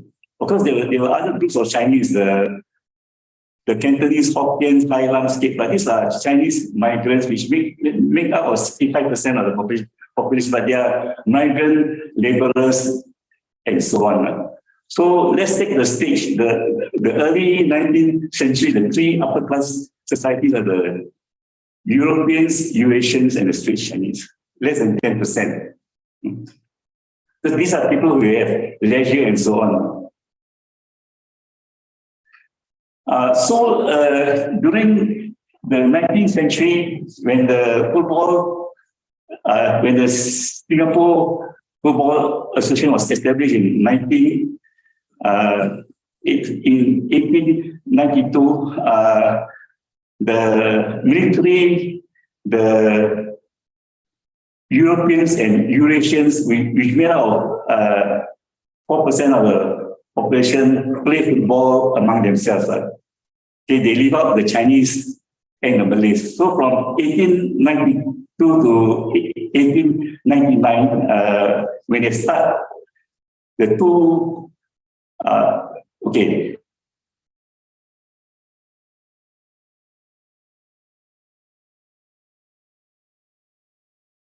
are still in essential exploitation stage of digital transformation, with weak regulatory awareness, lack of perfect rules and regulations, and other problems. Information protection is facing challenges, and the consumer rights and investors of users need to be further protected. China's status on trader in sports service and have not been incorporated into the national data status system, make it impossible for local government departments and market intelligence to comprehensively understand and analyze the industrial development trend from a broader perspective. Number two, lack of industrial linkage mechanism and effective interaction in the process of digital transformation of the sports service industry. The government, enterprise, colleges, individuals, and other multiple linkage mechanisms have not been released in the distribution of activity results, management service, venue operations, and other aspects.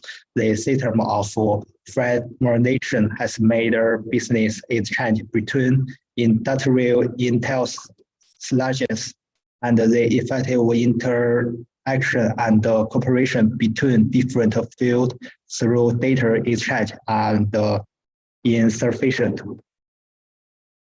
Third, inadequate digital talent service and prominent job versus single sports skilled talents cannot meet the needs of industrial reform, and there is a shortage of component sports digital talents. Traditional sports service talents are not good at digital technology, R&D and application, and the lack of management and operation ability, resulting in that they have. Mr. Minglo, I'm sorry to disturb your presentation. The time is up. So could you please tell about the conclusion of your presentation now? Okay, no. Yeah, I'm so sorry, Mr. No, We have just 10 minutes. Thank you for listening. Okay.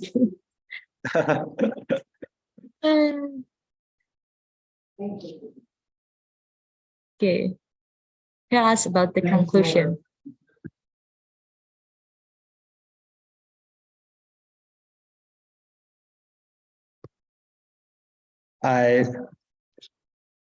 Mister, what is your conclusion in this presentation?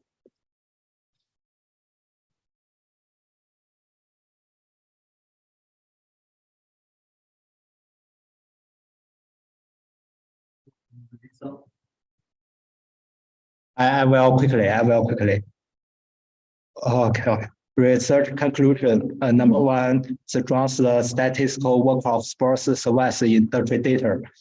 Number two, promote the connection between new infrastructure and the terminal demand of sports service industry.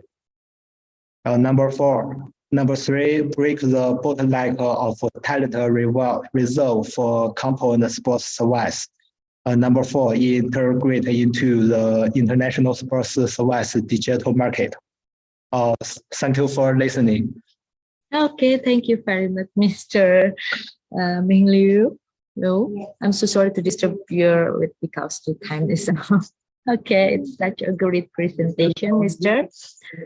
Okay, we'll now to go to the next presentation from Miss or Mr. Sun Yi with the title Research on Sport Communication between China's mainland and Taiwan since the founding of the People's Republic of China. Mr. or Miss Sun Yi, are you there? Okay, Mr. or Miss Sun Yi, are you enjoying the room? Oh, I think Mr. Sun Yi is no in this room. So we are going to the next presentation from Mr. Ansori Nuzul. Mr. Ansori Nuzul, is here in the room and join with us? Mr. Ansari Nujul? There is no Mr. Ansari Nujul not join with us. So we have to the next presentation from Mr. Henry Muna. Mr. Henry.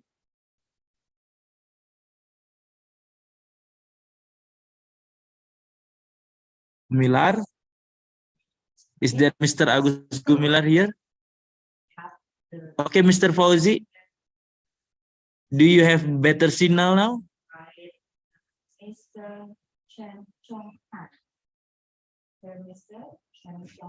Hello, Mr. Fauzi. Okay, I think we are going next, Mr. Agus Gumilar. Is there Mr. Agus Gumilar? Okay, in the present, isn't it? Okay, and next we are going to Mr. Alek Oktadinata. Okay, Mr. Alek Oktadinata about psychological satisfaction in physical education, self-efficacy, fundamental motor skill. The time.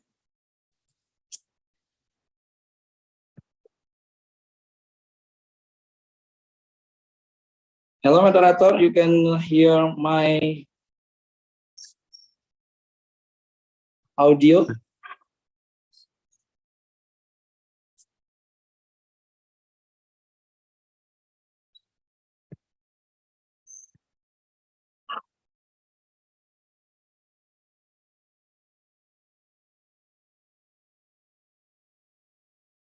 So,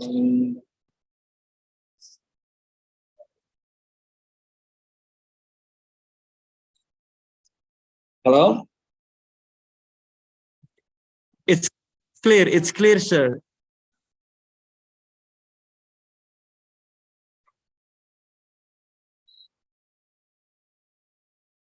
Yeah. Hello? Okay, my friend, your voice is clear. Thank you.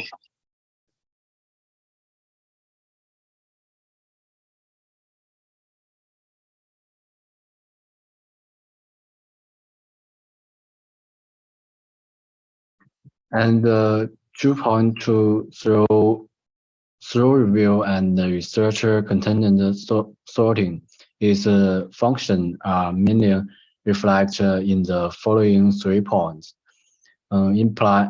Implement the parser education policies, implement the basis task of moral education, and promote the transmission of higher education reform experiences to all levels of education.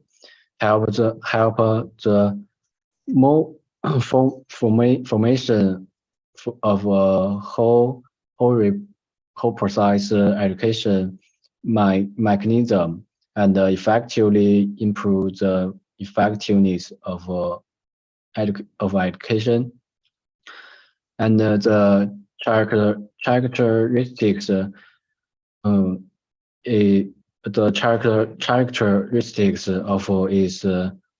its construction as follows: to lay the foundation of enlightenment and take a healthy sports spirit,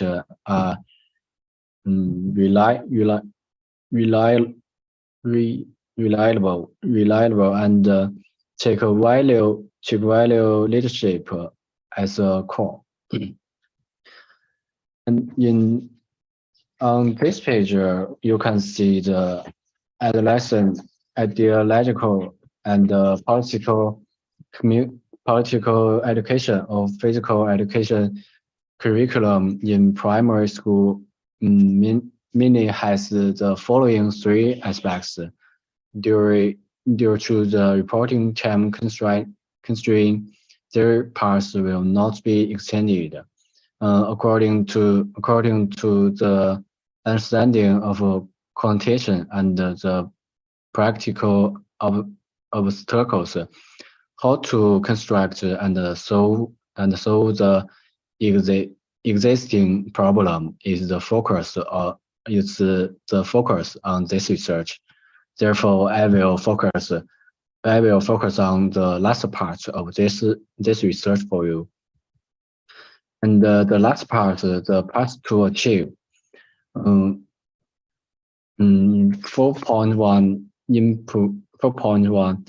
I want to say high learning is the teacher and high virtue is the model. In the process of ideological and political construction of primary school, physical education crucial. It is necessary to improve the political quality of physical education teachers and encourage them to continue their on-the-job education. In addition, we need to expand the teaching staff and achieve supply-side reform. And 4.2, collaborative education mechanism is an important measure to effectively avoid the island effect. In order to solve the problem of teachers' communication in different disciplines, it is necessary to build a good communication and discussion platform to solve the problem of different educational concepts. In this point, we should always be guided by the dream of becoming a sports power. Adhere to the concept of health first, and gradually determine how to evaluate and who should evaluate of a class, so as to form a good circle. And the last point, we should make a rational use of modern science and technology. For example, building a virtual reality science to realize the mixed view face-to-face. That's all my presentation. Thank you for listening. Okay, thank you so much, Mr. Jun Hagen. Thank you for your presentation. The time is up.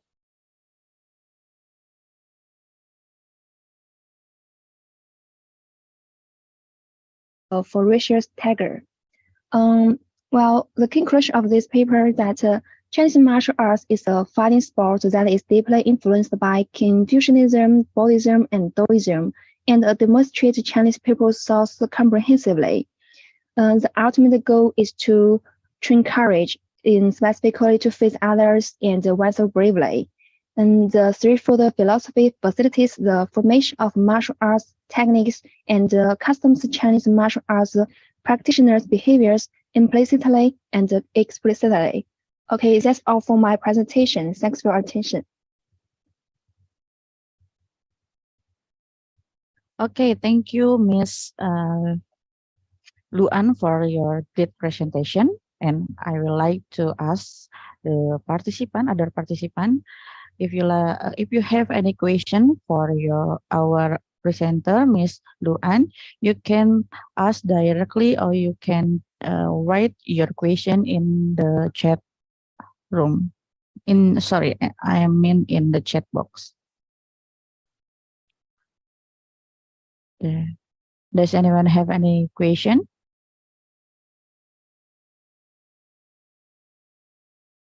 Okay.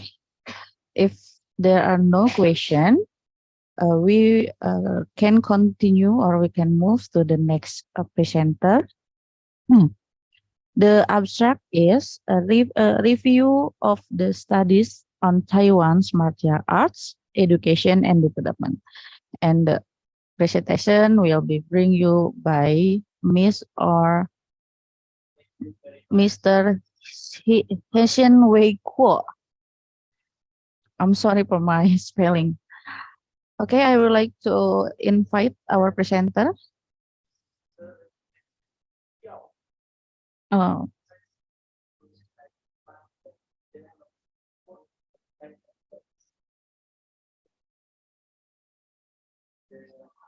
Miss Chin Fan Kuo, you can start your presentation.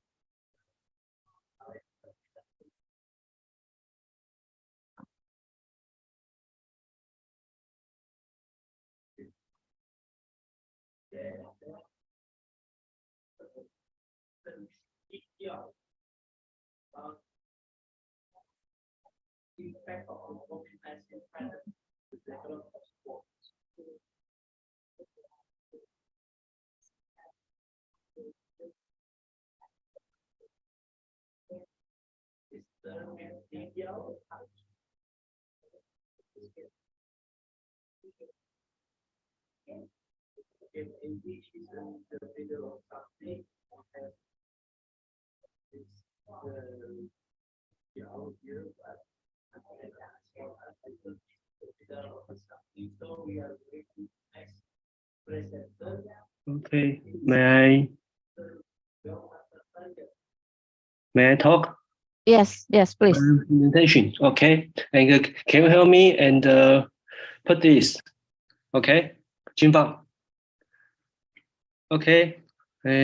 Sorry, and I'm delayed, but I want to presentation. I'm Xiangwei Guo, and second oral is Jinfang Guo. My presentation is the review of the studies on Taiwan's martial art education and development, also on international academic trends. Okay, next. Thank you. Please next, Jinfang. Okay, martial art represent one of the oldest forms of physical education and sport in Chinese culture, also known as Kung Fu or Guoshu in Chinese. Next, thank you. In the 1970s, Chinese martial arts became the mainstream of martial arts study, and martial arts study become a part of Eastern and Western study, especially its ancient study. Many academic fields have become involved with martial arts, given the growing population of martial arts participants. The establishment of the international organization and academic association related to martial arts and the rise in scientific publication in martial arts. Next, thank you. The study follows the international trends in martial arts research and provide integrative reviews of study on Taiwanese martial arts education and development. Thank you. The study reviews the research on Taiwan martial arts education and development and attempted dialogue with relevant international martial arts research to further explore the education and development of Taiwanese martial art. Next. The study dealt with the topic of education and development in martial art research in Taiwan using the English keywords Wushu, martial art education, Wushu, martial art development, Guoshu, education from April 1 to May 13, 2022. Next, thank you. After the preliminary reading and comprehension of the title and abstract of the aforementioned article, 19 articles on the martial art education and development were included in the analysis after its closed article on relate to the topic of Taiwan martial arts education and development retrospective article and representative articles as shown in table 1. Next, we can see the table 1, a list of this Rachel included in this article. This article we can see development and talk about education and competitive and so on. Next. And result and discussion, summary and categories and literature review. These 19 articles can be brought divided into the 4 categories. In terms of the name, the first is the history name of Taiwan martial arts education and development, which clear organized from the period of national government in the history of mainland China, about number 2, 3, 4, 7, 11, 13, 18, and 19. The second is the stage development of the martial art in Taiwan after the 1915, number 1, and talk about the development number 7, 10, 14, and 15, and development of martial art in school education system in Taiwan, about the number 4, 16, and 17. Next, thank you. In terms of the story-based approach of data collection, sorting, and induction, about the number 2, 3, 4, 13, 15, and 18. And we can see history research with in-depth interviews, number 1. Next. Publication years and relevance in integrative lecture. It is known from the common and publication year in Table 1 that martial art education and development in Taiwan has received academic attention in the 19 years period from the 2002 to 2020. And we can see about the dominant scholar have note and ceremony and practice development of martial art in this grand continuous international event, and have taken it is a best contextful is an issue of martial art education and development in Taiwan. Next. And the immediate index revert to the ratio of the total number of the citation to the total number of the article published in the journal in the given years, which relate and reachability and attention of the journal in that year. Next. Conclusion. We can see extension of the research journal and the result, and increasing in the submission of the manuscript to index journal. And third, supply the remark on the result of the retrieval and stretch. Next.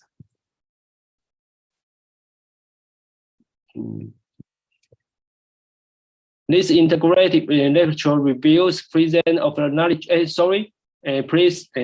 Yes.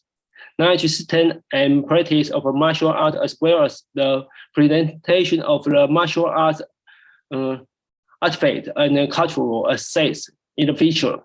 This can be achieved through the promulgation of the national policies, implementation of the formal education systems, promotion of the student association, and participation in the holding of major martial arts events, thus promoting Taiwan martial arts.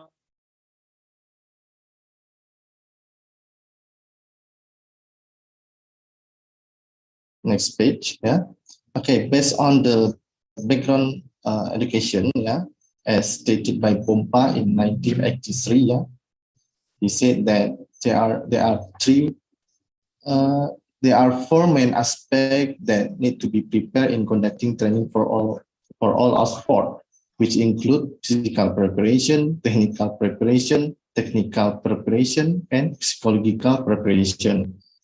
And then for the observation result in several athlete competition at the Aceh province level illustrated that the athlete confidence was not good.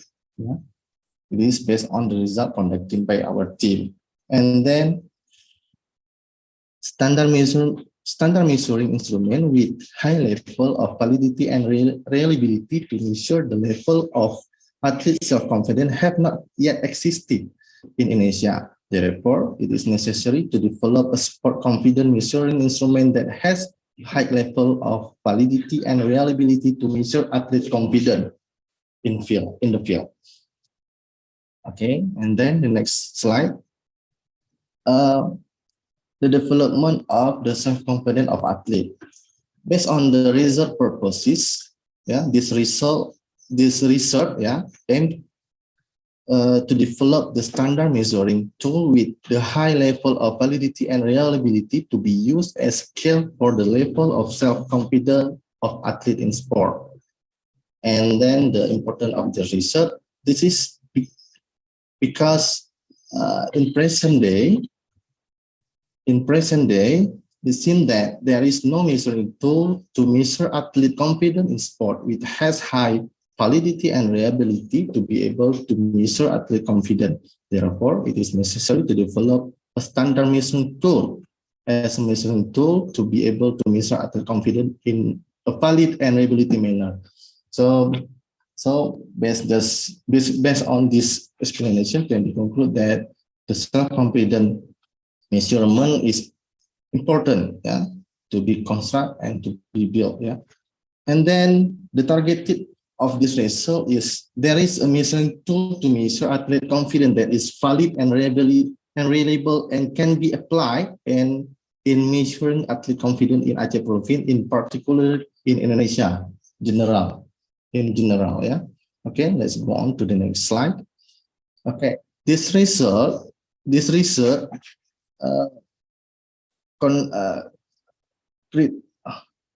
based on the problem of the research objective, this research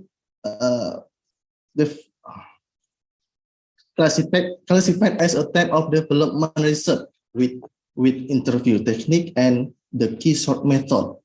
And this theory based on the theory of Mutahir in 1986 in page 92. This is based on the opinion of Richery, Rita, and Nelson in 1996 in page 176 that the development research is systematic study of planning, development, evaluation, processes, and product that must meet internal consistency criteria. And then for the research design, we can see in the slide, there are several steps that be finished. First, should be conducted. First, procedure development of measuring tool.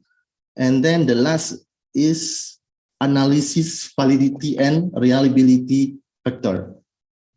Okay. And then for the significance of this study, the study of making athlete confident measuring instrument as follows. First, the collection of items consists of 25 athletes and 5 coaches through a nominal group process. Begin with collection of new item, then it is screened. Implementation of key sort by expert, you can say Insia expert, or lectures as many as 5 people, involved 5 people there for key sort. And then testing of measuring instrument was carried out in all CONI members, in province athlete. There is the brief of accumulation, the athlete involved in this sort activity, And then for the instrument of this research, we use interview and then questionnaire. And for collecting data, first we collected the important point, based on the interview and focus group discussion, and then choosing the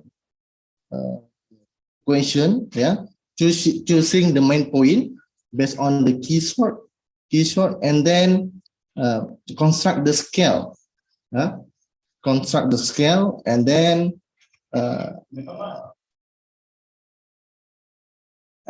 we use the data collection to be used for the result of this result. And then for the analysis data, we use validity and reliability variable, to make sure the data is valid and reliable. Okay, and then for the result of this study, we can see here reliability testing was carried out using the ALPA-COMPREX formula. The result of calculating the reliability confidence were analyzed using the statistical package for social science. We use SPSS version 17, and then with a total of 116 athletes as respondent, we use using SPSS software. The result of the reliability test show that the 5 factors have a reliability confidence value of 0.8 to 0.9. It means that the athletic confidence measuring instrument has reliability. The result of the reliability confidence can be seen in table 2 as follows. We can see here the data in the table. And then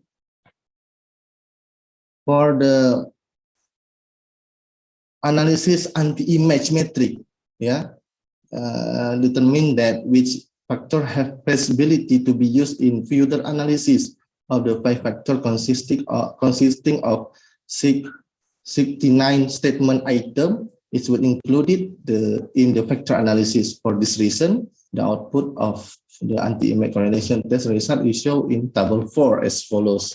As we see, optimist value is about 0.9, self-activity 0.7, sportive 0.8, unfair, not fair 0.8, and development 0.8. And then we can see in the slide, data here, pattern metric test result consists of 39 data, from the keyword and interview of the athlete, and then for discussion, we now go on to discussion part. The manufacture of the athlete confidence measuring instrument from the result of the analysis. It can be illustrated the factor and the item that reflect the athlete confidence factor that are included in the athlete confidence measure scale. We say optimistic factor. Don't give up easily. Don't give up easily. You can do it. Try your best. Believe in your own ability, and so on and so forth. And then for the conclusion,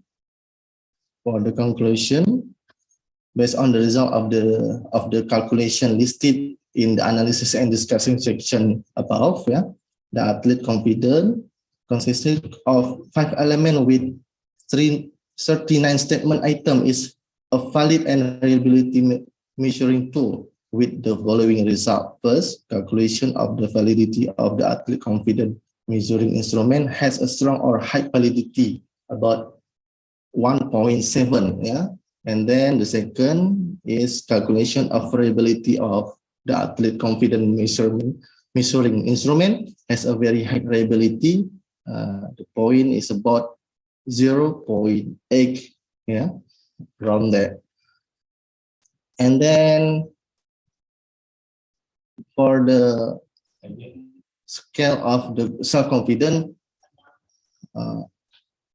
maybe can be see more in our full paper, yeah, and inshallah will be published, yeah, in one of the journal, yeah. Okay, thank you very much for this session. Maybe okay, I say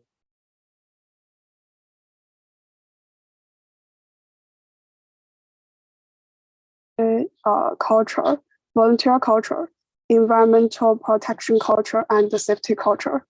The culture of social responsibility derived from the operation of these events conveys the sense of social responsibility of the marathon event management organization for the host city and its people, as well as the spiritual and the cultural connection behind it.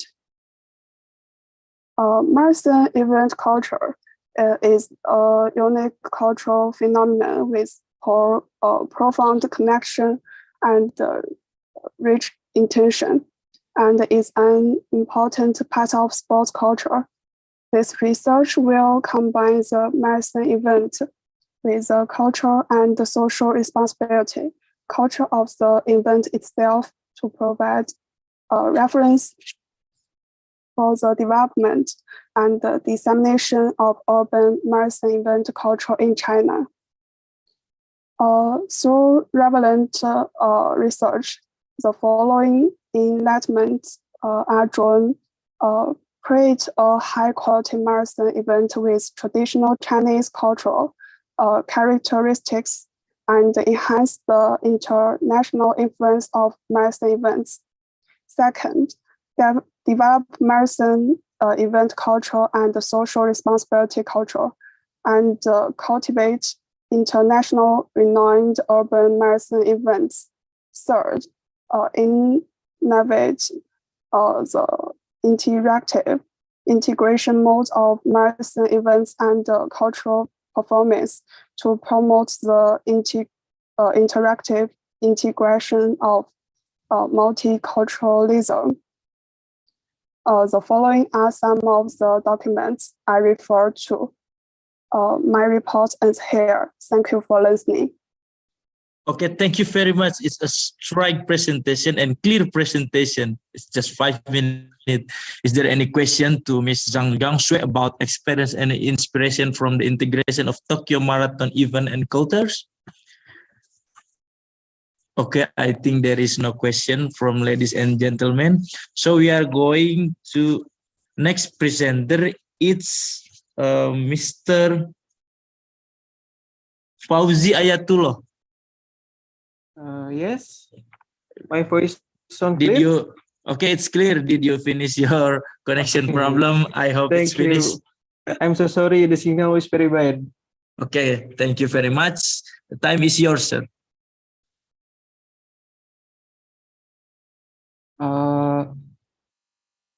The paper that I will present entitled "The Influence of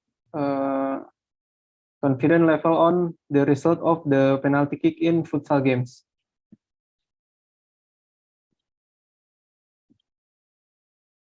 Introduction: Futsal is a sport that is very well known and favorite by almost all the level of Indonesian society, both in the city and in the village, from children to the elderly. However, the game of futsal is mostly played by teenagers to adults. This is proven by a number of futsal clubs in each regional and futsal matches which are held locally, regionally, nationally, and internationally. In futsal, in addition to technical factor that influence athlete achievement, it is also important to control the penalty kick because the opportunity to score goal, it is not only through game strategies, but often goals are created through the penalty point in the event of violation or the match is in a draw and must be full penalty to determine the winner. Many have researched the technique of penalty kicks that are good and correct, but there are still many people when taking a penalty kick with a lot of confidence. As a result, the ball does not go to the goal or is guilty by goalkeeper. This lack of self-confidence is caused by the situation and condition of the athletes when participating in the competition, so that they cannot achieve good achievement. Therefore, we must be able to increase student self-confidence so that when kicking a penalty, it can be a goal.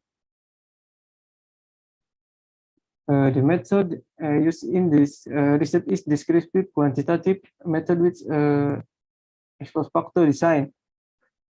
Descriptive method is a method that is structured to provide a systematic description of scientific information originating from the subject or object of research. A descriptive research focused by a systematic explain of the facts obtained during the research ex post facto design. Ex post facto is a study conducted to examine events that have occurred and then trace back to find out the factor that can cause this event.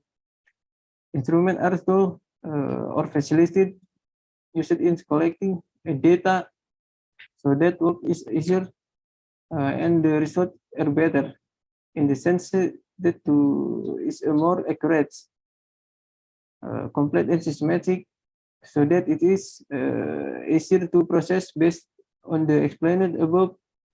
That also conclude that the research instrument used is a questionnaire for the data collection process. Population and sample. This is study using a total sampling technique with a sample of all futsal club player futsal Kota Maja, Majalengka, West Java, Indonesia, which amounts to 20 people, and all team we research a sample. After doing research, it can be prediction frequency data from the distribution of questionnaire about the level of confidence. The following is a summary, is description of the research data. The data obtained from the questionnaire distribution from the self-confidence level of 20 respondents with an average value 156.35. Standard deviation of the 12.508. The Higgs score of the 184, and the lowest score of the 134.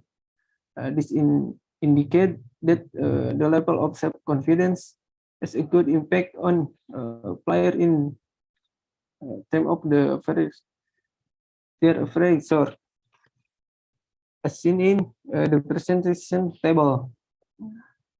Viewed from the category table 10, the value of the 74.45 is in the Higgs category. The result of the analysis of this study indicated that the athlete confidence has an effect of the result of penalty kick based on the result of the research conducted and the discussion and script preparatory. The level of self-confidence has a high effect on the result of the penalty kick because when there is a sense of optimism, one can increase self-confidence when given the responsibility to kick a penalty. common mistake of coaches is that a very important aspect of mental health mean it is in often ignore of not paid attention to when training. Therefore, in preparing their athlete, they always only empathy master of technique, tactic, and the formation of perfect skill. Therefore, the level of self-confidence becomes important to overcome the pressure that will be faced. Therefore, the level of self-confidence shall be more attention in order to get maximum result. Penalty kick in futsal games are a method of kicking in futsal game, which are carried out from the penalty point 6 meters to the goal carried during the game. It's awarded when a ball with a free kick penalty occurred within a penalty area. The same kick taken in a penalty circuit, some competition system to determine the winning team after the match end in a draw. A talk similar in application penalty circuits have slightly different elimination.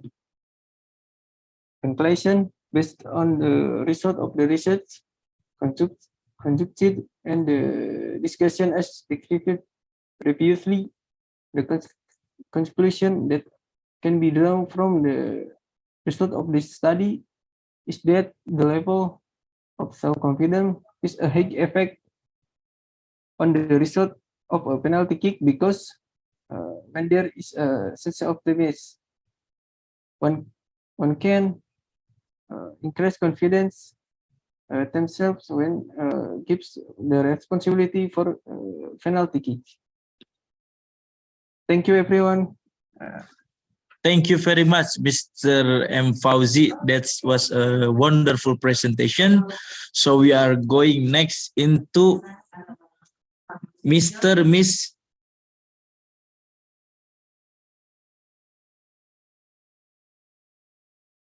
Special education policy tools is relatively more.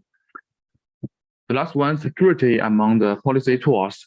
We can see the protection of adolescent physical health. The types of policy tools are relatively complete, indicating that the government expects the protection of adolescent physical health policy tools to play a basic and practical role in the development of adolescent physical health. And the conclusion. Mr. Who you think? Oh yeah, okay. Yes. Continue your conclusion. Yes. Okay. The last one conclusion is in particularly the policy tools of sports organizations. Venue facilities and sports activities occupy the majority. The second is from the perspective of the fundamental objectives of adolescent physical health policies. There are few policies on adolescent physical health standards and monitoring. The third was at present, the overall planning of the policy development of adolescent physical health is a little poor. And the recommendations is the optimize the use of policy tools, improve the pertains of different types of policy tools, based on the fundamental goal of the healthy development of adolescents' physical health. It should balance the use of policies concerning the standards of adolescents' physical health. Okay, then thanks, experts, for listening, and welcome to criticism. Thank you for all. Okay, thank you so much, Mr. Who you think. Okay, everyone, because the times for Mr. Who you think is up, so I will continue to the next presenter, Mr. Chen Huang. Are you ready to present your presentation? Okay, I'm ready. Okay. Okay, please, maybe you try to share screens. Okay. Okay, here we go. Okay, I can see your presentation, Mr. Chen Huang. The time is yours. Okay. Hello, everyone. I'm very glad. I'm very blessed to present our research results on this presentation conference. Now I will show my report to you today. The topic is development characters of fundamental motor skill of children aged 7 to 10 years in Nanning. And I will divide it into this part. The first part is introduction. Children's fundamental motor skills are part of human motor development, comprehensive process throughout life and component of individual development, together with cognitive, emotion, sociality, and physical development, forming all around development. Children's fundamental motor skills are the basic movement and behaviors that can be observed, including walking, running, jumping, and throwing. In addition to improve children's physical health, reducing their static behaviors in front of screens and preventing obstacles, will develop motor skill also positively influence children's perception, body condition, body coordination, physical performance, and social communication ability. In the human motor development model, elementary students have the most potential to improve motor skills proficiency. If children's basic motor skills are underdeveloped, it might lead to deficiency and defense in motor skills or other skills. However, the research on fundamental motor skill in Nanning's elementary students mainly focus on physical development, which on the process, characteristics, and age of motor skills development is missing. Therefore, this study aims to analyze children's motor skill characters, providing the basis for future studies on children's exercise capacity. The second part is measures. Participant is from December to November 2021 using the cluster random sampling method. 1,061 children aged 7 to 10 years from elementary schools in Nanning participant in this study. The including criteria is body was adequately developed with no organic disease, able to complete fundamental motor skills tests in sight and submit informed contents from both child and guardian. So correlation is one during the test, the result of 21 children were invalid due to personal issue, and a total of 1,040 symbols were corrected. And the instrument process, we use the test of gross motor development, the third edition, which is by Dr. Ulrich, which was applied to test children's local and ball skills. Test personal study the TGMD3 test manual and watch the test videos.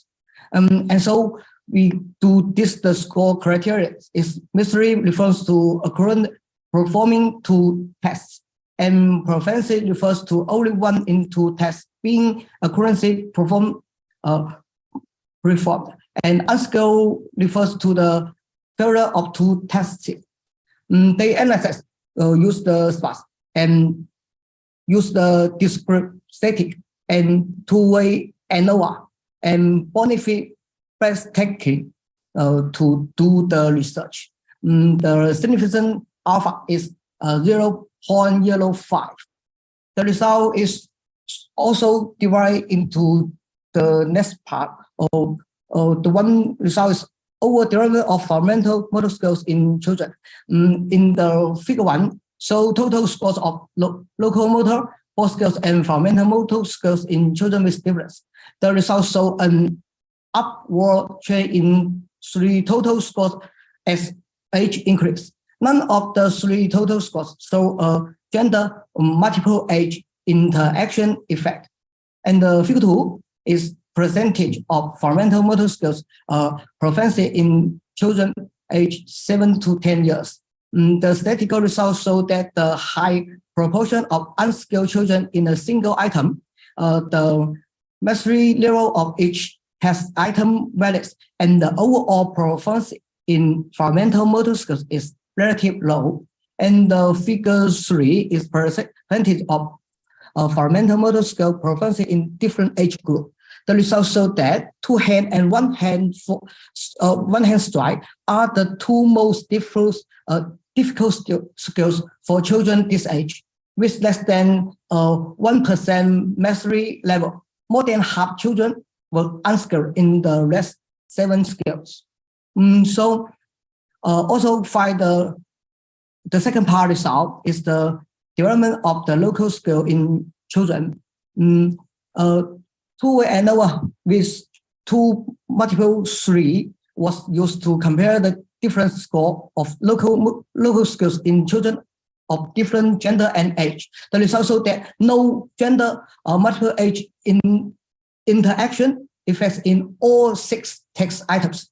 A significant gender may effect was shown in the skip, or gallop, horizontal jump, and hop. And the Bonifer best testing found that only horizontal jump significant different in the 3 age group. And the next result, this table shows the result of the two-way ANOVA of gender and age effect on local skill development. And the third result is the development of both skill in children. The sum two-way ANOVA was applied to compare the different score of both skills in children of different gender and age. The results show no gender or multiple age interaction effect in 7 text items. But significant gender and age may affect our prayer in all 7 items. P is less than 0.001, which were better in boys than in girls. All age group, all 7 test items show a noticeable improvement in children aged 7 to 10. And then the table is so that, okay, discuss is the, this study shows significant gender difference in the total score of fundamental motor skills in children aged 7 to 10. Boys score higher in all 3 age groups. Although significant gender may affect in local skills appear in the skip, gallop, horizontal jump, and hop, it did not translate into a significant gender difference in total local score. The study also found that although there was no significant difference in gender on locomotors, boys perform better than children aged 7 to 8, and girls perform better when children aged 8 to 9. Therefore, this difference may be subject to social and environmental factors. Children start initiating the learning gender roles from their parents, peers, teachers, and surrounding from birth and participants in sport that fit their genders. Therefore, boys will play more collectively and competitively for sport daily. At the same time, girls have less access to and development of skills as they participate in cooperation and acting actives. And the total score of fundamental motor skills, the total score of local skills, the total score of boys skills, and the 13 sub-items of children aged 7 to 10 show significant age difference in increasing with age in line with the role of children's development. Conclusion is the study analyzed fundamental motor skills in children aged 7 to 10 years in learning. It found that children's motor skill improved with age and a significant gender difference. However, the effect size of gender on children's fundamental motor skill was at a medium-low level, while the effect size of age reached medium-high levels. Therefore, teachers should teach different according to motor skills characters of children's gender and age in actual practice. The The study also found that children score poorly in the two-hand strike and one-hand strike. A possible reason would be the cultural difference. Baseball and tennis are popular in foreign countries, but uncommon in China. Chinese children have little chance to play, leading to poor test results. And the last one is there are some limitations in this study. First, this is a cross-section study target on urban children. No children in rural areas were involved. Subsequent studies should expand the scope of the study, analyzing the motor skill difference between urban and rural children. Second, there are yet to be a general fundamental motor skill development model for children established yet in China. Children from different areas cannot be clearly compared. This is also an important issue that subsequent research should to address. As for the poor situation in girls' ball skill, further experimental studies are need to decide intervention to promote its development. Okay, thank you very much for your attention. Thank you. Okay, thank you so much, Mr. Chen Huang, such a grateful the presentation. And then, okay, I would like to invite you all if you have a question for Mr. Chen Huang. Please raise hand or chat in the room. Oh, okay. Okay. Okay. I think no one have question for you, Ms. Chen Huang. Yes. Okay. Okay. Thank you so much for your presentation. Thank you. Thank you. Okay. So I would like to invite the next presenters is we have forwards again to number 2. It is Geng Rui in this room. Okay. Liu Xi. Okay. So, ladies and gentlemen, this is the end of the session of parallel session in the room 4. But before we close the session, I would like to invite you all to turn on your camera. We will have a photo session. Please turn on.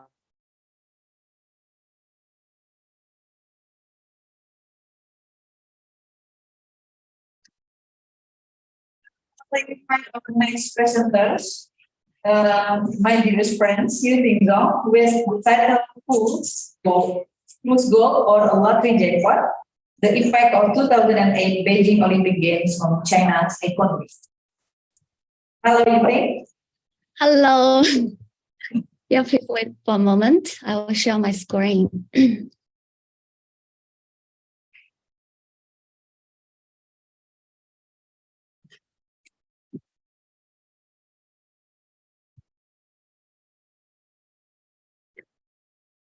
Oh, it shows the screen is sharing by the former presenter. Okay, let me check.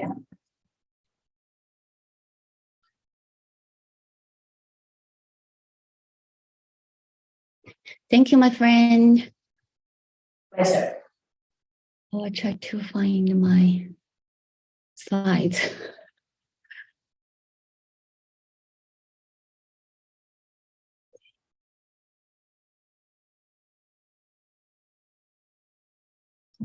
No.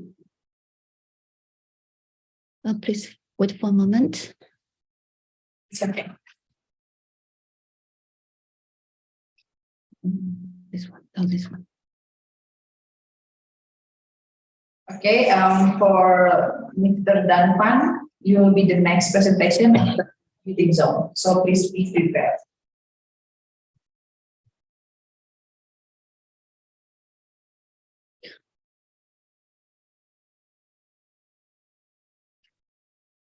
Oh, it's a little. I'm sorry, my screen is locked and I will try to unlock it. I'm sorry.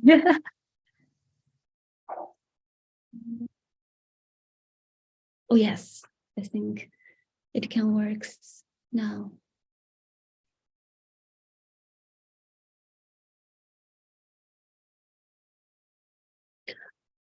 Oh, hell no.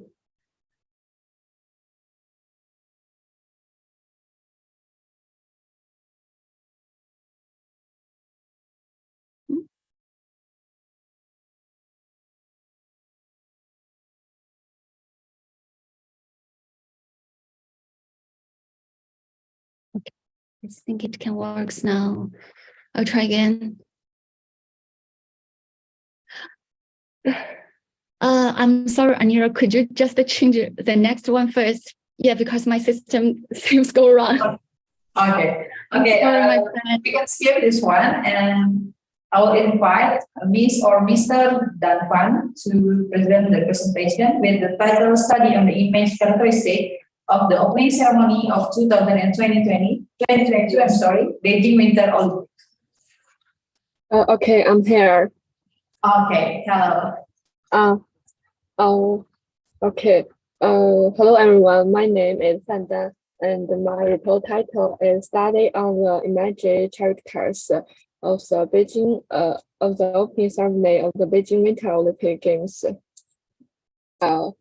In February 2022, Beijing officially handed over its Winter Olympic answers. The 24th Beijing Winter Olympic Games are still talked about today, such as the opening ceremony, wonderful competition moments, epidemic prevention and control, mascot Bindundun and Xurongrong, humanize service and spring festival elements of the Olympic Village. In particular, the opening ceremony, as an important part of the Olympic ceremony performance, carries an important memory and combined with the large-scale dissemination of the media so that audience around the world have the opportunity to participate and appreciate. It has two parts. First one is based on symbolic construction. As the opening ceremony, the things that represent the values of Chinese culture were integrated into the wonderful performance, and the opening ceremony became an important platform for showing, transmitting, and even creating Chinese culture. It has many examples, such as 24 scholar terms, ancient poems, delegations, and mascots. Then, share culture symbols. Liefmer argues in most cases we don't understand first and then defy, but defy first and then understand. We tend to understand it in the way our culture has given and is familiar to us. Due to the different cultural backgrounds, there are huge differences in concepts, languages, habits, and other aspects, which brings obstacle and ambiguities to the interpretation process of cultural symbols. It also has some examples, such as snowflake, whether it's the Saturn song of the opening ceremony or the torch platform composed of national famous bronze in the shape of snowflakes. The snowflake elements run through the entire opening ceremony. Snowflake is a common image of Chinese and Western cultures. There are no two identical snowflakes in the world, which not only refers to the ice and the snow symbol of the Winter Olympic Games, but also implies the concept of harmony and difference in Chinese culture. And then in the choice of music for the opening ceremony, Chinese "Let the World Be Full of Love" and John Lemon's "Image" call for peace and beauty in the world in two languages. The Malaysian choir, composed of 44 children from the Shuping Mountains of Hebei province, sang Ode to Olympiad in Greek. In the selection of background music for the entire of the delegations of the participating countries, the corresponding repertoire is selected according to the different historical and cultural backgrounds of each country. And three is the interaction of cultural symbols. In a semantic analysis of the opening ceremony, there are not only cultural symbols and shared symbols, but also produce the interaction machinery of symbols in the exchange and collision of cultures. It also has some examples, such as Olympic slogans, Olympic wreaths, and ignition sessions. First, the international community and the world sports have encountered an unprecedented crisis as COVID-19 has ravaged the world. Together after the Olympic motto, faster, higher, and stronger. And the CITAM slogan of the Beijing Winter Olympic Games is Together for a Shared Future, highlighted the spiritual CITAM of Together and to the Future. Then Olympic rings. As a symbol of the 5 continents, the Olympic rings symbolize the interlocking and the solidarity of countries around the world. And then is the ignition session. In the final ignition session, 2 young athletes together embedded the torch into the snowflake platform, becoming the main torch of the Beijing Winter Olympic Games. The main torch only produces water when burning. Doesn't produce carbon dioxide, making the main torch save 99.9% of the energy compared with the past, and caters to the environmental protection concept of all countries in the world. 2 parts, analysis of the opening ceremony based on media events. It also has 3 parts. First is the presence sense. The audience in the opening ceremony of the Olympic Games will have different degrees of sense of presence. And due to the global pandemic of COVID-19, the opening ceremony of the 2020 Tokyo Olympic Games didn't have live audience, while the 2022 Beijing Winter Olympic only sells tickets for domestic audience. So in order to make up for this shortcoming, many broadcasters around the world formed a monthly live broadcast of the opening ceremony during the Beijing Winter Olympics. Finally, the audience outside the venue can also have an immersive viewing experience, realizing the common presence of all audience. And then enhanced sense of national and national identity. The cultural symbols presented at the opening ceremony of the Beijing Winter Olympic Games not only narrowed the distance between China and the world, but also enhanced the sense of identity and belonging of Chinese nation, and the national state is the appeal behind the historical and crucial symbols of the opening ceremony of the Olympic Games. It also had 2 examples: national identity and collective memory. The third is the cross-cultural communication.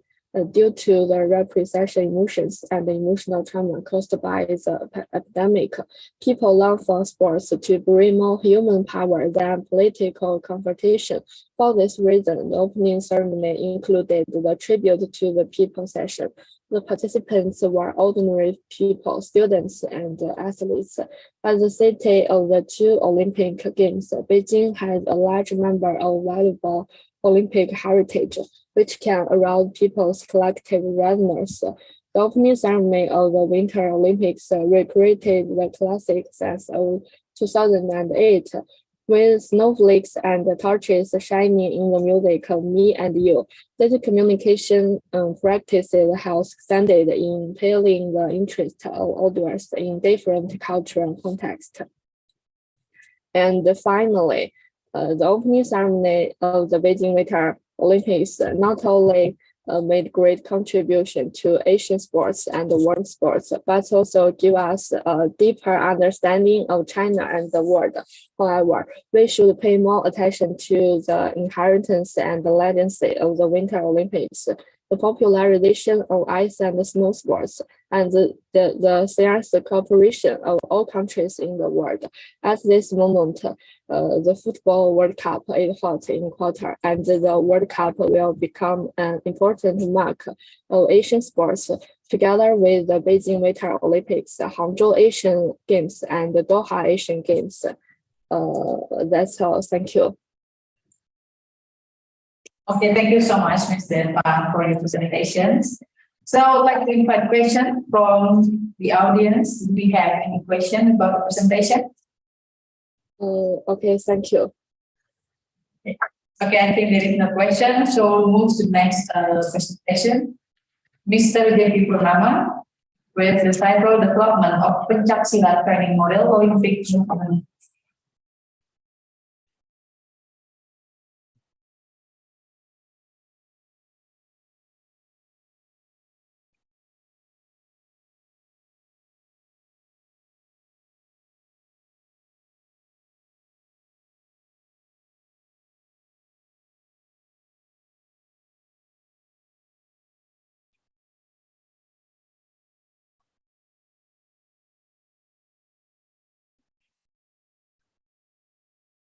Okay, thank you for the time and opportunity. Bismillahirrahmanirrahim. Assalamualaikum warahmatullahi wabarakatuh. Okay, my name is Jeki Purnama Putra. I am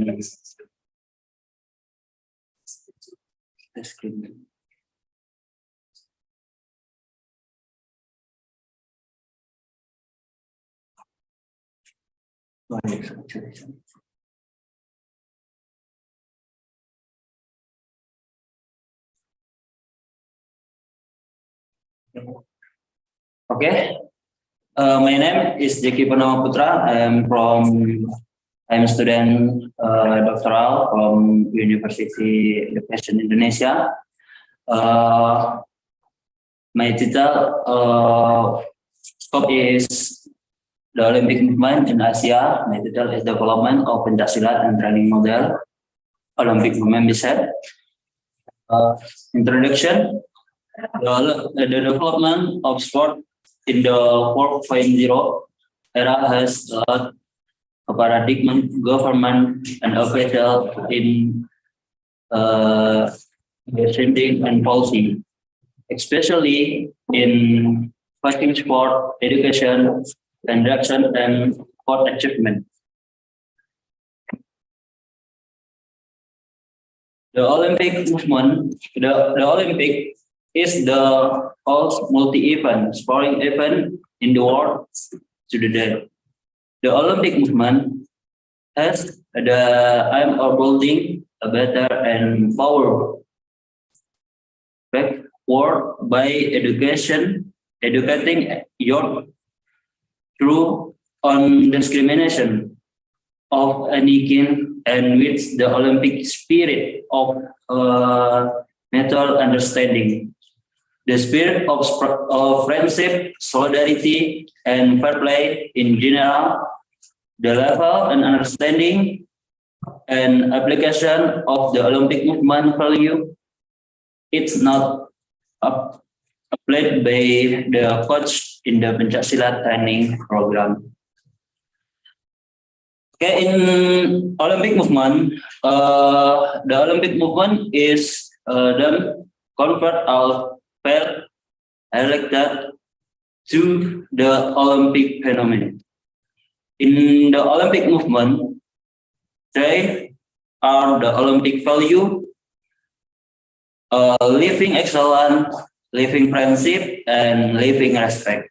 This is foundation on which the Olympic movement builds.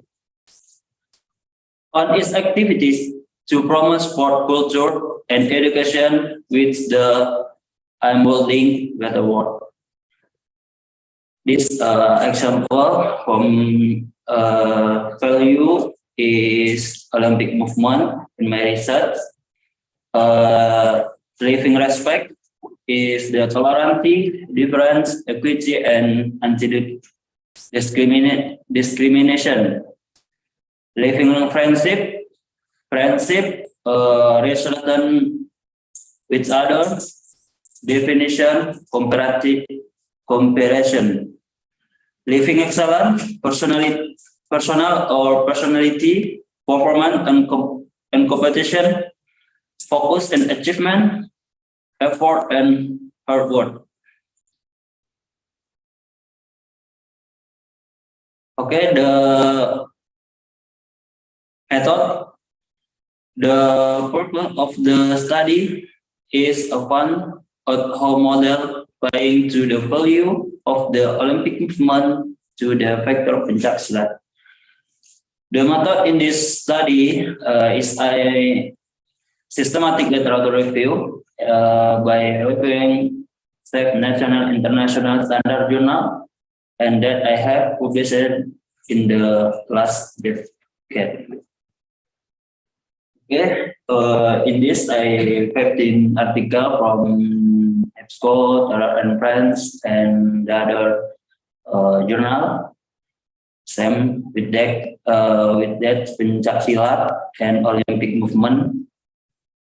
To the 5 article in pencaksilat training model movement reset.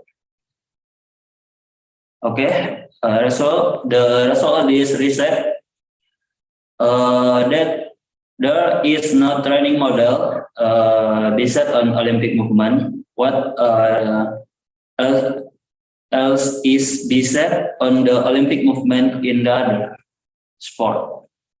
Especially pencaksilat, we need exercise model for playing the Olympic movement value to become conference for coach and practitioner and sport, especially pencaksilat. We know in Indonesia sport for all and development through sport. I have development of sport and culture through pencaksilat. This is my inspiration. Okay, thank you. This is my reference. Okay, thank you. And last I say you. Assalamualaikum warahmatullahi wabarakatuh. Waalaikumsalam. Thank you so much for Mr. Diki for the presentation. I would like to invite the question. Do we have any question? Okay, I think there's no question. Once again, thank you so much, Mr. Diki. Okay, thank you. And for the next speaker, okay, that's good. We'll get the microphone.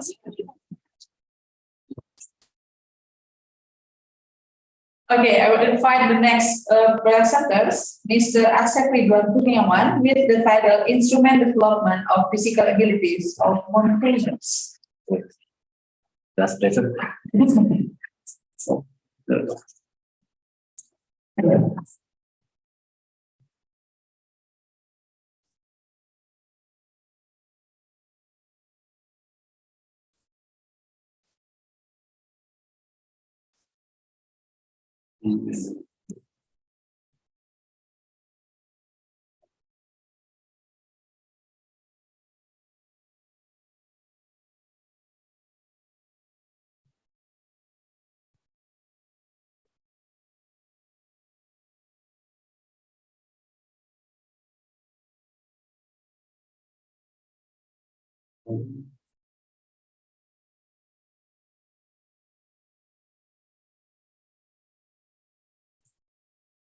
Sama?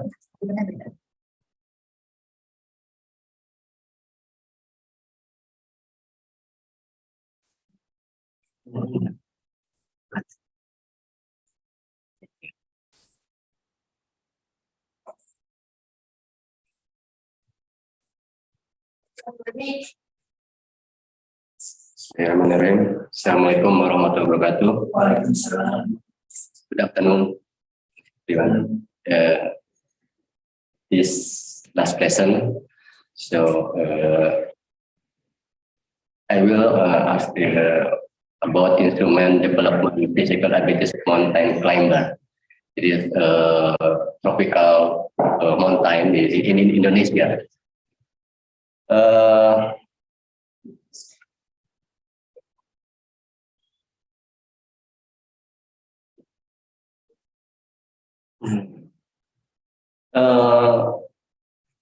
Mountain climbing is part of adventure tourism.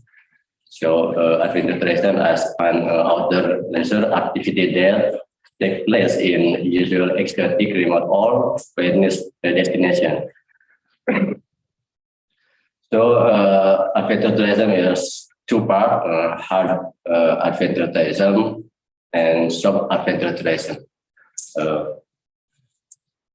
Climbing mountain, it is my research to 3,000 mdpl.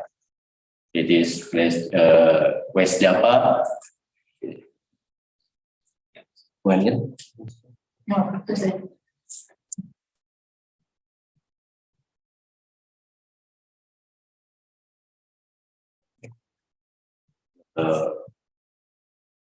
West Java and Pangrango mountain, Ciremai mountain, so Center Java, Selamat mountain, Sumbing mountain, Sindoro mountain, Merbabu mountain, so East Java, Welirang mountain, Ardina mountain, Semeru mountain, Orgoforo mountain, Rong mountain, so Bali, Agung mountain, Lombok, Rinjani mountain.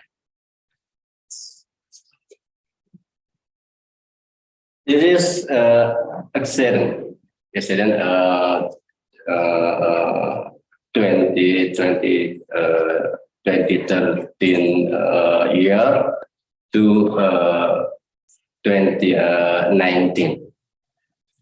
Part of 2013, 8% death, so 24 9 death percent to 2015 11 percent death and to 2019 5 death. It is urgency that climbing. So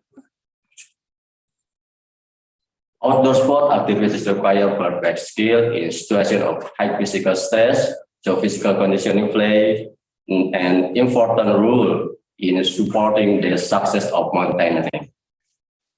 Objectively, this study to test the validity and reliability of the physical fitness and more fitness component, and motor fitness component as required for the determining the optimal physical performance of mountain climber. This method used research and development (R&D). The participant in this study, 7 climber. It is elite climber of Indonesia. So altitude of 3,000 mdpl. The sampling technique as used was total sampling. The analysis used content validity and construct validity. The residual development is 10 steps. The component development the physical abilities test for mountain climber.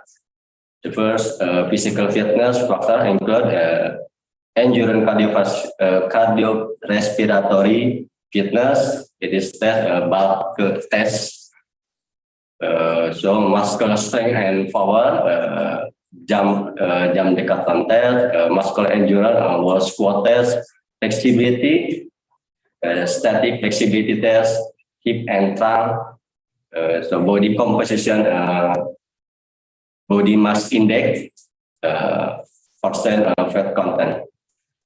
So motor fitness factor, speed, running 35 meter speed test, agility hexagonal obstacle test, coordination, hand and eye coordination test, balance, standing stroke test, reaction time, whole body reaction.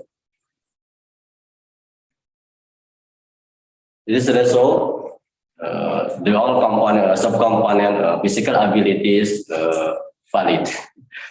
That you know that the result of the research test are compared with the value of the earth tabel and 7 with percent significant level of 0.669.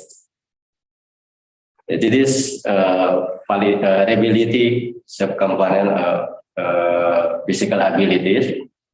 All this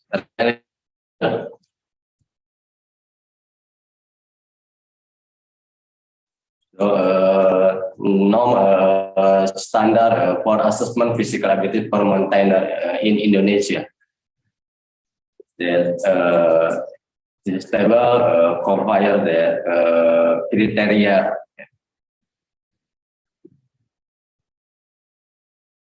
This result, the subcomponent of physical ability, endurance, calibration, fitness, speed, muscular strength, and power, agility.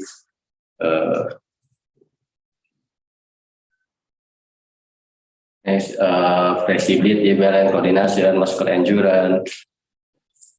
So that it is all non-standard for assessment physical abilities. Discussion. If the climber has physical fitness in the good category, there are many benefits to the body. Thus, the factor of physical conditioning, physical abilities become the main capital in carrying out mountaineering activities and require climber to quickly adapt it to time, whether steep road and objective and subjective measures. It is Rahman et al. 2018. Therefore, the physical exercise program training for the session must be well planned with systematically rhythmic to so that it can benefit functional ability and to improve physical fitness, so that mountain climber is most likely to be achieved successfully and safely. It is said CD et al. 2019. In addition to the risk cognitive, there is a lot of physical preferring to this change caused by altitude or metabolic change made by increased carbohydrate oxidation on total energy expenditure. Said Brock et al. 1991. Next discussion show us to the risk of accident on climbing caused by degradation physical conditioning in exercise to optimal the performance of aerobic metabolic. I said Maclet, Hoka and Weber, 1998. Next, show the importance of accurate plan in the process of farm physical conditioning in mountaineering, because activities carried out high altitude hours after aerobic and anaerobic performance. Said Gore et al. 1996. Given the validity and ability of instruments, but the sample in the study was 17 and 19 years old on bread, and the climber category was a trained climber. Researchers have not tried to analysis recreational climber and the adult level. Conclusion: the physical abilities component of mountain climber, it is elite climber in Indonesia. This 3000 mdpl is a strong correlation value, and the test instrument can be used and evaluation method to the measure to the physical fitness and motor fitness of mountain climber. Thank you. Okay, thank you so much. Thank you so much for the presentation. Do we have any questions on the floor? Okay, thank you so much, Mr. Ridwan. So we'll invite our next speakers is from Dr. Petru with the title "The Birth of the Basketball Court: Bodies in Time and Space." No, I have it. Could you please send me? Okay. Yeah, you want to go on to somebody else? Yes, good, great. So the next one, I will invite you, Zong. Are you ready yet? Yeah, I'm here, and I would. I hope this time can work. So I will try it again. Oh, that's fine. That's fine. And Anira, we will maybe have 2 or 3 authors behind me because they are from other rooms, and when they enter the rooms, their rooms already end. So okay. Yeah, thank you. And I will try to share my screen first. Yeah, it should work. It have to. Yeah, it have to. Finger crossed.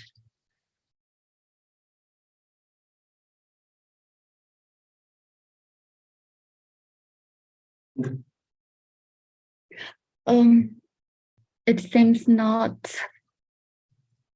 And could you please let the next one first, and I will send you my slides to my friend, and I will ask him to show my slides for me, and I will talk. And you can ask the next one first. Thank you. Okay, so I will invite the next presenter, Ms. Sylvie Putri Wiguna. With the title, sorry. Okay, thank you, Miss Anira. Okay. Thank you.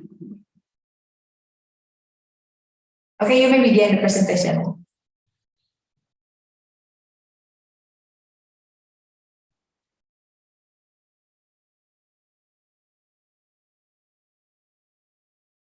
Bismillahirrahmanirrahim. Assalamualaikum warahmatullahi wabarakatuh. Waalaikumsalam warahmatullahi wabarakatuh. Good afternoon, ladies and gentlemen. Let me introduce myself. My name is Sri Riziki Putri Wiguna, and I'm from UPI, Universitas Pendidikan Indonesia. In this opportunity, I would like to present comparison of commando teaching style and reciprocal teaching style towards learning outcomes of empty-hand single tricks in pencaksilat learning. The use of the teaching style itself is not a new thing in the world of education. In general, teachers have implemented it in schools. It's just that for physical education, the style that tends to be used is the command teaching style, especially in senior high school 6. Physical education teachers are more likely to use the command teaching style in the delivery of their teaching materials, so that students feel bored and saturated when they have to be ordered to the movements that the teacher wants, so that the creativity of students is limited by the order of the teacher.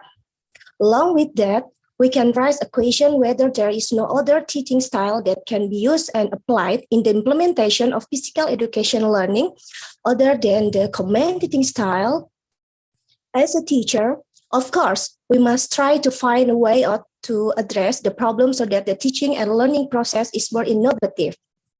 Departing from the above exposure, as physical education teachers, we must prepare and use teaching style and learning approach that not only make the learning process look interesting, but also provide space for students to be creative and actively involved directly throughout the learning process, until the cognitive, affective, and psychomotor aspect of students can also develop simultaneously.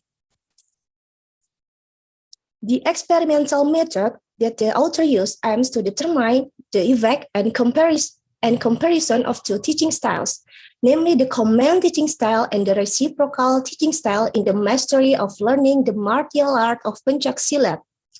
The independent variables in this study were the command teaching style and the reciprocal teaching style. The dependent variable is the result of which teaching style is effective in mastering the movement of the martial art of pencaksilat.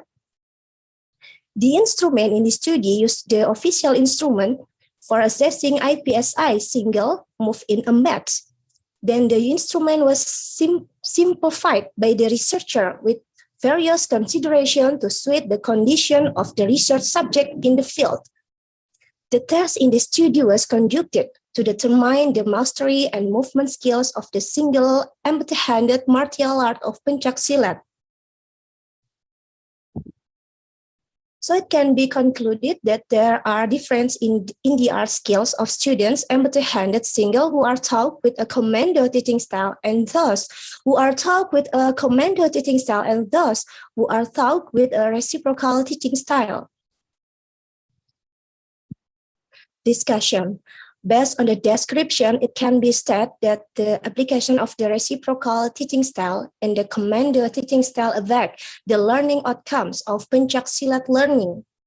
Through this, students will more easily understand the subject matter provided by the teacher so that they are able to practice it well.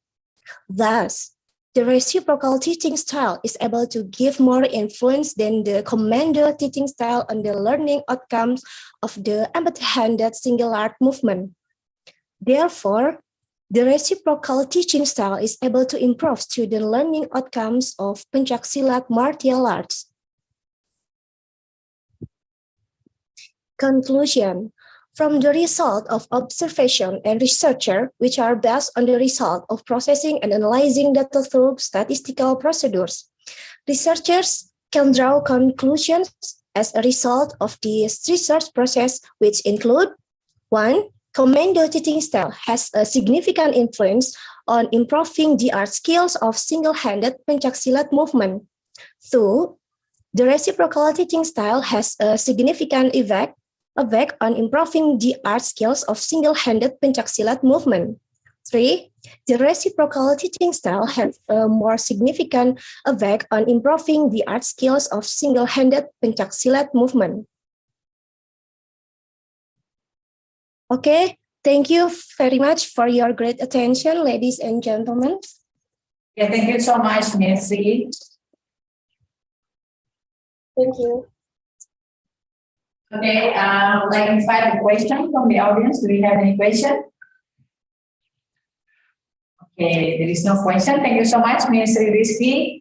For the next presentation, I will invite Suryo with the title Effects of Hatha Yoga on Depression and Sleep Quality in Adolescents, an indication of the successful events management experience of the Beijing Winter Olympic for the management of large-scale sports events. Hello, thank you. Okay. Can you listen? Okay, can you listen to me and see my PPT? Yes, you can see it. Oh. You will begin the presentations.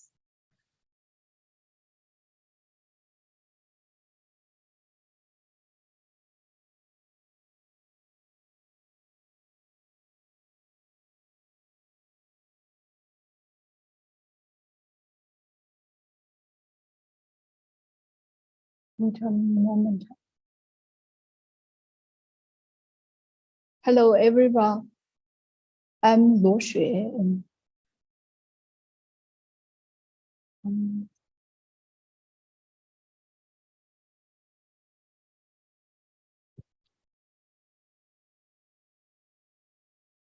I am from Southwest University of Finance and Economics. Today, the topic of my oral presentation is the effects of Hatha yoga on depression and sleeping quality in adolescents. The background of my paper is adolescents face a variety of challenges such as schooling and further education, which can have an impact on their physical health. Depression and sleep quality have a direct impact on health. The purpose of this study was to investigate the effects of Hatha yoga exercise on depression and sleep quality in adolescents. This study was designed as a 20-week randomized control trial of Hatha yoga intervention with 60 Chinese adolescents, including a yoga exercise group and a control group. SDS and PSQI were used before, during, and after the event to motivate the effects of Hatha yoga intervention on depression and sleep quality in adolescents. results. In this paper, we suggested the healthy promoting effects of hatha yoga on adolescents by expanding the sample size, extending the duration of experiment, and matching the control group using a ANOV. There was significant difference in SDS and the PSQI in the yoga group before and after the experiments. After the intervention, depression scores were significantly lower and the sleep quality was improved in the yoga group. Conclusion, hatha yoga exercise can relieve depression, improve the quality of their sleep, and relieve their stress in teenagers. Okay, this is the first paper I want to take a presentation. The next one is wait a moment.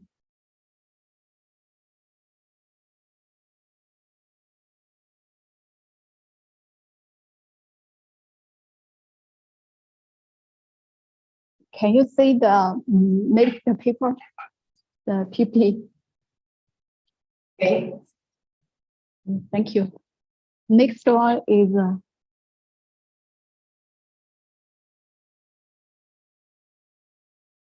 the implications of the successful events management experience of the Beijing Winter Olympics for the management of large-scale sports events. This paper, based on the knowledge of large sporting events management, this paper uses literature and logical analysis to discuss the successful experience of large sporting events management in the Beijing or Winter Olympics in a more systematic way. The Beijing Winter Olympic Organizing Committee attaches importance to the knowledge management of sports events, incorporates all the successful experience and the knowledge of previous Winter Olympics into its own knowledge base and builds a knowledge management system suitable for itself. Results, the Winter Olympic Organizing Committee is establishing a knowledge management system to meet the staff's demand for knowledge and information in a timely manner and provide a constant source of knowledge resources for the staff of the organized committee. It enables the staff to make the quickest and most accurate response to the sports events in the shortest time, especially to deal with the unexpected incidents of the events and provide faster, efficient, and exhaustive service for the Winter Olympics.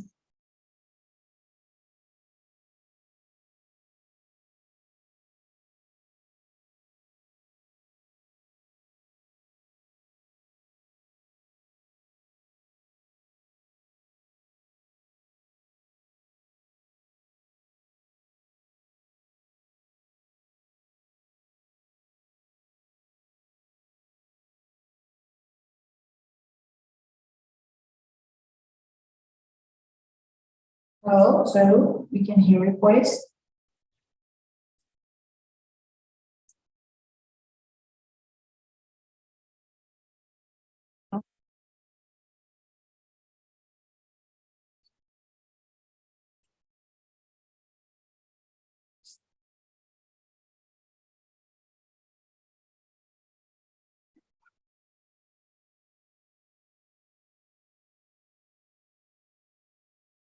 Okay, I think it's already finished. So I'd like to invite the question from the presentation. No? Okay. I think everyone is tired. So thank you so much, Ms. Suelwa. I'm so sorry if I missed. Thank you. Okay, now we will invite our next speakers with Dr. Petrus. You may come here to present the presentation. I will check. Get it up there.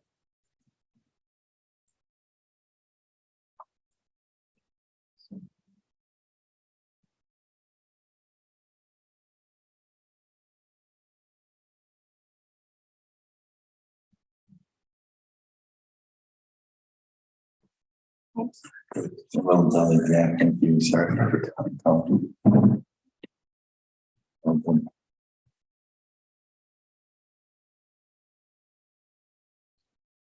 I can just sorry. Yes. Let's go now. Okay. Good day to everybody. Good to see you. My topic is on the introduction of women's basketball in the Philippines at the turn of the 20th century, early 1900s, and calling it the birth of the basketball court, bodies in time and space. Let me get the slideshow.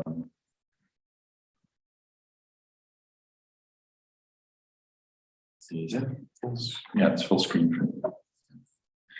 So the research question was, how has basketball been utilized to construct gendered bodies in the Philippines during the years of American occupation, which was the first 50 years or so, 1902 and 1948.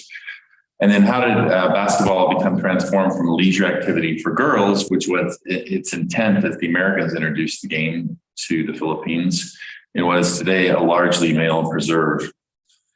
Sociologically, why study basketball? What's the point? One, it does serve as a male preserve today, seemingly, as women's basketball is only played in elite universities in Manila for the most part.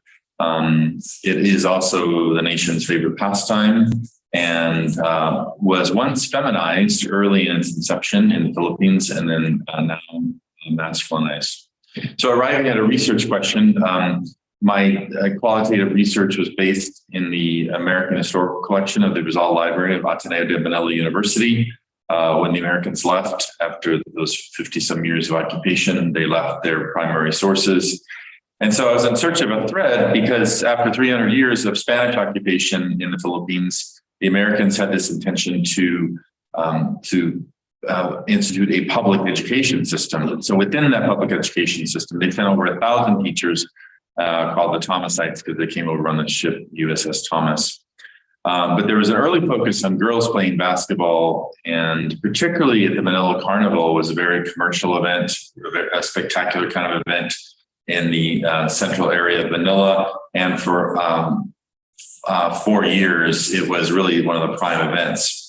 So the story is really what happened to that. Here's a commemorative piece of some of the, from actually a U.S. government anniversary. It's actually mislabeled because it says in the caption there, you can't read it probably, but it says these girls are playing baseball, but in fact, they're playing basketball. You can see the basketball hoop on the left.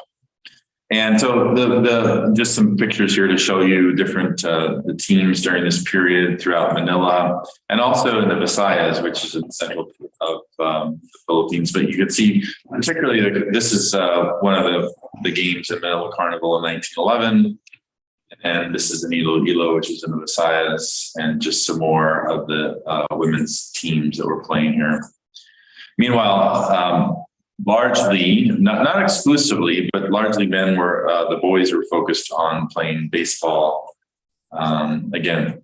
So theoretical perspectives I used, Foucault and the body, and Henning Eichberg and his cultural sociology approach, cultures of the body, and then Ian Manhall, a Canadian sports feminist historian and sociologist. So due to time, I'm not going to spend a lot of time here, but I want to focus on Eichberg, who says, who also studied Pencak Silat as well in Indonesia later, after he studied gymnastics culture in the Scandinavian countries. But he said, show me how someone's running and I can see something of the society in which they are living. And the idea behind this is that you have a ball, you have humans, and you have the environment, and it creates a dynamism that emerges and thus embodies in time and space. Skip over that one. So what were the American discourses surrounding basketball and the body? And the prime sources were here, these government documents that they were sent, basically the Department of Education under the Department of War at the time. But then you also had the athletic handbooks were teachers were trained. Here's how you teach basketball. You also had the emergence of the Philippine Amateur Athletic Federation, official rules and handbooks, and then the Teachers Assembly Herald, which was a professional development quarterly magazine for teachers.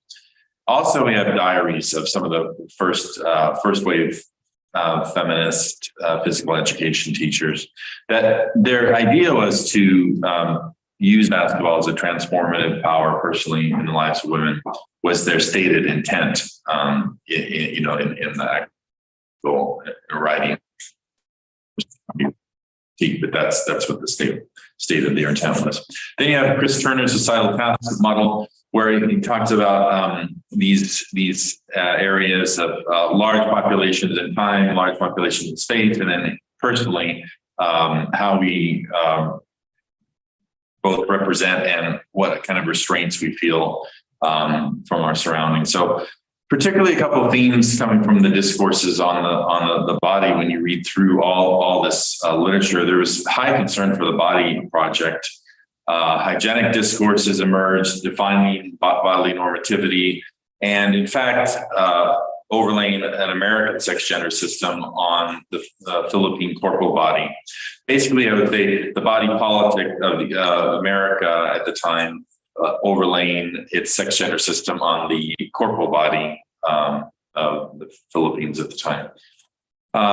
So you see this is from Dean Wooster, Evolution of Bontoc Igorot Man. He was the University of Michigan anthropologist at the time and also worked for the government, the colonial government in the Philippines.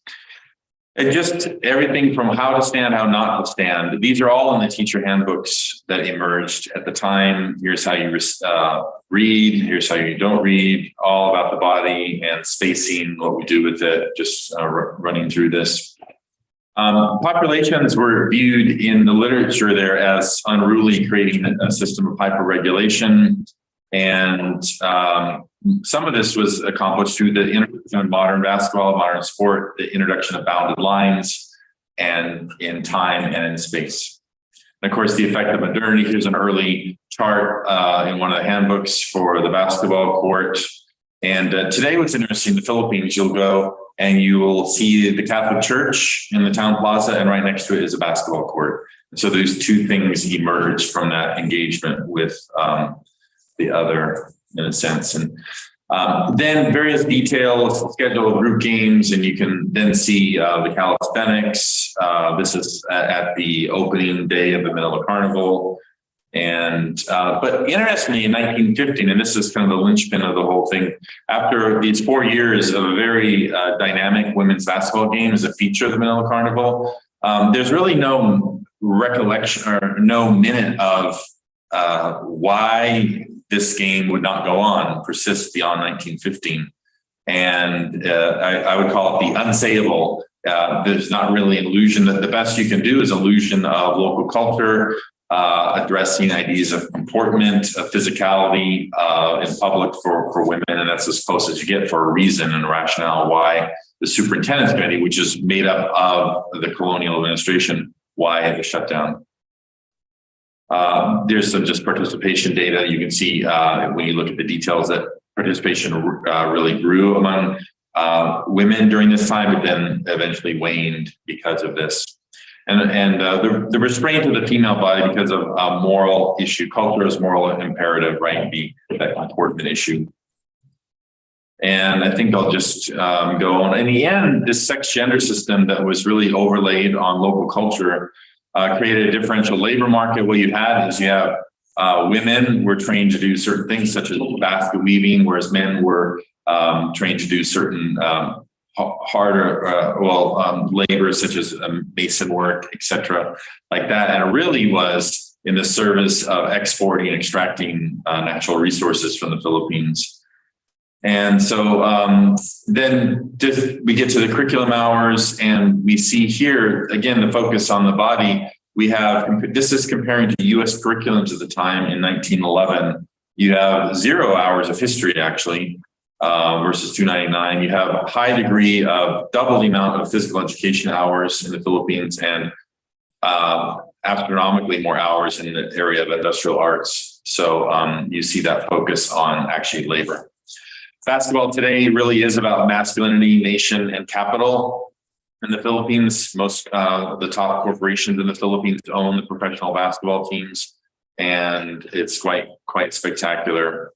And so to me, the end story here is the local culture being able to transform whatever these intentions were coming from outside, and we can talk further of that today. What's interesting, I have for further research here, you can see some of the what I would call the history of the present here, even in this this picture here, where you see some of the elements of this is Café France, a cafe in the Philippines, and you see the same template that was used earlier that's still there. This in the case of how to be a good worker, in a sense. For further study, I think one fascinating thing to look at, the Ayala Museum has all kinds of records on basketball earlier in its time. This is a little bit later in the 1950s, but they have a whole series of newspaper photos that were cropped in a certain way. So what photos were put in the newspaper, what is left out, I think is something to understand local understandings of basketball in the Philippines. Also, the University of Philippines has a great microfiche collection of some of the early newspapers back right when basketball started. And the challenge there is just to finding a needle in a haystack, because sports sections of the newspaper didn't start till about 10 years after that. And so anyway, thank you very much for your time and listening. Appreciate it. Okay, thank you so much for the great presentation. Do we have any questions? No. Can I ask? Many other examples of the use of basketball in particular, but games that subsequently regarded as predominantly male games. Yeah. Games. Yeah, I in my literature review, I really haven't come across that at all. And you know, in Indonesia too, that would be something very much to pursue here with football and its role and how it was introduced in its inception. But no, I have not. Yeah. I was wondering whether there was a soccer or something. Yes. Yeah. But I can't think. Yeah. It's yeah. Thank you. Yeah. Okay. Thank you so much. Give it applause. Thank you. Yeah. So for the next one, I will invite again Ms. Yuping Zong to present the presentation, and I will start with several screens. Hello. I'm so sorry, and thank you for giving me the third chance to give me my presentation. Thank you. Okay, so can you have the slide? Do you see it? It's all black. Oh yeah, I can see it. Yeah. Okay. Yeah, thank you. Dear professors and colleagues, good afternoon, and I'm so glad to be here to share my presentations with you, and thank you for giving this chance. I'm Zhong Yuting, and I'm a PhD candidate of Bangor University. And for today's topic is the false gold or the lottery jackpot, the impact of 2008 Beijing Olympic Games on China's economy. Next, please, my friends. And here is my outline. Part one is a failed bid losing city. Part two is the marketing and the financing of 2008 Beijing Olympic Games. And I divided it into two parts. One is the marketing of the games, and the second one is the financing of the games. And the third part would be the post-games outcomes. And include two contents. One is the urban development, the reform, and the opening up of China. And the second one, the environment enhancement.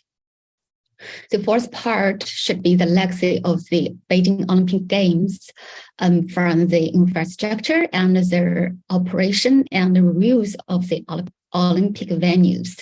And the last one is a conclusion. Next one, please. And for this part, introduce of the background of China's bids, and because for Chinese, hosting the Olympic Games was a dream that have continued for more than 100 years. And the 2008 Beijing Olympic Games was the place that the Chinese dream and glory realized. And here is by the former president of China, Deng Xiaoping. He said in 1990s, and he asked, have you made up your mind to host the Olympic Games, and why are you afraid to do this? Having built such a sports facility, it would be a waste not to host the Olympics. It was said by him when he visited the National Olympic Center, which was built to host the 11th Asian Games. And next one, yeah. And we all know the end. On September 1993, Monte Carlo, Beijing lost the bid to Sydney by 2 votes. But it was we all see it was a pity, but an official from the organizing committee said it was not a pity that Beijing didn't win this bid, but it wasn't a failure of Beijing. This attempt showed that world that China was determined to open up to the world and was eager to host the Olympic Games. And here is a chart, and it shows the GDP of the 5 candidates countries for the 2000 Olympic Games in 1992. And we can see here China was the 5th place, and it's have a long distance with other countries. So I think the economic distance was the point. And but after the loss in 1993, China didn't stop the preparation for bidding for the games. And finally, they decided to bid for the 29th Olympic Games rather than the 28th Olympic Games. And we know it won the second bid. Next one, please. Yes, the second part is the marketing and the financing of the games.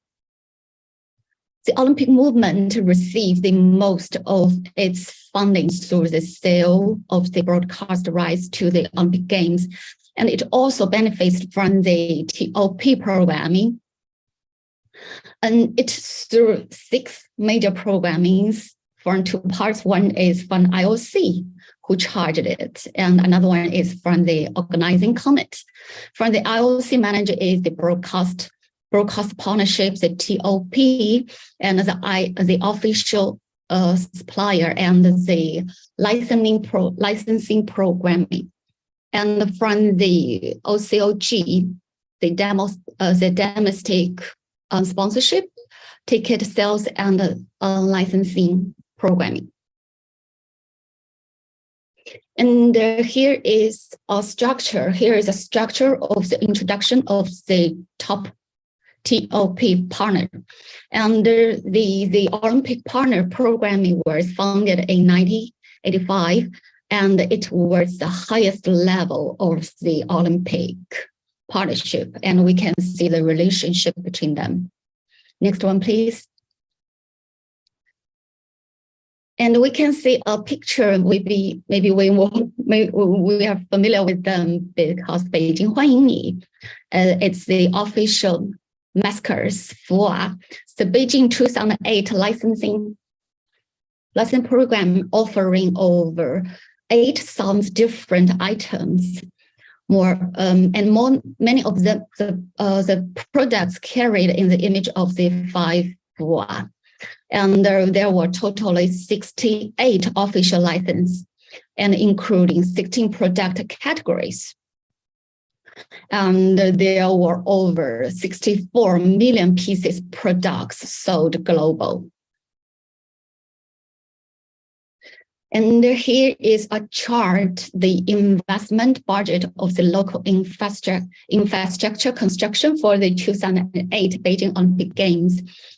As it can be seen from this chart, from the time Beijing won its right to host the Olympic Games, Beijing has invested heavily in improving the environment, the Bruan, the infrastructure, and so on. And we can see it's from 2001 to 2008. And the next, the investment in the environmental improvements protection is more than 60% of total investment.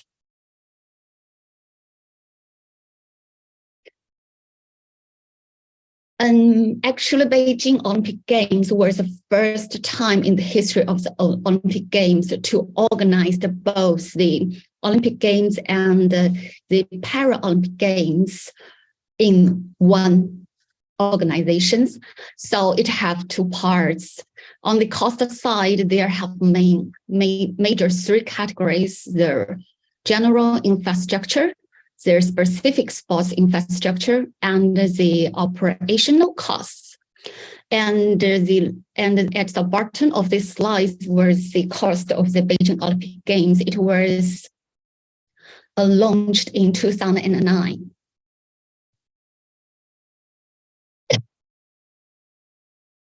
Next one, please. The urban development, hosting the mega sporting events such as the Olympic Games and the FIFA World Cup have a positive impact on the urban development in the host state. And surprisingly, it was discovered that even the non-selected candidate countries experienced a similar impact on their imports. Next, please. And here is a chart that shows the growth of economy of China from 2001 to last year, 2021. And China just won the world rank to 7th place to the 2nd place. Beijing used the Olympic Games as an opportunity to fulfill its commitment to open up to new international markets by undertaking a number of long-term development projects, such as those related urban transportation infrastructure like this. And their environment the environment enhancement, there were 10 environmental protection measures for the Olympic Games, including the site planning, cleaning energy, cleaning transportation, and etc. And here is the air.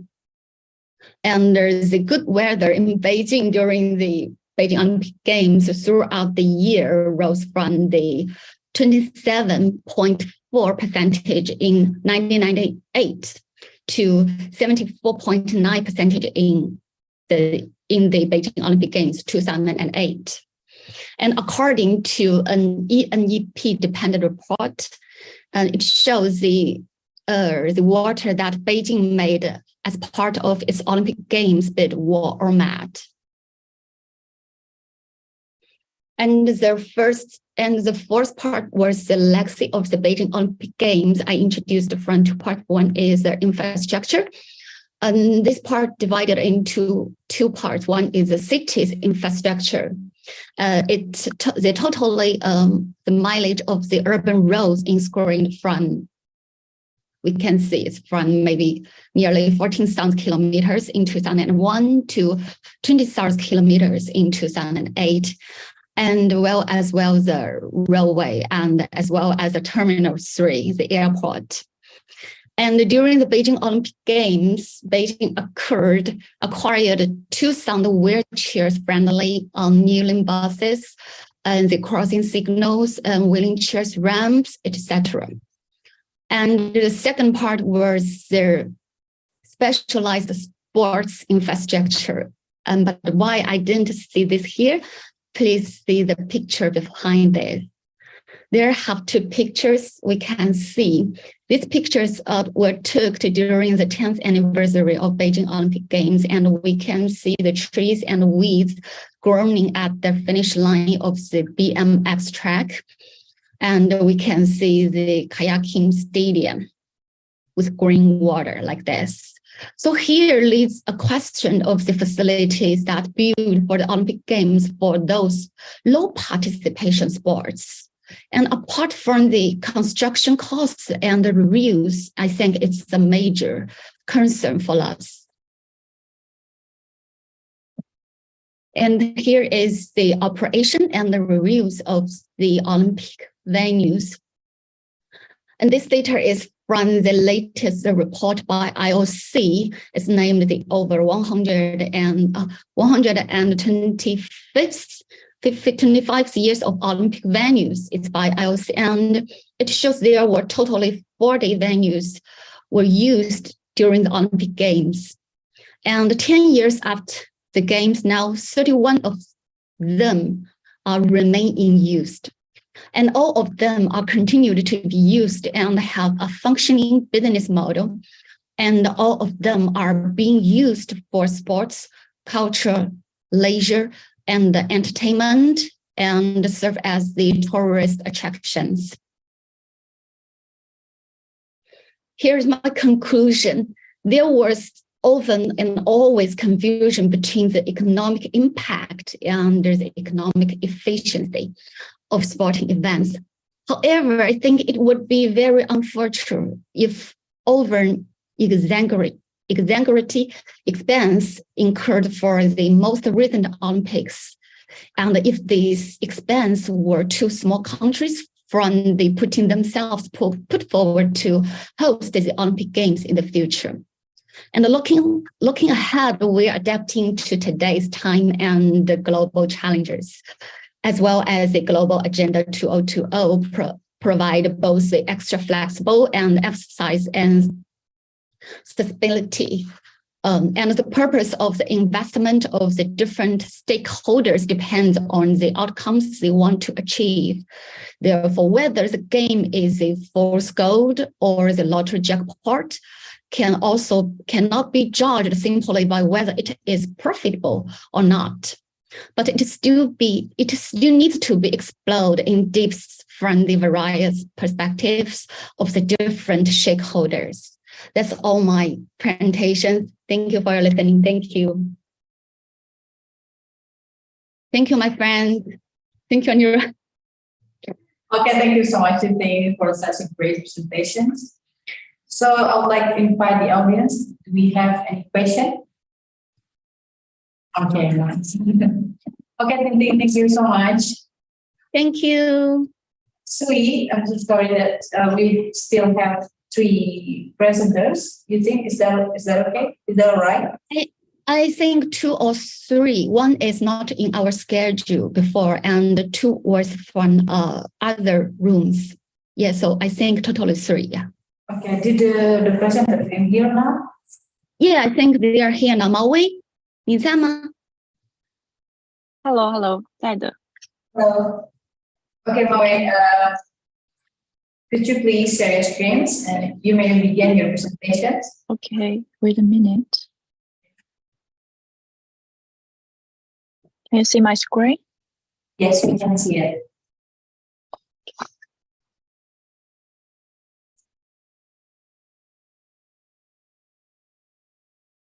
Hello, everyone.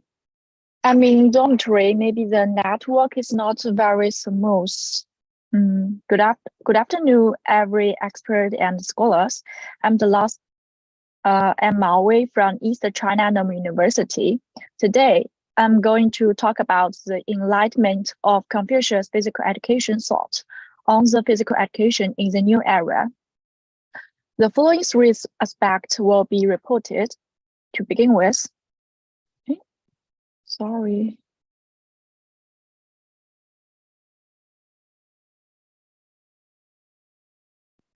To begin with, let me briefly introduce Confucius education. Confucius, an educator and founder of the Ru School of Chinese thought. As early as in Confucius education practice, there has been teaching content of archery and trajectory, which are consistent with modern physical education. And this paper adapts the method of literature and educational history research to study the textual statement about music, archery, and trajectory in the ancient books revised by Confucius. aiming to take the past as a mirror to enlighten the physical education teaching in the new era. So the parts of analysis and discussion will include this respect. Our research shows that Confucius' thought of physical education cannot be spirited with the time background of ceremony disintegration in the spring and autumn period, and cannot be spirited with Confucius' social vision of core governance of virtue and ritual.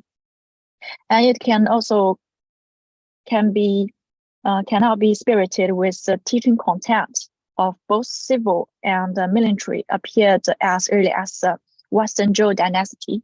But Confucius' special attention is paid to the moral education rules of Russia, which permits the teaching practice of military arts. Through the clustering and integration of his related statements, it is concluded that the loci, spiritual identity, the social standard, and the ideal personality, both are the key points of his practical education thought. With the blood tie as a link, Confucius integrated the political education and the patriotic education of loyalty to the king and roots with the people's awe and the love of their ancient and hometown in music, archery, and treasury, so as to educate people of all classes to love their country. And in the book of writs retained the records of Russian archery, Confucius put a series of requirements for the observe of rules. Some people will not be allowed to enter, and someone can occupy the position of visitors. Thus, the archery in education has the function of consolidating the Russia. In turn, the integration of Russia has brought a deeper spiritual connection to the archery. And the Book of Rules mentioned that the young man must first give his mind to what is to be his business, and also record that the achievement of the archery competition among the federal princess and are closely related to their honor and disgrace. So it can be seen that under the constraint of social relations, our personal behavior can directly or indirectly have a significant impact on others in social relations. So we should understand the role and historical responsibility in each social relationship. And gentleman is the ideal personality that Confucius must think and regards knowledge, benevolence, and bravery as the three virtues of gentleman, Yong, which is a personality education closely related to sports, and which is permitted in Confucius archery and treasury education. The last part of this paper is the enlightenment. That is how we should do in the future. One, integrate into patriotism and collectivism education, cultivate national and family feelings. Our physical education teacher should design teaching things related to the national spirit and the spirit of the time. Moreover, integrating teaching resource with local characteristic and ethnic custom, and introducing relevant sports history and culture to enrich the significance of PE class. In addition, explore the new method such as STEAM and project-based learning, cooperating with teachers of other disciplines to reproduce the historical sense of Confucius' physical education activities. 2. With mind character and the straight carriage of the body, emphasize cultivation oneself as embodied self-cultivation. They are the important topic of Confucius physical education.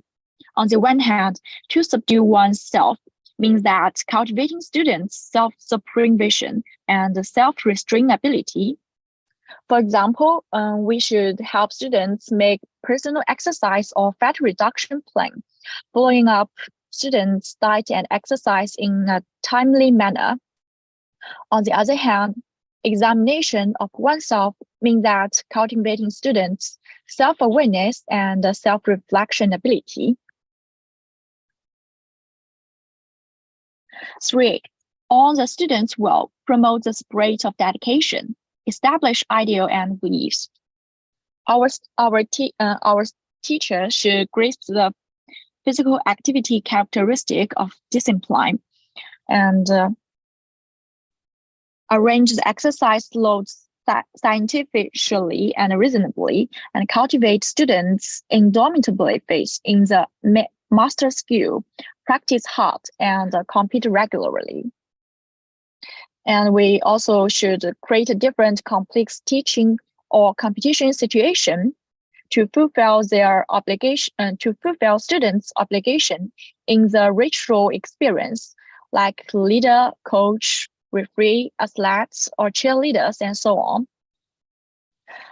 In addition, we can use the power of example to guide students to set personal goals on their own initiative.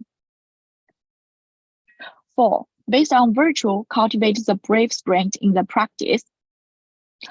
Our teacher should guide students to establish the value concept of friendship first, and help students achieve their unite of practical spirit and moral rational spirit in the rule requirement and personal practice. Last but not least, grasping the opportunity of moral education. Truly hope we can develop the physical education with Chinese characteristic rooted in China and provide new thinking for other countries' education practice. That's all my presentation. Thank you for your listening. Okay. Okay. Do we have any questions? I think we should continue with our. But however, can we take a break for about 10 minutes? Again, because this is my big town in Indonesia. Is that okay? So you means we rest for 10 minutes, right? Have a break. For 10 minutes. Okay, 10 minutes. 10 minutes? And you're at 10 minutes or? Yes, 10 minutes. Okay, thank you. 我们会议组现在稍微休息10分钟，因为现在印尼时间那边也比较长了，所以大家稍微放松一下，我们休息10分钟。然后是那个柯老师和叶阳同学是接下来的报告，谢谢。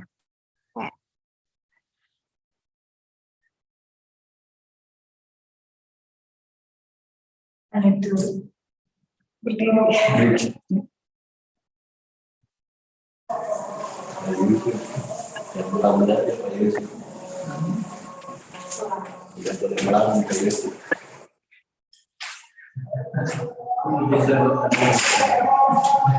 Sorry.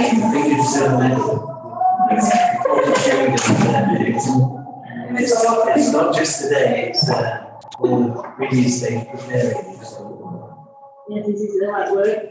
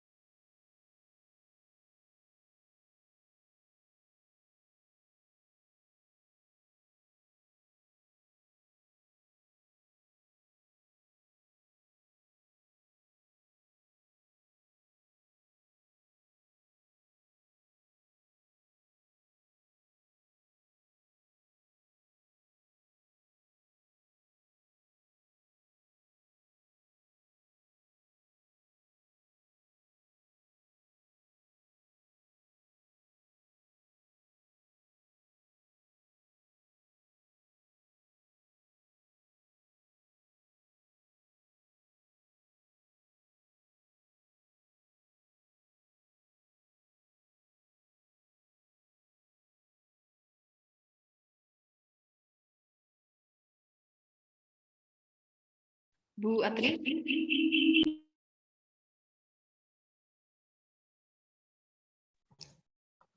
Check.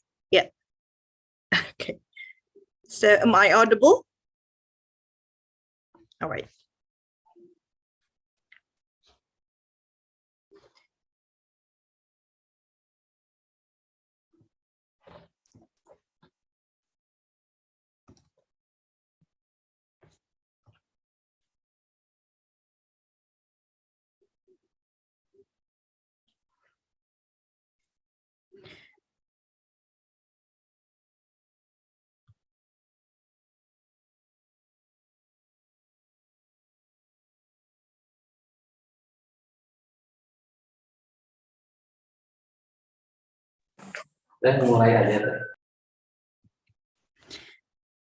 Okay, so good evening, ladies and gentlemen. Welcome to the closing ceremony of the 5th International Conference of Sport for Development and Peace ICSDP 2022, which is in collaboration with the 2022 International Conference of Sport, History and Culture under the theme Sports Policy and Development in Asia. So starting the agenda, let's recite Basmalah. Bismillahirrahmanirrahim. And excellencies, ladies and gentlemen, in this closing ceremony, so get ready for the announcement of the 5th ICSDP 2022 awards. Okay, so is anyone here who is awarded as the best presenter? All right, so let me announce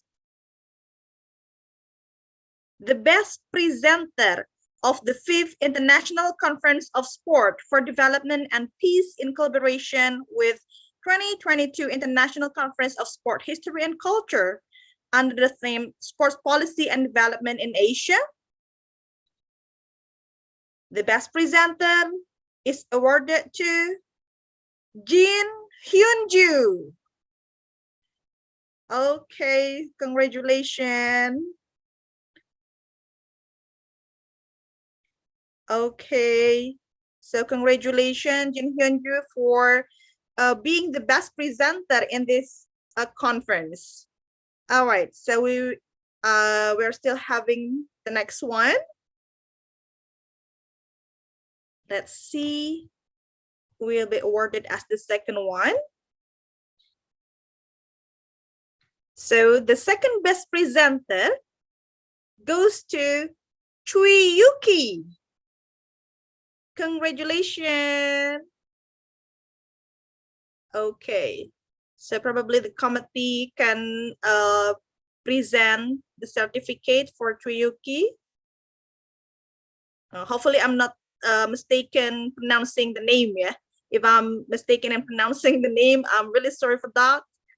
And we're still having the third one. And the third best presenter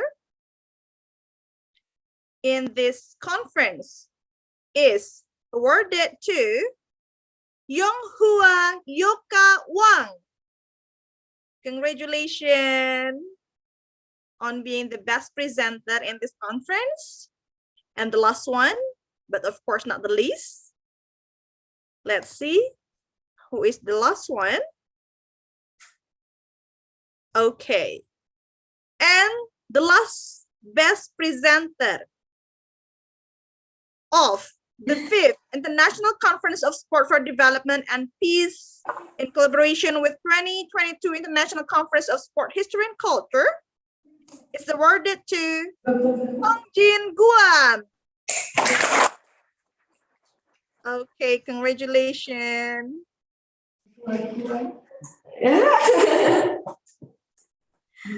All right. So ladies and gentlemen, with the announcement, so we will close the 5th International Conference of Sport for Development and Peace ICSDP 2022, which is in collaboration with the 2022 International Conference of Sport History and Culture. So thank you for the whole committee and also those who have supported this conference. All right. right? And thank you very much for participating this conference. See you all again. I am Admin Dia Astarina. See you in the 6th International Conference of Sport for Development and Peace 2023. Assalamualaikum warahmatullahi wabarakatuh.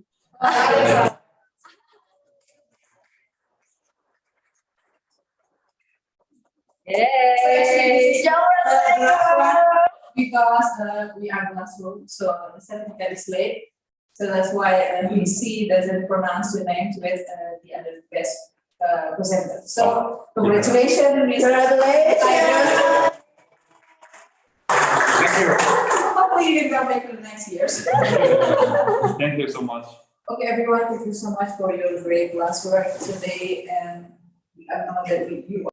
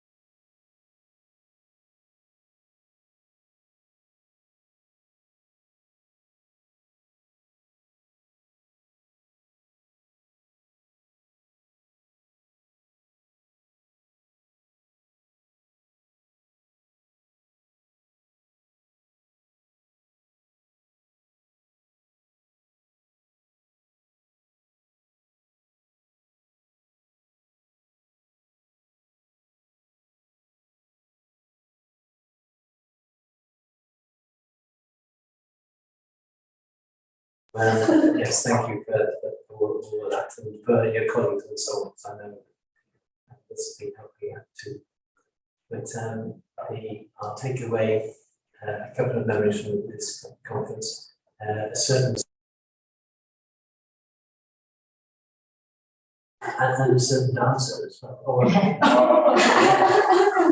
dancer. So I will go with happy memories of the experience so far.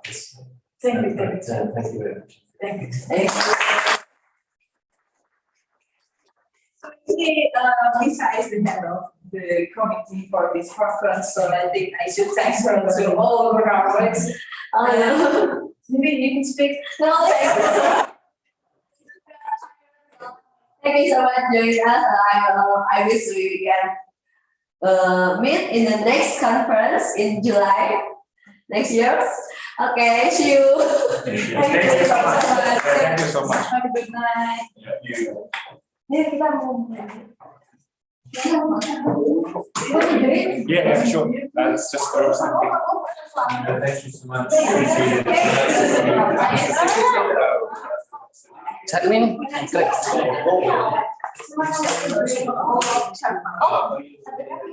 Yeah.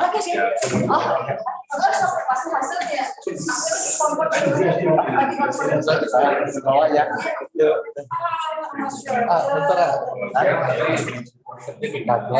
Ya. Sarai salam. Sarai salam nggak ada emang udah pulang. Masih Ridwan. For best member, buat Raisa. Kalau mau Ya, itu kan dari kan ini Muhammad Sofyan. Mana buat Meng? Ada di dalam. Bu ya, di atas bawah ya. Om ini. Yes. Yang main dua.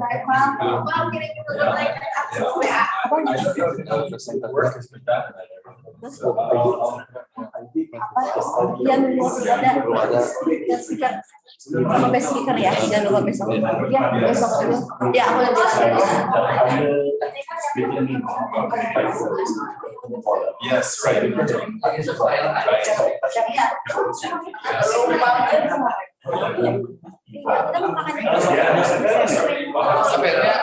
Ada di bulan Hadira.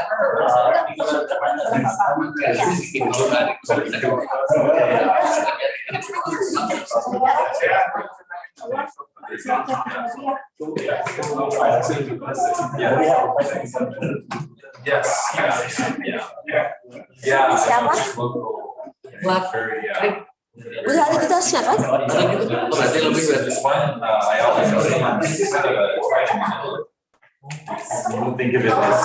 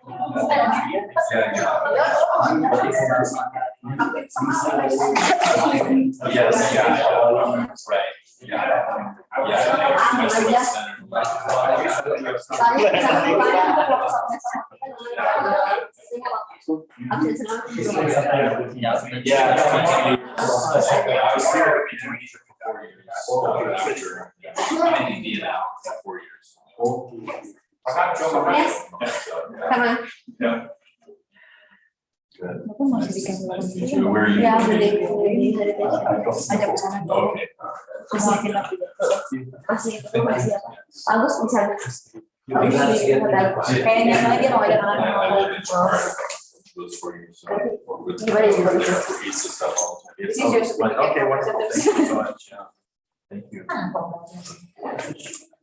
Should we go out? Oke. Belum beres. Berapa persen baru? 93. Aku 49.